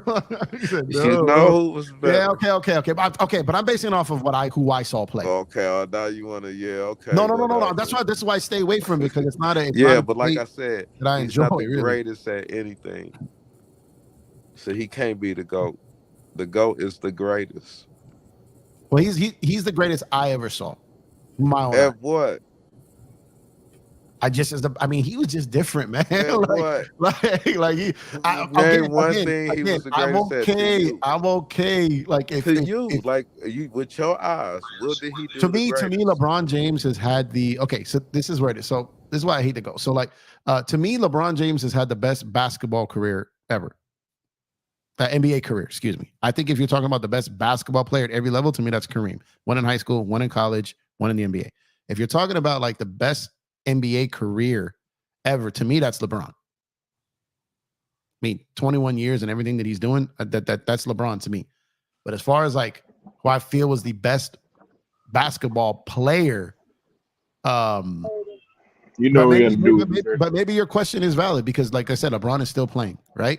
So maybe I have Jordan as that because his career is it's closed, it's booked. We know how that ended, right? Let's say Jeff, LeBron, you know what though, Jeff? But Jeff, you know what? I think that you have a point because we do have like the GOAT of like college basketball. Like at every level, it's a different. And just because somebody eventually wins multiple championships in the NBA doesn't necessarily mean that they would have been a champion in college. Yeah, but my point was Jordan was GOAT both. means the greatest of all. No, I know. I'm just making that distinction. I'm not even that Jordan guy. You know what I mean? I'm not even like a Jordan, like anti-LeBron, anti-Kobe. Obviously, being a Jordan, I'm just saying, like watching Jordan play. Hey, Jeff.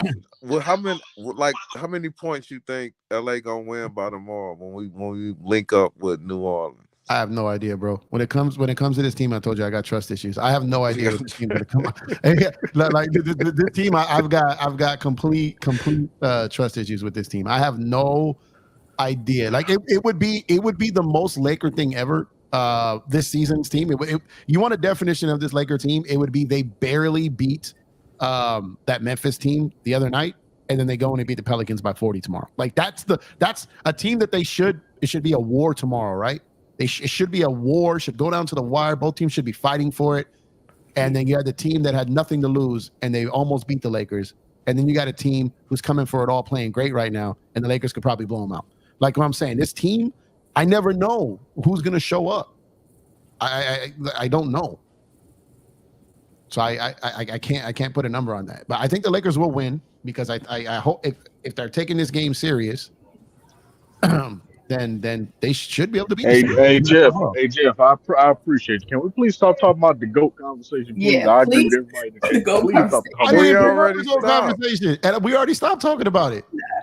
I know. I'm just saying. I appreciate y'all for doing that. I thought you were doing that nice way, Jeff. I would appreciate it if you just shut up, man. No, no. I'm kidding. No, I was just saying I really appreciate it. I told him I don't like having that conversation. That kills streams to me, bro. Like I hate that topic, man. I hate. I was just saying I really appreciate y'all for changing the subject. I really do. No. We got you. We got you. DJ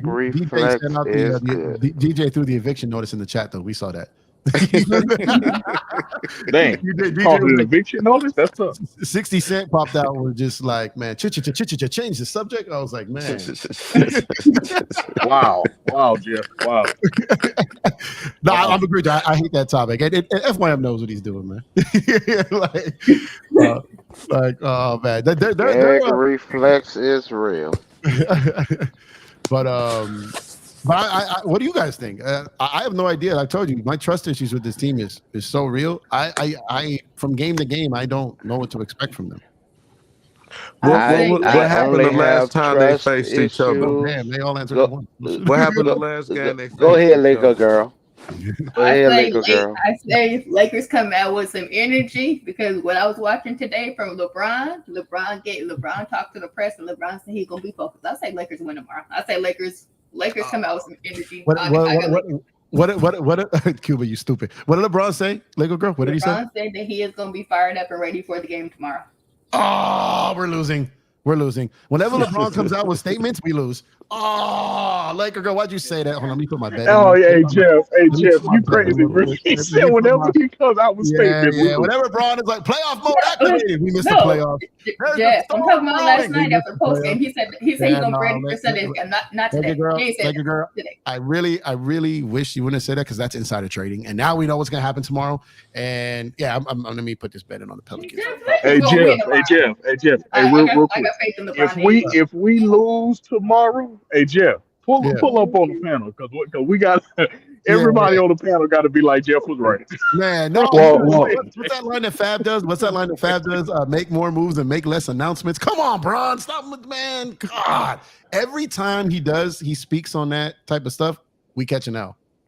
DJ, I will be here to basically boast about my 50% field goal percentage from D-Lo. So you can definitely count on me coming to cash that check. All right. All right, homie. All right, cool. Why won't you put it on AR? Why you want to put it on D-Lo? Why won't you Can put it I on ask you a AR? question? Yes, Can of I course, ask you a question? of course, Gemini. You could definitely ask me a question opposing my position. Go ahead. All right. How many players around the league averages 50%, sir? As a guard, shooting like a shooter. No. I don't mean 50. I don't mean that. That's not what I asked you one question. I asked you one question, sir. Just one. No. That's the only question I have. You said players or guard? A guard. Oh, I was gonna say because I think LeBron averaging like 50, like 50, he's not a guard, 52 for his. And no. I was just saying player. I know. Nah. I really All right, don't know. so stop That number. deflecting. Let's go back to the question. I think it's 20. Stop I believe it's 20. He doesn't even I average believe 50% for the season, no D-Lo. You know. Listen, I believe it's 20 because when Reeves was 49, I believe it's 20 because when Reeves was 49 point something percent, he was like Hold on. 23rd Hey Jeff, in the. what is Austin shooting? He was 23rd in the. I'm still waiting for him. Hold on. I said 20.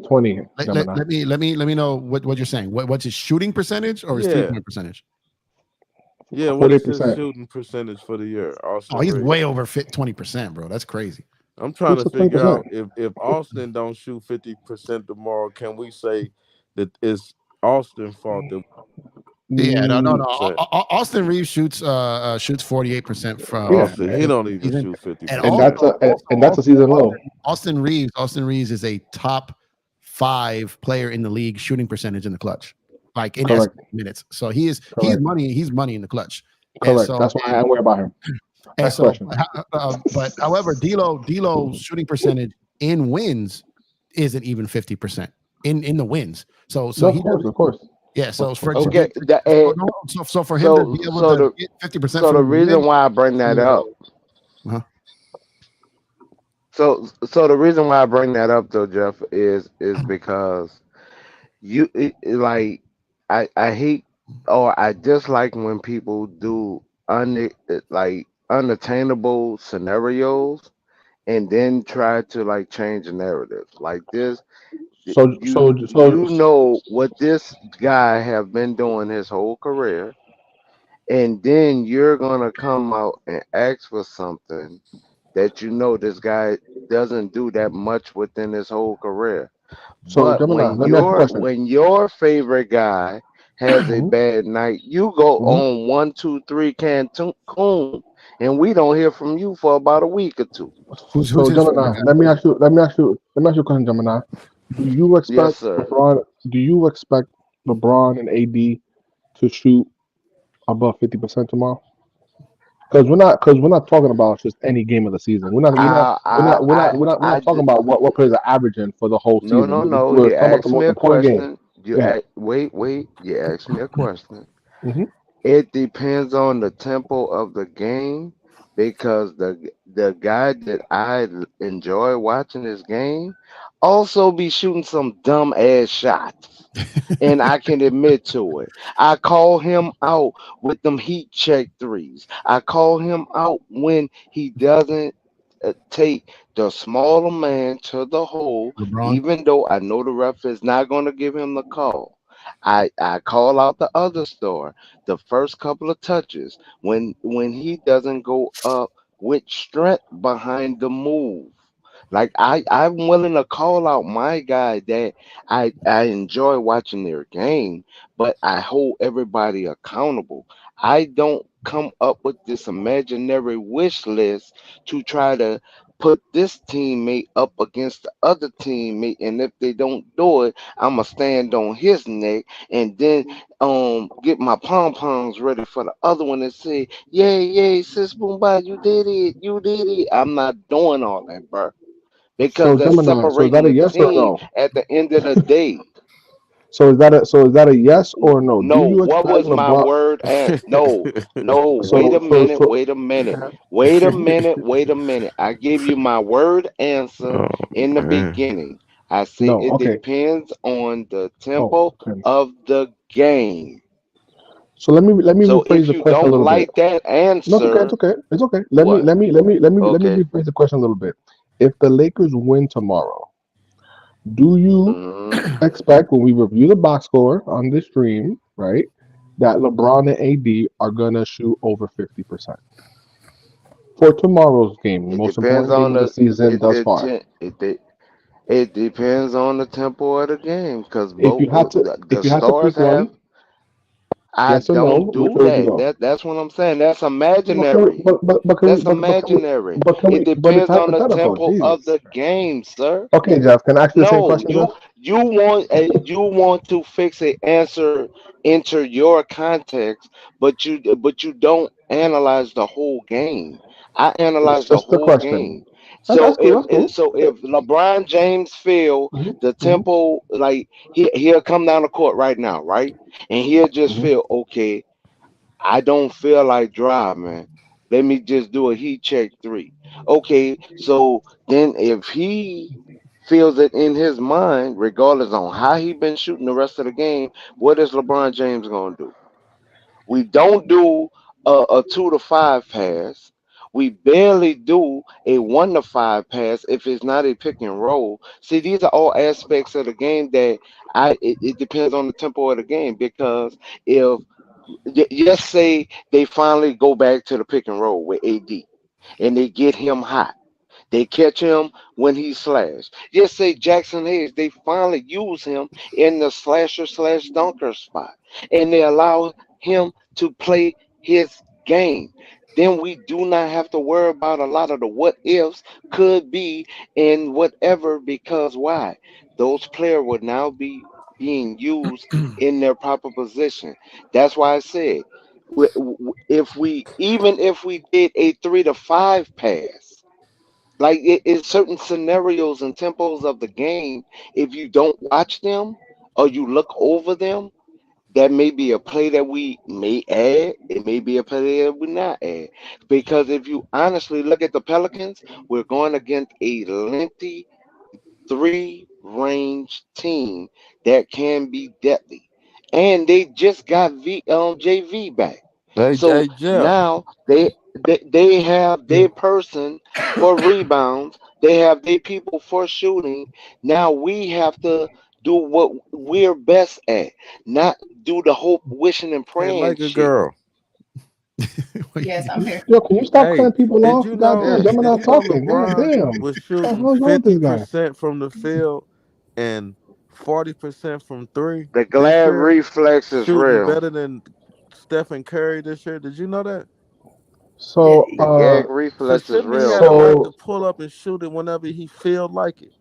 so, Jeff, here's what I want you to do for me, Jeff. If you don't know these stats already, For last year's playoff run, I just want you to look up whenever you have a chance. You might find this interesting.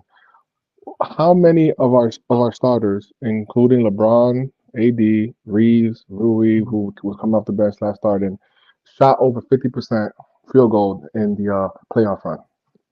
For the entire playoffs last year, or just a series? Yep, The entire yep, the entire playoff. Yep. I got and I got like four. I got like yep, four and here. It's no problem. Let's see here.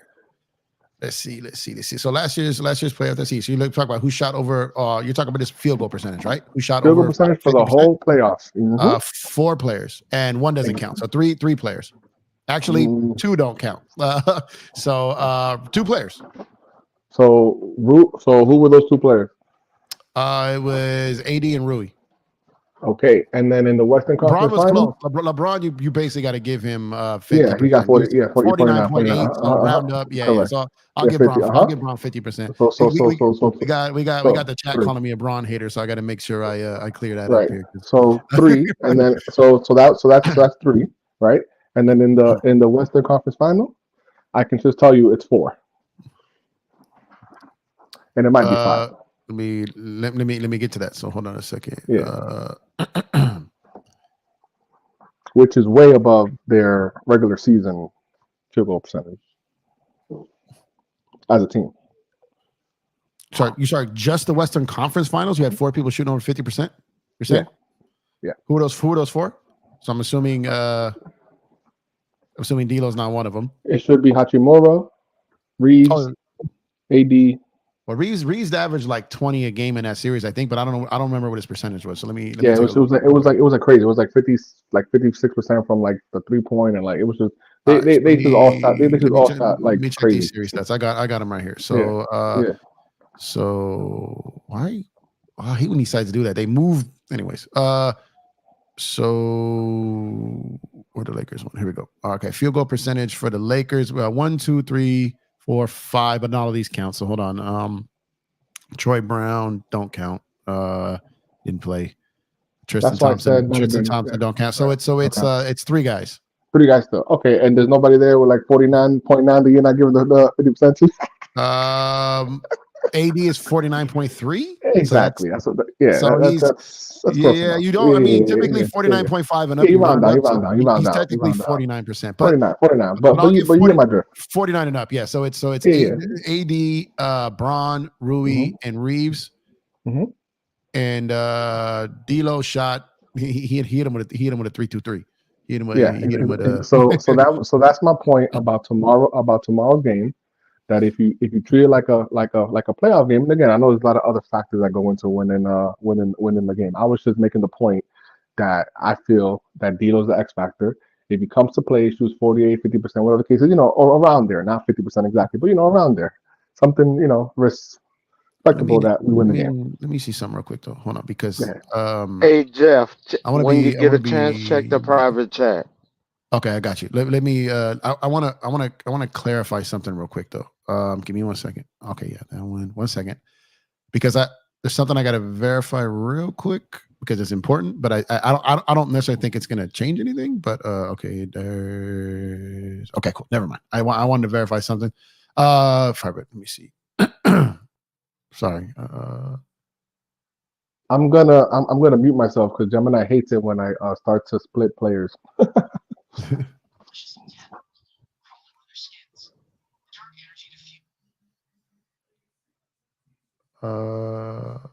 It's a few different ones. Let me see here.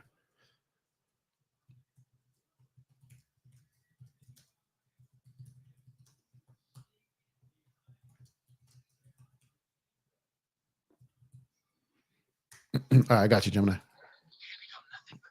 Appreciate it. But Tune, no. Go ahead, Jeff. I'm sorry, sir. Go ahead. No. So again, like what we come back to and what we were talking about earlier, even when Lamont pulled up, even when Tune and I were talking earlier, everyone kind of has their way or perception of the game, their preference, what they look at, and what's important to this, that, and the third, right? Tune is someone who relies and looks heavily at field goal percentage, right?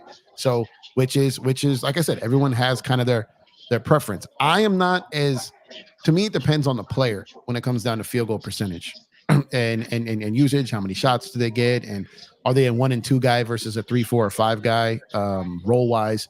So there's kind of different levels to it to me, as opposed to how I look at a player and judge them how their performance was.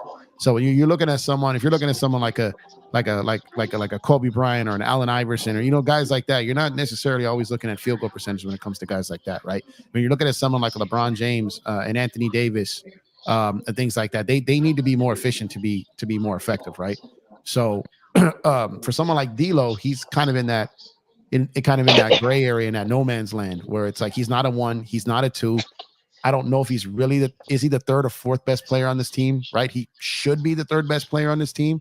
Some people have him as the 3rd, some people have him as the 4th. Like, it's back and forth, right? So D'Lo's responsibilities are just different. Like LeBron and AD are so much more important to the Lakers, which is why I hold Bron a little bit more accountable. Maybe that's why some people think I hate Bron, but I don't. It's just Bron is sometimes in a no-win situation.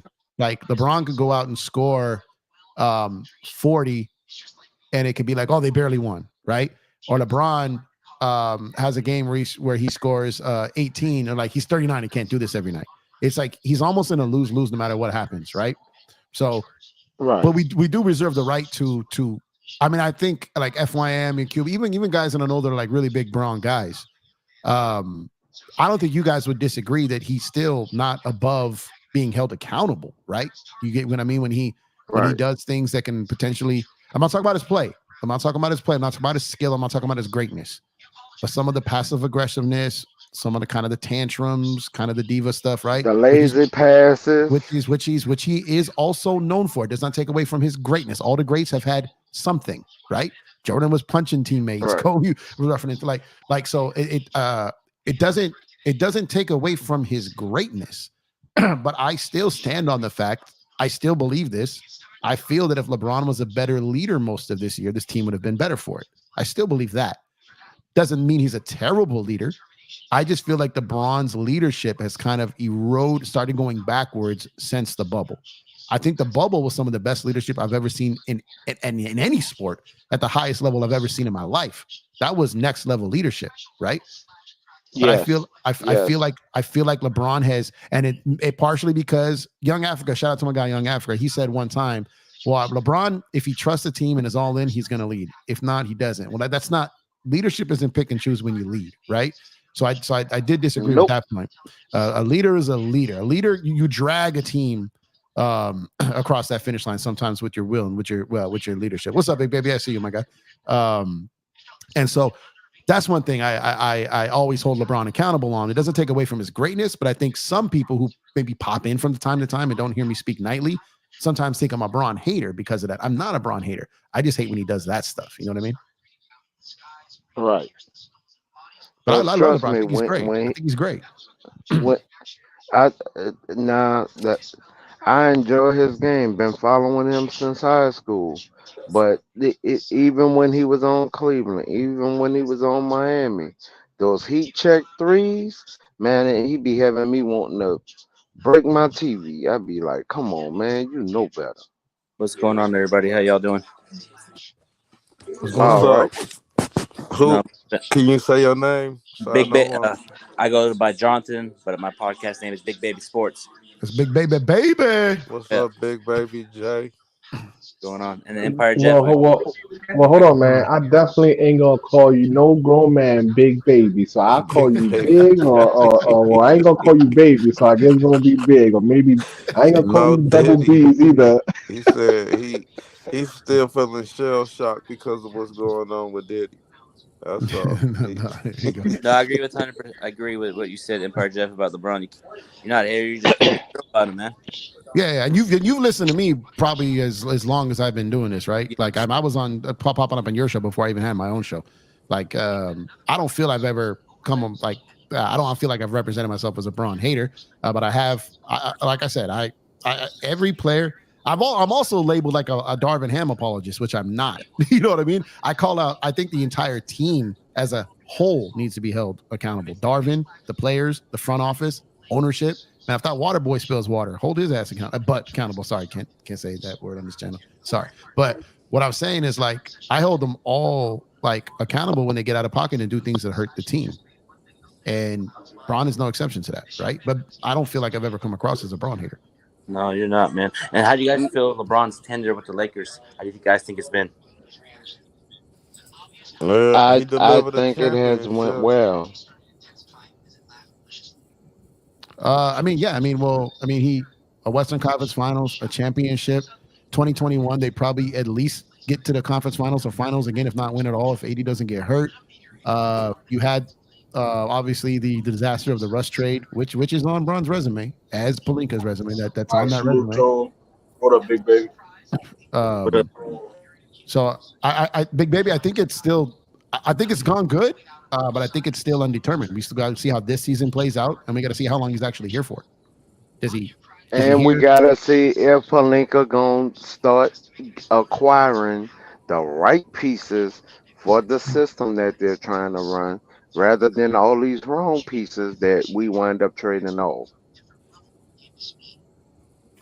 Yeah, I mean, I want to ask you. I want to ask you guys. I want to talk about one thing though. I've talked about this on my show, but I think this is important for kind of everyone to understand.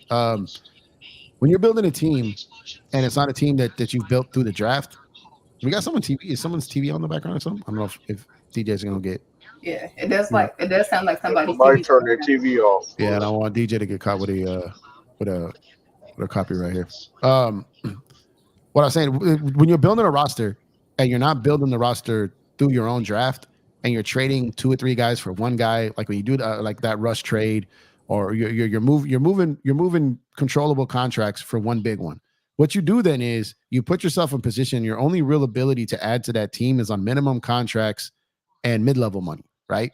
And so when you go back and you look, and you had everybody totally upset about constantly losing to the Clippers. They hadn't beaten the Clippers in like something like 11 games. We were struggling and getting killed by all the teams with the wings. And there's way more teams in the league that got wings than there are the teams with dominant big men, right? So if you're going to go build your team around trying to stop Joker, you're going to have a problem with all these other teams because you don't got the wings to guard them, right? So when you're looking at that, you got Bron at 50 mil, you got AD making what he's making, right? So you're over the cap already, okay? You traded all your picks. You're starting to get some now. You traded your picks. You traded your tradable contracts to get Russ, and you broke those up. You let Bamba and you let what's dude's name? Beasley go instead of picking up his option and trading him for money, right? So what happens is now when that comes down to it, you go into this offseason, you need wings, right? You need a point of attack defender, right? Because that was a problem in the playoffs, and you need to work on your shooting.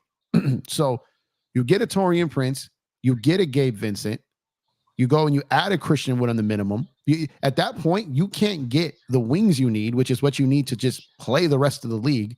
You can't get the guard defender that you need. Now, granted, he got hurt, but you can't get that and then go get a bit. The Lakers don't need a minimum big.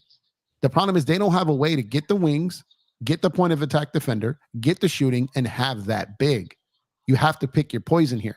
So if you say, okay, let's get the big and let's take away the wings. Well, now we can't beat the Clippers. Now we can't beat OKC. Now we can't beat Phoenix. But we got the big that if the event that we're able to actually match up or face Denver, hey, we got a big man now, but it won't matter because you're going to get smoked by the rest of the teams in the league because you don't got wings. And then you don't got a point of attack defender, which hurt us all year because Gabe got hurt. So let's say you get a big, you don't have that point of attack defender, and you go and you got a big for Joker, but then Murray just goes bonkers on you. So like I said, it's impossible to fill out that roster perfectly with that big you need, with those wings you need, and with that point of attack defender that you need, with the way that the Lakers are top heavy in paying and their lack of draft picks and the way they can add talent. And it's impossible to build a roster out that way. Well, I mean, if I will say this, when the opportunity proposed itself, we didn't even look that way, which was when Charlotte made Nick Richards available, and he was only at 5. I think we could have finagled something because he was only at 5, and he's a solid backup. But Gemini, he wasn't available. That wasn't true. He wasn't available. Okay. Oh, okay. Just think about this real quick. Just for any reason you think I'm not telling the truth. Think about this. You have a player of that caliber, right? Of that caliber, making $5 million, who can help your team now, is young, could be a building block. You got him on a great value deal. You don't got to replace that position. Why would you move him? No one was offering a first for him. Why would you move that for a second? Well, I was wondering the same thing, but on He those wasn't available. panels, on those panels that I'm on, also for Charlotte, they brought up what the GM was saying. So with them bringing up what the GM was saying, he said everybody was available besides two people, Melo and Bridges. Everybody else, he was willing to split the baby. Well, So if you overpaid, yes. If someone offered a first round pick, they'd probably do it. But then we're going to give away a value contract, like a value player at a value contract at a value age for a second round pick. They weren't going to do that. If someone got crazy, if OKC was like, "Look, we got first round picks to throw away in this piece. We'll give you a first for Richards." They would have done that. But the Lakers and all these other contenders, who, if in case you notice, like I think they said like 11 teams control like all the first round picks of the next, like it's just insanity. Like all the contenders don't got picks. like couple of like for a minute. Yeah, so like all the contenders picks are sold up for a minute, minute. So that's what I'm saying. So now whereas you got Boston, who has picks, but Boston's gonna be a second April team. It doesn't have the ability to move guys. They got picks, but they can't go get high salary guys without moving one of their high salary guys. So if Boston wants to go out and make I need Q off for them. I know you've been talking about him, but what I'm saying though is Boston can't go and get a buyout guy above a mid level. Boston can't go out and trade like a Pritchard and 2 first round picks for another guy. Like they can't do it. I wouldn't. Right. So I wouldn't mind doing that, big baby. I won't mind doing that. What is that? Like somebody playing Soul Glow in the background. So what I'm saying is the Lakers are actually in. It's crazy because when you look at when you look at the actual landscape of what the Lakers can do this summer, it's really hard to know because you don't know what D'Lo situation is going to be. You don't know what Bron's situation is going to be. You don't really know. That's the first thing you got to figure out. Does Bron just simply opt in? Exactly. Or does he opt in and then get extended? Does he opt out and then sign a 2-year deal or whatever it is? Like, and D'Lo, does D'Lo? I don't see a world where D'Lo opts in. He's opting out. Now, the money out there is not crazy this year. So Orlando's looking back, I think, with like $60 million in cap space, right? They're the wild card and everything right now. Is that Philly? Yeah, they can make a run at Bron, but they're going to go after PG first, right? So if Philly isn't going after Bron, if not leveraging Bron, then Bron really doesn't have any leverage there, right? He really doesn't. And that's no Bron shade. What I'm saying is Bron can't be like, I got this $50 million deal elsewhere. Now, having said that, I think the Lakers want to take care of Bron, and I think they should take care of Bron. My thing is, I don't think they should give him a long-term deal. You get what I'm saying? Like, I don't think they should give him a 3-year deal. Like, I don't, just for the simple fact, the Lakers are going to take care of him, and they should. But what I'm saying is, I wish LeBron would be like, look, I'll come back 2 years, 50, right? I wish that would be the case. I doubt it's going to be. But the Lakers are going to take care of him, one, because that's their marketing to their next superstar. And 2, it's box office. He's still a cash cow. So the Lakers are saying back, hey, even if we miss the playoffs, it don't hurt our pockets at all because we got LeBron James. At all. So it's like, to them, it's as long as you want to play, and as long as the Lakers will let Bron play till he's 50 if that money's still generating. I'm telling you that right now. Now, I'm not saying that's wise, but at some point, they're going to go out and try to get his son. Like, they're going to do whatever they can to make him want to stay and continue to be that draw. Okay, so Jeff, since you brought up that topic, because I really didn't want to touch that topic, what would be the problem with Bronny if he wanted to be a Laker, right? Going the same way that Reeves and White Castle did it. What would be the problem within that aspect? I'm sorry, Jim. My mixer cut out there for a second. I didn't hear your question. I'm sorry. I said, since you brought up that subject, what would be the problem with Bronny going the same way that Reeves and White Castle did it to be a Laker? Well, the problem is What I don't would think be it'll. the problem with that? I don't think it'll come to that. But real quick, Black Joker, man, he kills me on anything I say about Bron. Real quick, what I mean about that, Black Joker, as far as I want him to take a pay cut so the Lakers have a better chance at winning. If Bron is your highest paid player, it's really hard to build a team out to get him a team he can win with. That's maybe I didn't do a very good job at clarifying that. But if Bron is making $50-60 million, it's really hard to build the team out with a roster that he can win with. If Bron is making $25 million, while they still have cap some issues there, they have more maneuverability that they can do. Now, Gemini, as far as yours goes, as far as the AR and the Castleton. No, I didn't say nothing about they did the same route. The way how they route. became It's the same route, same agent, same game plan, same everything. So that's why I wrote them two together, because that dude's that dude's a Laker mule. You know what I mean? So right. That won't work. That won't work with Bronny, because I'll tell you this right now: some team will draft Bronny just to extract either cash from the Lakers to buy the possibly. pick. Not LeBron. No. Like a team like Philadelphia, Daryl Morey. There's no way in hell Daryl Morey would let Bronny James go undrafted if he can get $4 million from the Lakers for a second round pick. You get what I'm saying? Like, or there's no way he's letting him go undrafted if he can get 2 future seconds for that second round pick. So if I'm a GM and I know that the Lakers are they don't necessarily want him there to play, but they want him there to make LeBron happy. And it's not just to make LeBron happy. Like, they not just to do it because they have to. Again, I think the Lakers want to continue to serve LeBron and please LeBron. I think they really do. And vice versa. A lot of that stuff in the media back and forth, the beef has never really been a major between those two. They've been aligned on the money. They've been aligned on a lot of things. The thing is teams know that Bron wants to stay in LA. Teams know that Bron wants Bronny in LA, and teams know the Lakers want to make that happen for LeBron. Now, Gemini, if you're about your business, Gemini, and you know that to be true, and you have a way to leverage that and maximize your return on something. So if you can go, I'll tell you this: I could tell you, like, I could see the Lakers.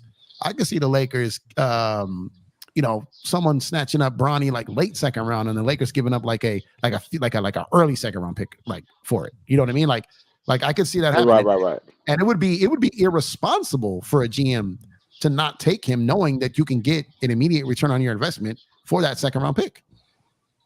And that part I agree on that, but that's why I asked, what if he takes his hat out the ring like Reeves and Castleton did, and just go that same route, and then we don't have to worry about all the fluff from ESPN, the media, and everything else. Even if a GM does try to draft him, he took his name off of the board, so they can't draft him and use that to leverage against the Lakers. Like, I'm doing it to make sure, like, we have shields up there as far as the organization, right? They have shields up there to where it doesn't impede him coming, and we can still conduct business. Well, there's the other side to that dog coin. and pony shows. Yeah. There's another side to that coin, though, Gemini. There's another side to that coin. So I gave you the vindictive side from the league perspective. Right. The vindictive side. Now let me give you the relationship side. Okay, because you're gonna have Genie, you're gonna have Rich Paul, you're gonna have LeBron, you're gonna have Pelinka, you're gonna have all these guys out there looking for a favor, right? And at some point, you're gonna have agent. So what are you saying? You're gonna have all of these out there. Hey, draft them for me. I owe you one. Pelinka has relationships with a lot of people around the narrative on Pelinka is crazy. I'm telling you this right now. Like, Pelinka has a lot of people that rock with him around the league. I'm telling you this. And the thing is between all of those people, there's the side of they will get someone to take him for them to get him there.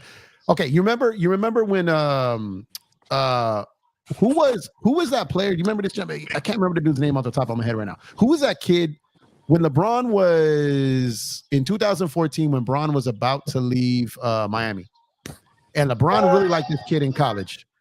He played for UConn. Oh, remember? God dang. I remember. I Bill, know his face. Okay, so I know his face. Bron wanted him. The whole league knew Bron wanted him, right? Right. Pat Riley got another team to draft him and send him to there on a relationship move. And what's dude's name? That Boston Bill Simmons threw a fit on national TV at the draft. Because everyone's like, everyone knows that this is a key to keep LeBron in Miami. Who would help them? And the guy's like, well, a team that it doesn't affect. Why would they not help? Napier. There you go. Napier. So dog. Shout out to Big Dog. Napier. I remember the dude face as soon as you said it. I was like, man, there, the dude who didn't pan out. But Bron wanted him, right? And there was no one saying, and there was no one saying, and the praying, all you got to do, no one's helping Miami get him. There's no way to get him. No one's going to help him. They're gonna tax him. They're gonna do this. They're gonna do that, and they got him cheap. And that's why. And then Bill Simmons threw a tantrum at the draft about it. And like I said, that can very, like I said, so there's two sides to that coin. There are people who would help the Lakers because who doesn't want a favor from Clutch? Who doesn't want a favor so there are teams that'll do that. It's the same way how buyouts work. Buyouts are, why do you think every time a player is bought out, they already know where he's going? Because once the player knows where he wants to go, they work with the team for the buyout. No one interferes and they make it happen. That's how these things happen the same way. That's all relationship based. That's done for the agents. The whole buyout thing is done for agents. Okay, so that's what I'm saying. So all like all these. So they can have a favor and a hole. Yeah, I know. Yeah. So there's two sides of that coin. The problem is you got to hope that your guy can get a hold of him before the vindictive guy can. You get what I'm saying? Yeah. Because I'm telling you right now, you don't think I'm telling you, Daryl Morey, you don't think the Clippers will love to muff that up? Like they're constantly trying to get him. Yeah, they will. Right? Like you've got all kinds of like the Celtics would love to draft him, and okay, we drafted him. Give us 2 seconds for him. Let's get 2 Laker picks, 2 second-round Laker picks for one of ours. You get what I'm saying? So it's just just got to hope that your relationship can get to him in a range that another team isn't going to be like, look, we're not going to use the 30th pick on Bronny. We can't do that, right? But another team will be like, we're not tripping on the 30th pick right now. It's a weak draft. Let's make it happen. So. But that's also why I felt the last draft was so important. Like if we really would have felt the holes of the team, I felt we would have had a better draft. But we did not fill any holes of the team. Well, you can't. I'm just saying fill the holes what we needed at that time. Draft is before free agency. So no. Wait. We need a front court help.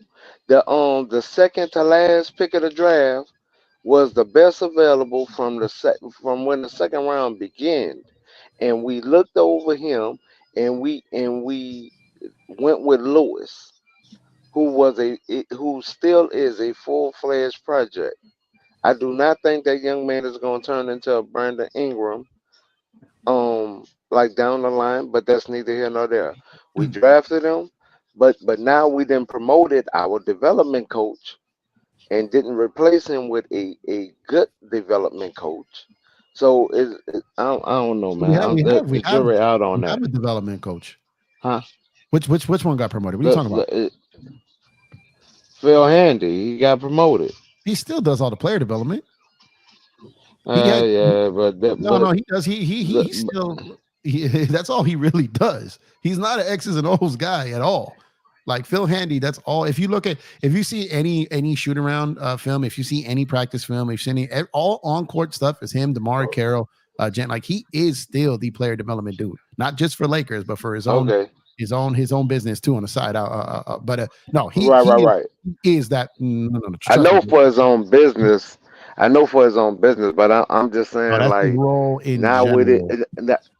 Yeah, like I just feel like we kind of changed his position, but I wanna thank these 3 people for the answer because I don't want them to think I jumped over one for the other.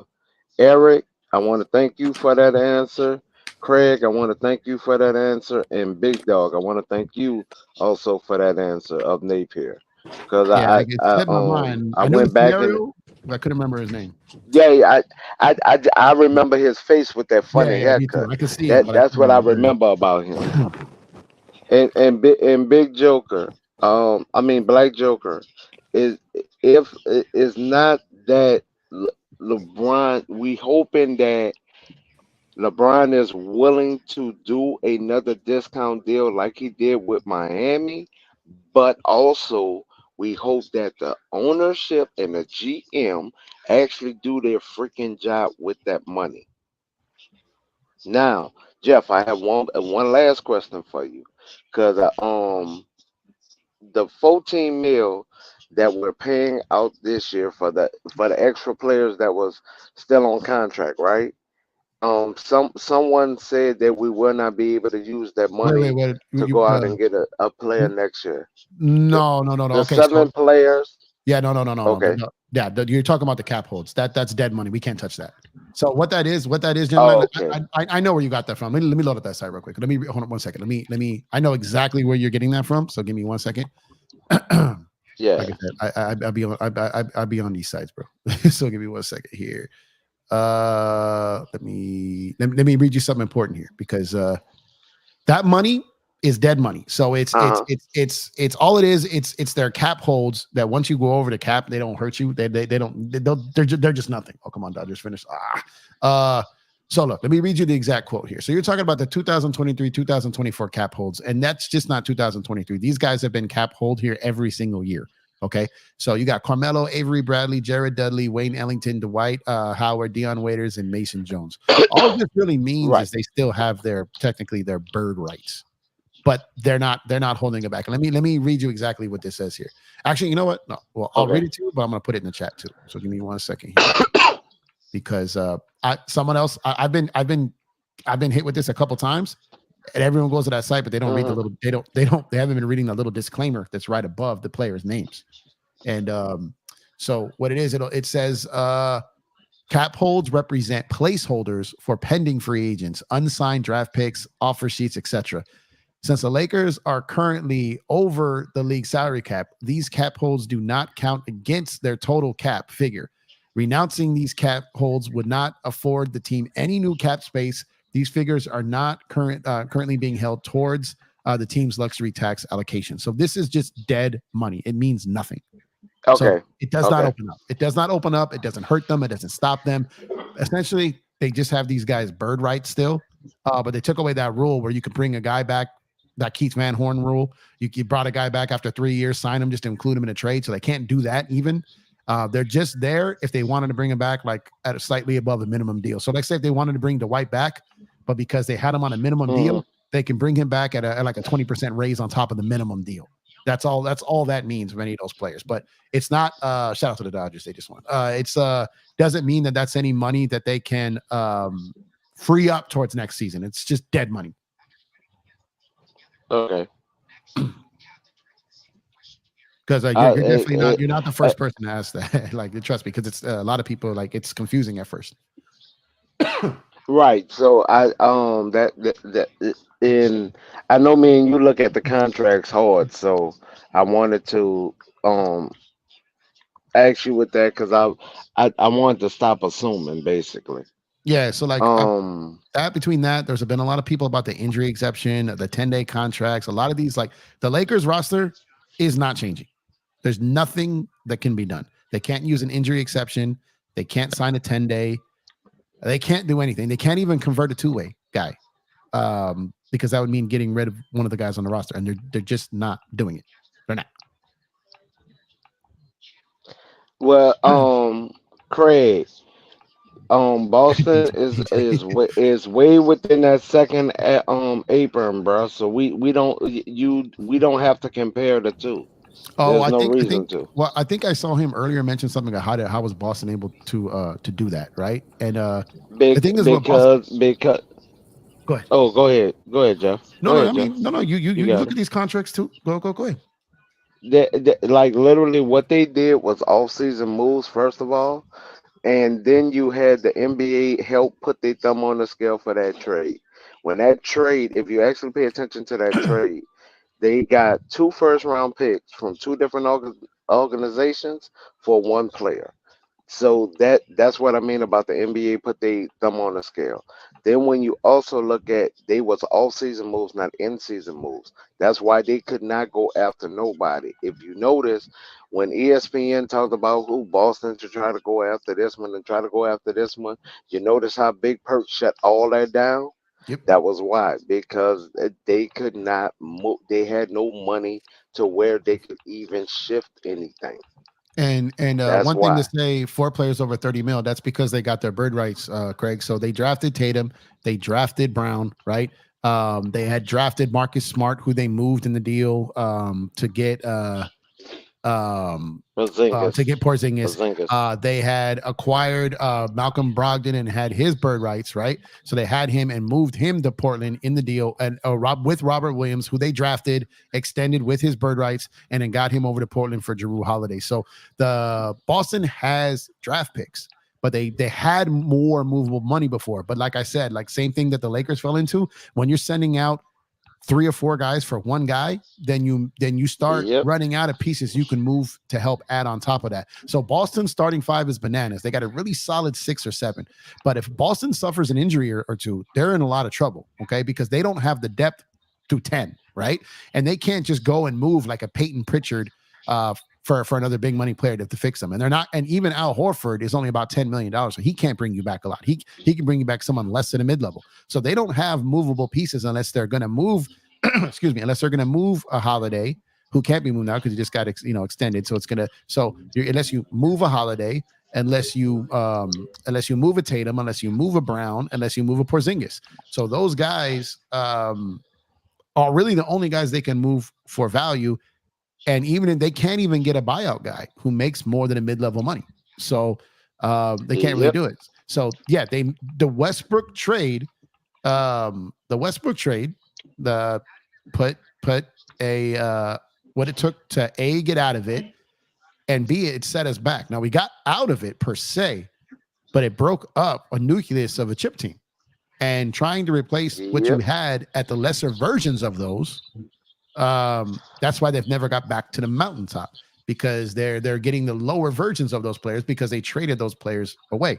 Like you're going to get a lesser Kuzma, you're going to get a lesser KCP, and a while like Montrez, he basically become unplayable in the playoffs and this that. But he didn't have a bad year for the Lakers. He got benched down the stretch because his defense. But what I'm saying is like the Kuz and the KCP part of that, the Lakers have yet to replace those 2 guys. And KCP is a perfect guy for Denver, and they got him. Well, he's bringing up the wings and the guards. I'm gonna bring up the front court. We have not restocked the cupboard on our front court at all, and that's what I'm upset with our front office about, making it seem like we don't need a front court. I think they intended. So here's the thing. So you have LeBron playing the 4, you have AD playing the 5. Whether you want AD at the 5, that's not what I'm talking about. I'm just saying where they play, right? You have LeBron playing the 4, you have AD playing the 5, right? You extended Vando. Okay, you have Rui. So in their minds, like they have their front court. They don't have a true backup 5. Now you could say, right, whether you want AD at the 5 or not, AD is a 5. He's been a 5 since he was a Pelican. Hit that like button and subscribe. He's been a 5 since before he became a Laker. They have not had that backup center. So when people talk about 2020, what they got to realize about 2020 is that kind of lucked out. Like it kind of the way it happened. A lot of things kind of fell in the Lakers' lap there. So they signed Boogie, who wasn't the same player he was. I know he came back from the Warriors team against injury. He just was a shell of himself. They got his Boogie lateral movement sucked, wasn't the same. and he had less jumps. So they got Boogie, right? And he gets hurt, right? So he's basically done for the season. And they got Dwight at the minimum because he was basically on a make good deal. Okay. So you're not going to get a player like Dwight of 2020. You're not going to get a player like that this year for the minimum. It wasn't going to happen. And then secondly, McGee was not on a minimum deal. They paid McGee. They got him the first year, his first deal they got him when they got him from the Warriors. But on the first year, they got him on the minimum. The year after that, I believe they gave him basically the mid-level, the $5-6 million, whatever it was, right? Somewhere around there. Yep.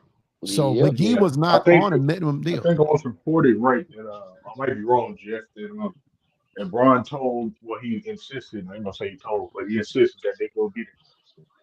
But they got So what it was is they had the whiteboard, right? And it was on that whiteboard for that year. It was AD and it was Kawhi. And then with the Kawhi deal fell apart, which it ultimately did. They had to pivot, which was the Danny Green. Oh, no. I wasn't talking about that. I was talking about the first year, JaVale McGee. I heard that Bron insisted. Oh yeah. No, but I'm talking about when they actually paid him the next summer. So because when they brought him over from Golden State, they got him at the minimum. And then the next year he signed when Kawhi chose the Clippers, the Lakers pivoted and then split up that money around. They went Danny Green. They gave McGee a raise, signed him the bigger deal. So McGee was not a minimum center. This all paints my point about how it's hard for the Lakers to do it this season.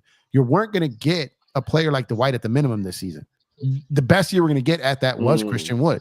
All right. So they got Christian Wood. They got the best big available for the minimum, which at talent-wise, not necessarily the best talent-wise, yes. Yeah, talent-wise, not a true backup center, but there really wasn't one. The true backup center that we need wasn't available for the minimum. They was gone. Everybody was gone, and then Pelinka got in front of reporters. I want us to run that Twin Tower system. I will make sure we go back to running the Twin Tower system. You lying mother. Well, no. Well, he wasn't. He wasn't. Shut your mouth. Yeah, Gemini. Here's the thing. When someone says something and means it, and then it doesn't end up happening, it doesn't make them a liar. They intended to. He was trying to go out there and get bigs, but it takes two to tango. Teams weren't just going to give that. Yeah. So what you saying is no, Jeff.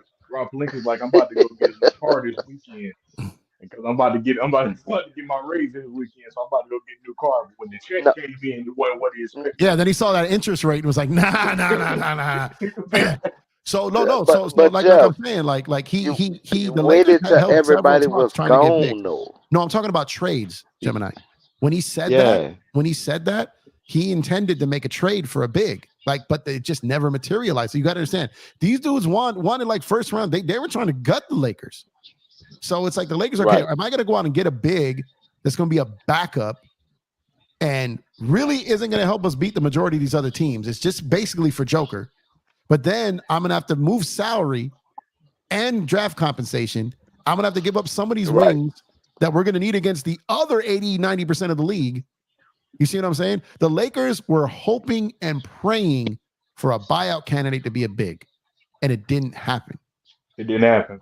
So what happened was he fully intended to. And like I said, he tried. Like when I say that Nick Richards was never going to happen, I don't get that confused with they didn't try. It's just Charlotte was not giving him away for a second round pick. It didn't make sense to. Daniel Gafford and what Dallas gave up, like all the things that like the Lakers weren't in position to do that.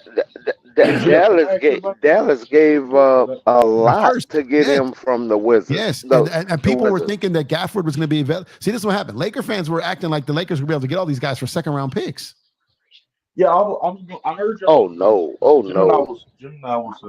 And Gemini will probably say, I ain't gonna lie, I did want Gafford, but I ain't gonna lie. On the realistic side. We all wanted Gafford, but the cost wasn't going to be paid.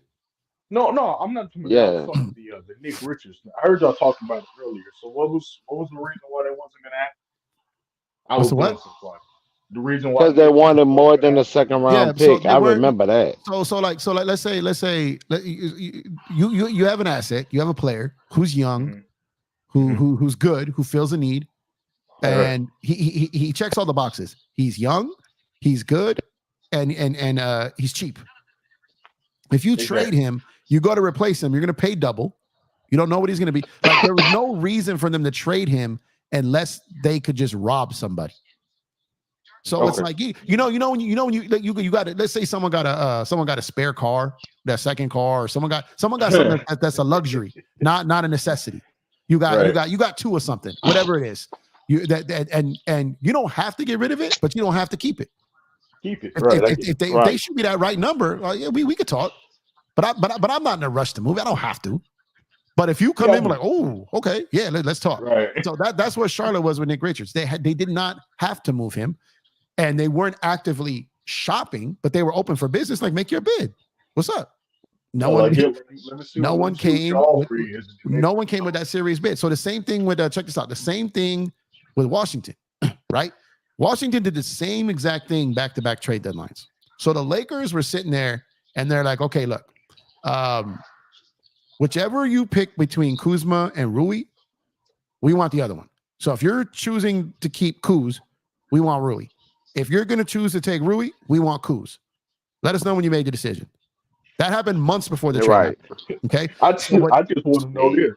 Now, I wonder next trade deadline, are they going to keep Kuz again? Well, no. So hold on. So the same thing happened this trade deadline. Dallas was like, they're on the fence of which one of those two they were going to keep, Kuzma or Gafford. And they chose. Dallas made offers for both. They said, same exact thing. We want that Laker deal. Whichever one you don't want, let us get the other. That's the one we want. Exactly. We'll pay. And here's the thing. They agreed on Kuzma. They agreed on Kuzma. And then changed the deal. Change the deal. Well, let me tell you why. They agreed on Kuzma.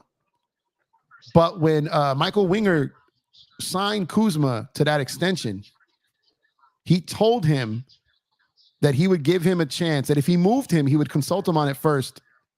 And unless it was a deal that it was too good to refuse, he would give Kuzma an effective no trade clause, like to veto it. And so what happened was they had a deal with Dallas. He went back. He told Kuzma.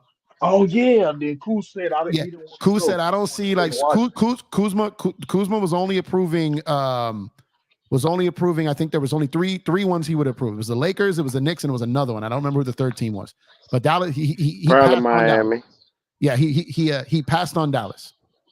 He had passed on Dallas. So they had to go back to Dallas. It would have helped this clothing company to go to Dallas. No, I get it. Would have helped this clothing company. But it wasn't going to help. Like he's like, I'm not going to go there. He didn't think he'd win. He still wants to get his touches and his shots, right? So he vetoed the deal because he honored Kuzma's. They honored the agreement. It wasn't in writing. It wasn't a legal binding. Yeah, it was one of those verbal. Right. However, if like Brooklyn called up and says, "Look, we're going to move Mikal Bridges, give us a bunch of picks and Kuzma would have been gone. Like they wouldn't have went back to him on that. You know what I mean? Exactly. But on a board like a deal like that, So that's what it was. So then they went back like, nah, Kuz vetoed it. We're going to do the Gafford deal, and then they did Gafford, and then they pivoted for PJ Washington for the wing. So like I said, those type of situations like happen like way in advance. So when teams start calling people like 2 weeks before the trade deadline, like there's already framework and things already arranged that have been arranged for months already when you get in late, right? So that's how they said the Lakers. I heard that the Lakers were working on that Rui or Kuz deal at the end of training camp last season. Like that went for months. And then when they found, that's why it got done early. That's why that got done way before the trade deadline. Because once Washington made their commitment to who they wanted to keep, the deal got done early. Right. So this one happened a little later. So, God, that went a little long, and I don't remember what our initial point was, or how we got. No, I got you. I appreciate you. I got you.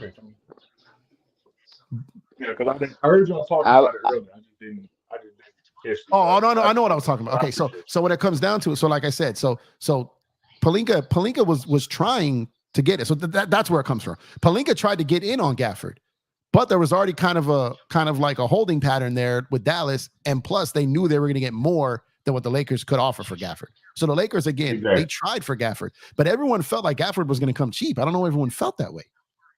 Like everyone, ain't no way he was coming cheap. I know, but Jim, like, you heard people just assuming like a lot of people feel like the Lakers can get, you know what I mean. So that's what I'm saying. They thought that like all these players that the Lakers could get that they had a shot at, but they didn't.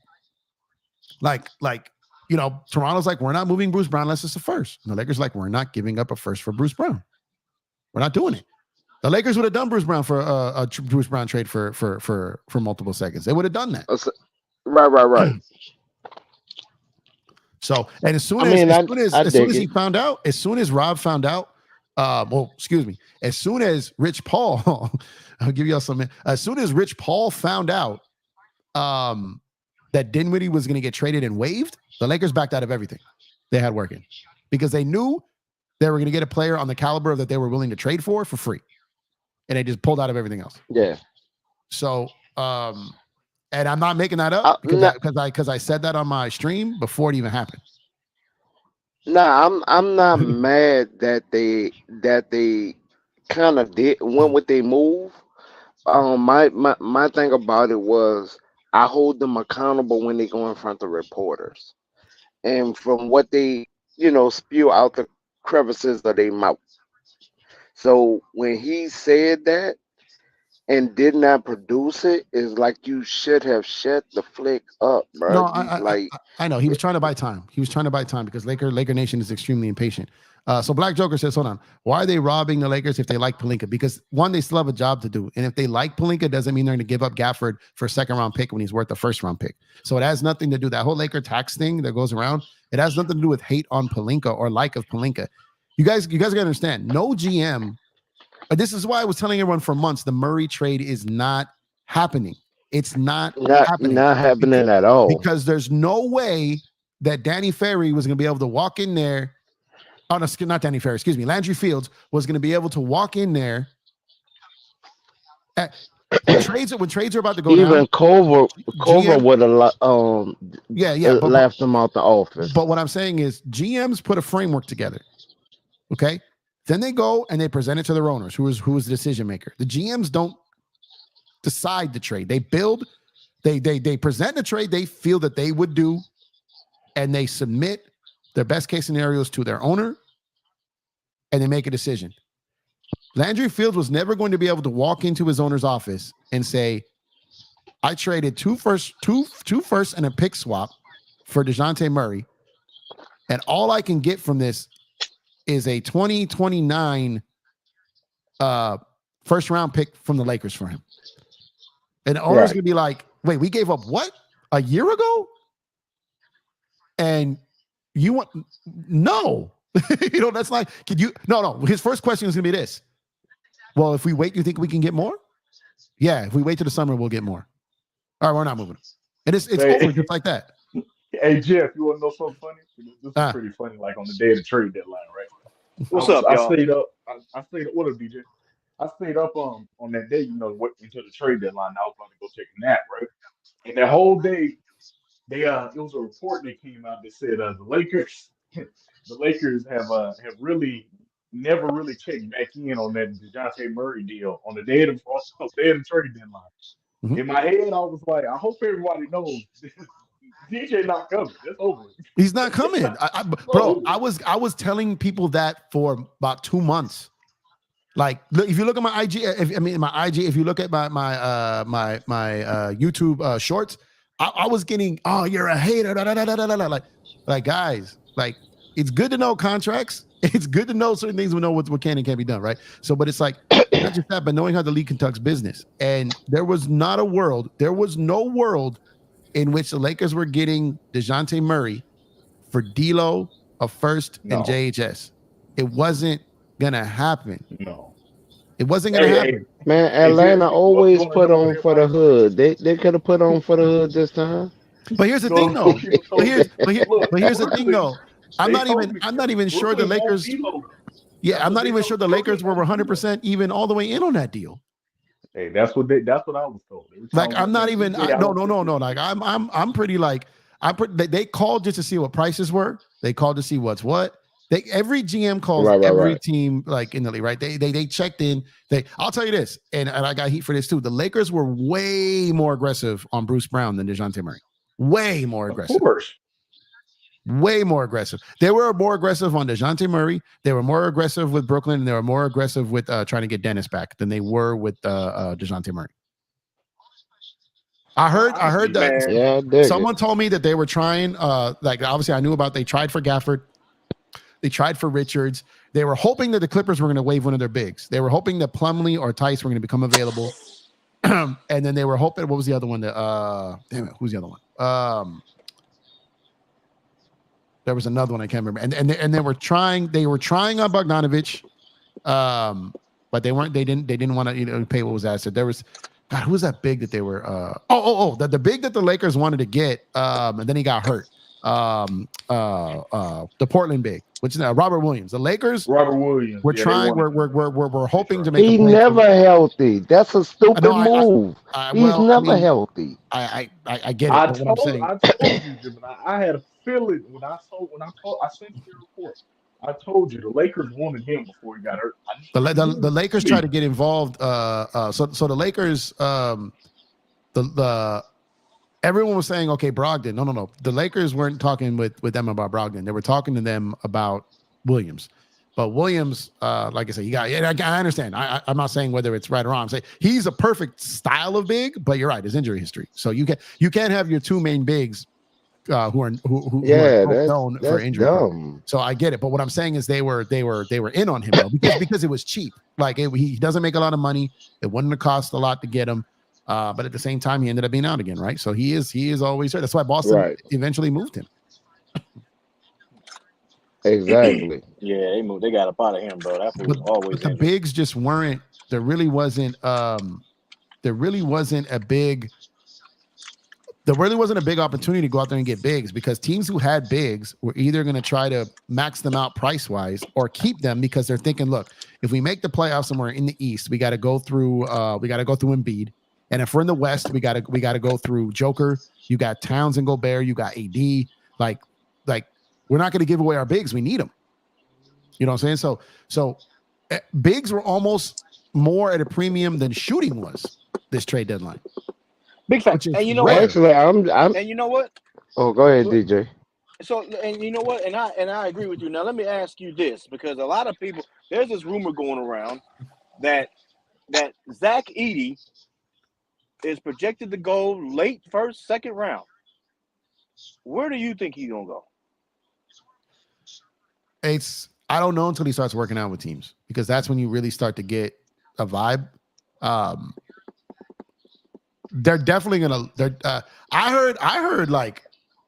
heard mid second round. I heard recently, like that's crazy. So it's crazy, but here's the thing: like a team that like a Western Conference team, multiple Western Conference teams should go after him on size alone, because like I said, I understand this is not a centers league, but wherever you have Joker ranked,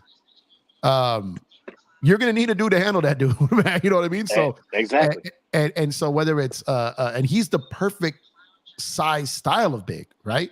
He's not the super thin athletic rim protector that can just be shoved around.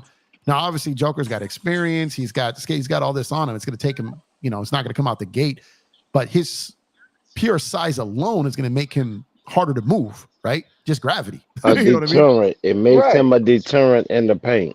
So, but at the same time, if you've got someone, you've got to, if you're someone like the Lakers, he's someone that you would get and you would just hope, like develop, and you got 6 fouls to use on Joker, right? That's not doesn't matter if you score, doesn't matter if you do anything. You just make him use energy, essentially, right? That's your job as a rookie. Now you're probably going to get torched. You're probably going to do, but that's less wear and tear on AD and whoever else, it is. So if I'm the Lakers, that's the type of big, whether it's him or whatever, that's the type of big, not a Christian Wood, not a Jackson Hayes who you can fax from city to city. Like, you know what I mean? You need one of them bruising bigs, one of those tough, I've been saying that. So he is, but NBA wise, those guys aren't cheap. You're not going to be able to like the Nurkic's and stuff like that. The Sabonis's, like those guys are not cheap. Right, the cheap guys are the skinny rim rocking stretch fives.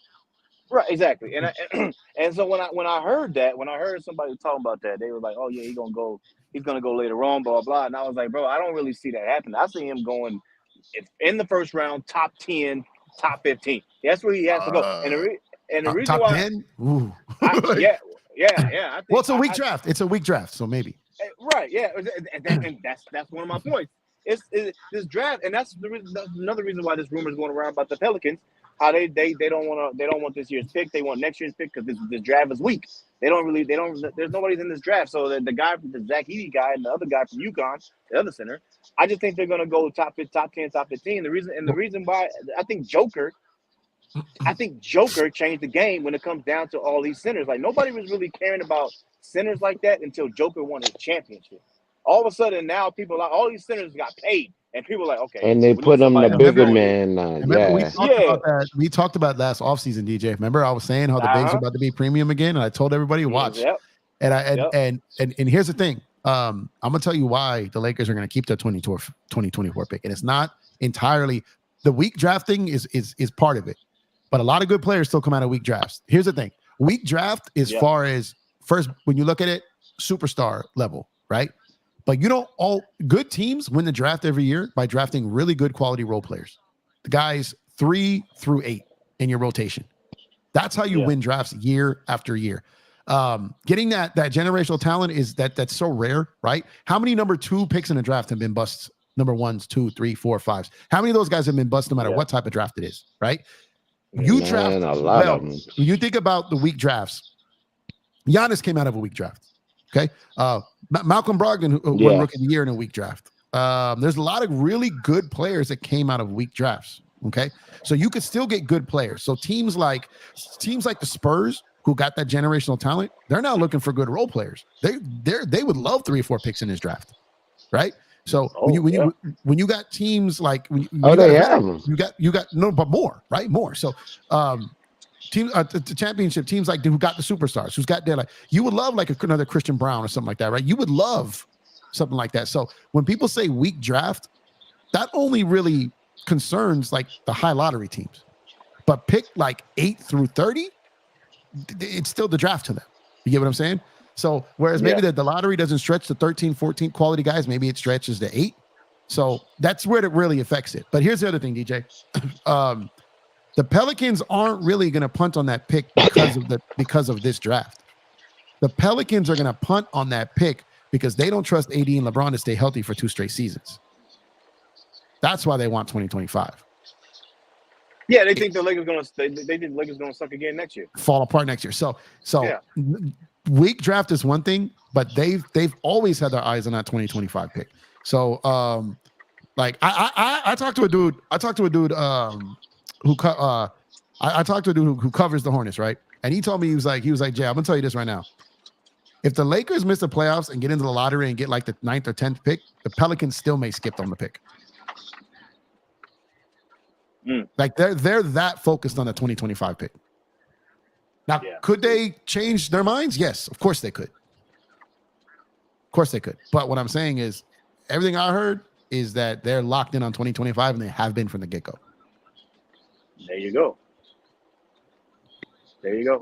Now, okay, so now we've been talking about this on this channel, and I know you've been listening already. So the Zach Edey thing, bro, like if he's available when the Lakers are ready to draft, do you think the Lakers should get him? Because I'm on that train, bro. I think they should. Pick him up. I think they should because he can play for a winning program. He can play for a winning team. He's shown up when lights are bright. You can only judge him on the levels they played at, right? Yeah. So obviously in the national championship game, he lost. He didn't have a great, you know what I mean? But at the same time, what I'm saying is you can't teach his height and his size. You can't teach that. Big facts. And when that's exactly what they need, if let's say the Lakers get 17th, 18th, 19th pick, and let's say Edey is projected to go late first, early second, whatever it is, then just flip that pick for a later pick and get him anyways. You get what I'm saying? So let's say a team really wants your 18th pick and they got 28, 27. Okay. You draft Edey. We'll draft your guy. Give us cash, some extra seconds. We get the guy we need. We got the guy we want. We get to pay him less. We get more draft capital and cash. That's how you do it. Mm-hmm. Okay. So they don't have to Yeah, I get him like at that. 17 or 18. They leverage. That's what I'm saying. That's so you if it's a guy that's later in the draft, you see it all the time where they want a guy. Just look how the Celtics got Tatum. They wanted him at 1, but they knew Philly wanted Fultz. And they knew the Lakers were taking Ball. Right. So let's make this trade. Let's get these picks. We get the guy we wanted and extra assets. Walk out of there with a win. That's exactly what the Lakers should be doing if it comes to Edie, and their pick is too high to get him where they're at. Now, would that be a gamble though? It's a gamble. It's a gamble if you don't have a feel of what's going. Now, here's where the agents come into play. So the agent will have a general idea of which range they're going in. So if the agent is like, let's say the Lakers, I keep saying 18 because that's just a realistic area, right? Right. So let's say the Lakers are at 18, and let's say they're talking to a team at 25. The agent's going to know if teams 19 through 24 have worked him out, have checked on his medicals, have done any of this stuff. Then it gets a little bit more dicey. But if the agent is like, look, we haven't talked to these guys, they haven't had him for a workout, they haven't even asked for his medical history, they haven't done a phone, they've done nothing. Now, it's not out the question for guys to draft a guy they never met, talked with, or saw. But in this league with bigs, that would probably be unlikely that a team that never met, talked to him, or anything would just take him. So ideally, you probably want a pick that's a couple picks behind you, right? Yeah. Obviously, if you're 18, you maybe a guy at 20. Maybe you can flip from 18 to 19 or 18 to 20 and get 1 second in cash, something like that. But just get something, right? Get something. Get the guy you want. Get a little extra asset and some cash. Right on. Yeah. I'm all in on Zach Edey, man. I just think that that's one of the things that Lakers are lacking, man, is a center, a big body center like that. So I'm all in on him, man. Hopefully we can get him. Oh, he'd be perfect. So I mean, I can't. You can never. It's really hard to predict what these guys will translate to once they hit the league. But we're not looking for a guy to be a 20-10 guy. So I'm not worried. Exactly. I'm not worried about his ceiling. I'm worried about his floor right now. Right. So I'm worried looking at a guy like him. Right. Yeah, I'm just looking at can you give me 10 minutes every playoff game against this guy? But also, Jeff, we're automatically not looking for him to be a starter. So we're like, so he'll have not only time to watch the game before he get in the game. He will be the one. I will sit right by the assistant coaches and be the whole time. Y'all better coach him, because when it comes to the playoffs, I want him ready. I want him like locked, focused, ready. Well, I'd have him in the G. I'd have him in the G League half the season. I'd have him getting regular reps half the season. Is what I do. Okay. Because I'd have him playing games, but then back with the club. I'd have him every single time we play Denver. He's on the roster. You know what I mean? Right. Anytime we play Denver and Philly, and Minnesota, Minnesota, Miami. Yeah. You playing that game. Any of the tough teams, right? Like not tough skill wise, record wise, but the physical teams. I'd have him. I'd have the Knicks. I'd have him. Even against OKC and the Spurs. I would like to see him experience playing against Wemby and Chet, right? Stuff like that. But outside of that, but I want him getting games where he's playing 30, 35 minutes in the G League because I want his confidence up, right? So that's where I think the Lakers messed up, is they didn't have JHS down there to start the season. They didn't have him down there enough early on to get his confidence up. Now, JHS, that's a whole different story, and I know people got their feelings about him. To me, it's too early to call him a bust because he was never going to play this year. It's a bad fit right now. He should have been down in the G League out the gate. And for him, the book is star, no. But can he still be a solid role player? I think that's still possible. But for Edey, I would have him constantly down in the G League, constantly working on everything that I would have him be doing on the NBA team when he comes up. But just get him down there to get his touches, get his reps, get his conditioning, and get his confidence up. Yeah, I like that, man.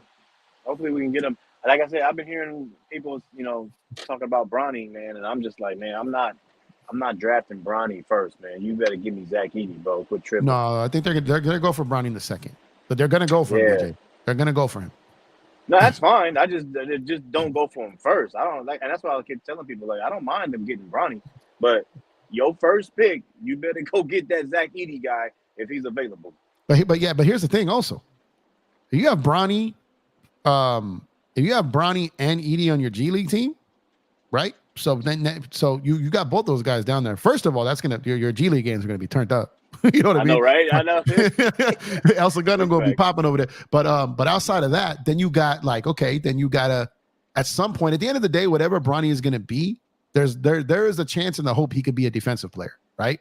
So there's the hope in that. So if you do draft him and you can develop him into that, then you got another guy who can potentially guard or a wing and a big. You got potentially two things that are needs. The book side, I don't know about Bronny. You know what I mean? Who knows what that becomes? But I would have both of them down there and see what you can develop. But I think there is a world where whoever you look come the draft, where the Lakers could come out with both those guys. I think it's realistic.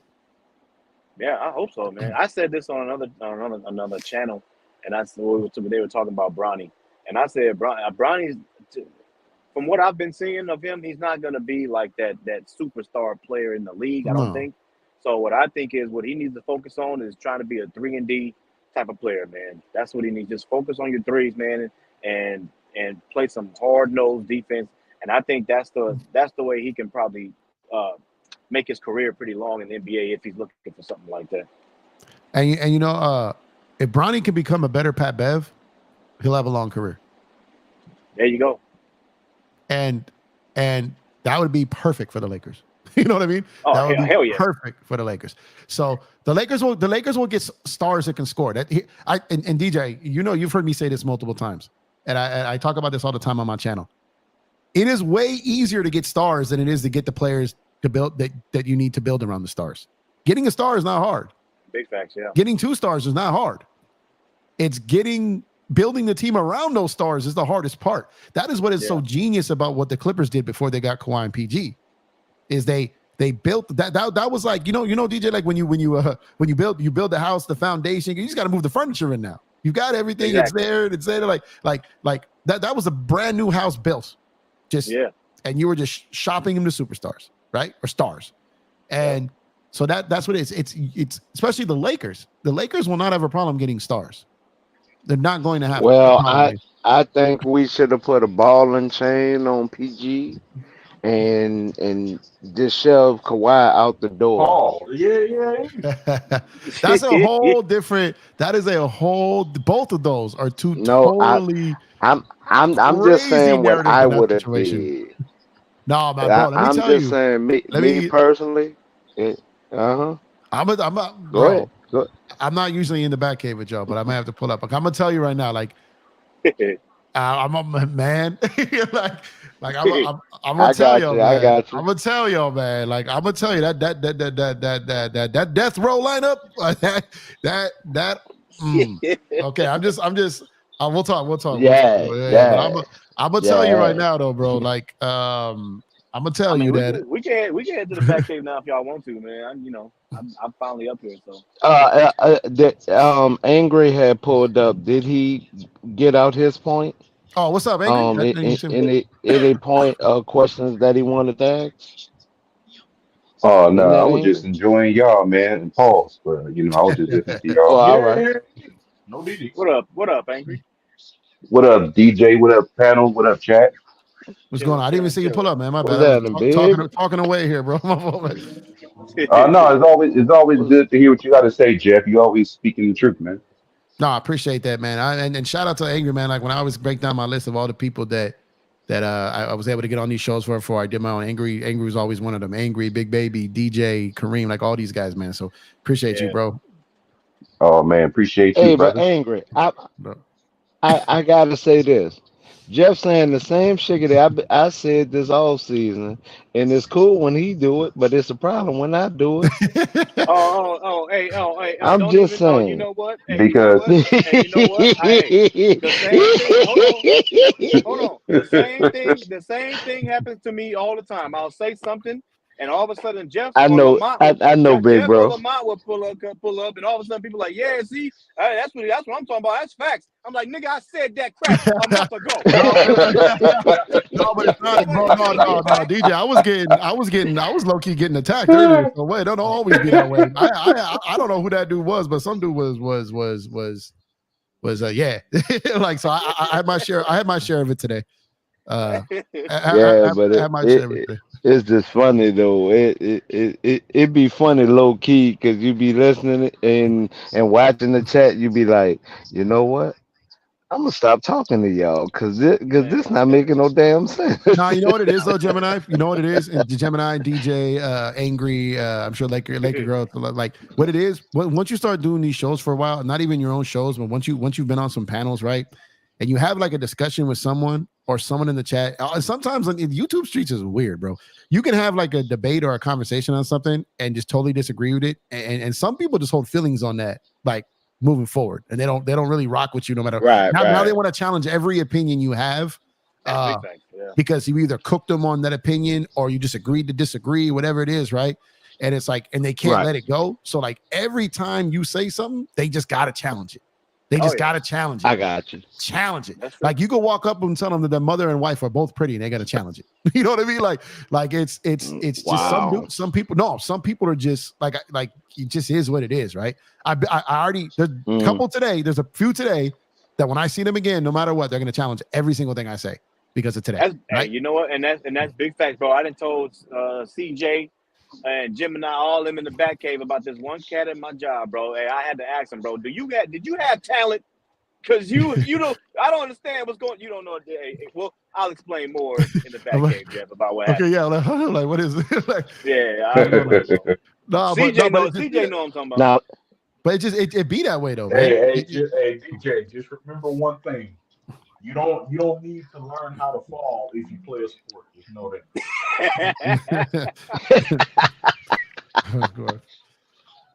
But that's what it is, Gemini. That's what it is. Because I could tell, like I've already tell, like I could tell there's a couple of guys that like you've kind of got into it before, and every time they pull up, they just come in just to challenge your take. It's a problem. Yeah. After your take, and I got a few of those around. Not too many because I'm still kind of new-ish and I'm not big. You know, like I'm not a big channel and all that.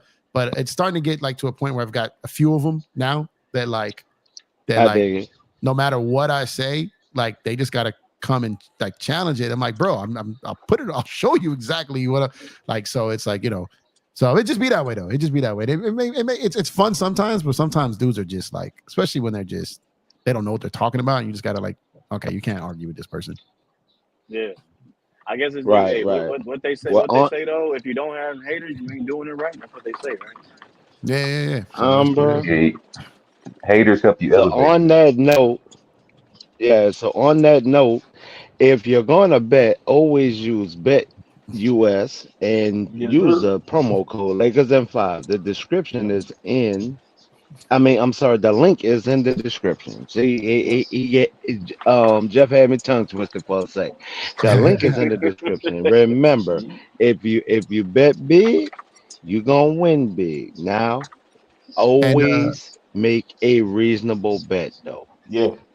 And one that you can live with. And also, when you start doing these closeouts here, Gemini, make sure to throw in that Court King sponsorship, man. DJ, we partnered with DJ over at. I'm not gonna say the link because I want y'all to use. This is DJ's plan. I want use DJ's link. So if you're on here and you listen, it's important. So partnership mean it's if you order through DJ's link, then we make a contribution to DJ's bank account. You get what I'm saying? So if you use DJ's link, which is so it's going to be, it's very easy. shopcourtkings.com/Lakers5. shopcourtkings.com/Lakers5. Anything, fire merch over there, y'all. Fire stuff over there. We got Laker gear, we got Kobe gear, we even got Dodger gear. We got all kinds of stuff over there popping off. But if you use DJ's promo code, shopcourtkings.com/Lakers5, Anything you order, then your boy DJ gets gets points on the package there. So go ahead and place your orders over there. Free. Oh my God, come on, y'all. Free shipping. I'm talking like if you order tonight, that joint ships out Monday. If you order Monday, it ships out Tuesday. It's quick, man. We like Amazon timelines. So shopcourtkings.com/Lakers in 5. Get some fire gear. Hook up DJ's bank account a little bit. He deserves it. And fire merch. Check it out. Yeah, man, they got some nice stuff over there, bro. Nice stuff. I ain't gonna lie, man. Court King too got some nice gear, but the way my bank account is set up, I can't get nothing yet. Appreciate you though, man. I appreciate you. My guy Chris, the graphic guy over there, man. Chris is incredible, bro. Like the stuff he can come up with. So like we'll have we pride ourselves on what do you call it? What do we call it? Like in real time design. So like that dunk that Bron had on Paul George, we had that shirt up in 30 minutes. Right. You know what I mean? So that's what I'm saying. So like if something crazy happens in a game, head on over to shopcourtkings.com/Lakers in 5 and you might see it there immediately. Yeah, big shout out to Chris too, man. Chris is he didn't follow me on everything, man, on Instagram and Facebook and Twitter. Once you partner up with Chris, you just got another cousin. Like Chris will be popping up to the cookouts out of nowhere. You partner up with Chris once you work with Chris, he's everywhere. All of a sudden, it's like, bro. And he went back. He went back through all my videos and everything on X that I put up, everything on Instagram, all the pictures, and he liked them all. I was like, man, shout out to Chris, man. Chris is that good stand. You know what I mean? Like Chris is an incredible teammate, bro. And I'm telling you, he's just an overall good guy, incredible person. As incredible as a person as he is, he's even better at graphic design. Like his work is incredible. So. I'm also his booking agent. So if anyone out there needs a logo, needs some graphics, they need something for your person or your profession, or someone that needs that work, holla at your boy. I'm technically his agent when it comes to this artwork. Reach out to me, and I'll have Chris throw you together something fire. Trust me. I'll definitely get in contact with you for a logo, man. Gotcha, because woof. I mean, look at the bench. So just look at my logo, bro. That spin on that NBA and NBC. That my logo. When I tell you that me and Chris, I came up with this idea, and I kid you not, like within 13 minutes, the logo was done. From the idea to on YouTube, 13 minutes. Man. Crazy. I need a logo for my wrestling channel, man. So I'll get in touch with you. For sure. Hell yeah. That's what's up, man. DJ, you can take us to the cave now. Time to go to the cave, huh? Yeah. Hey, if y'all bet on the Lakers, you're gonna win you some money, but other teams gonna lose you some money. Or if you lose some money though, it ain't on the Lakers in 5 games. You bet it with your heart and study your mind. We'll see y'all next time. Salute. See y'all tomorrow, man, for the game. Yay. Yeah.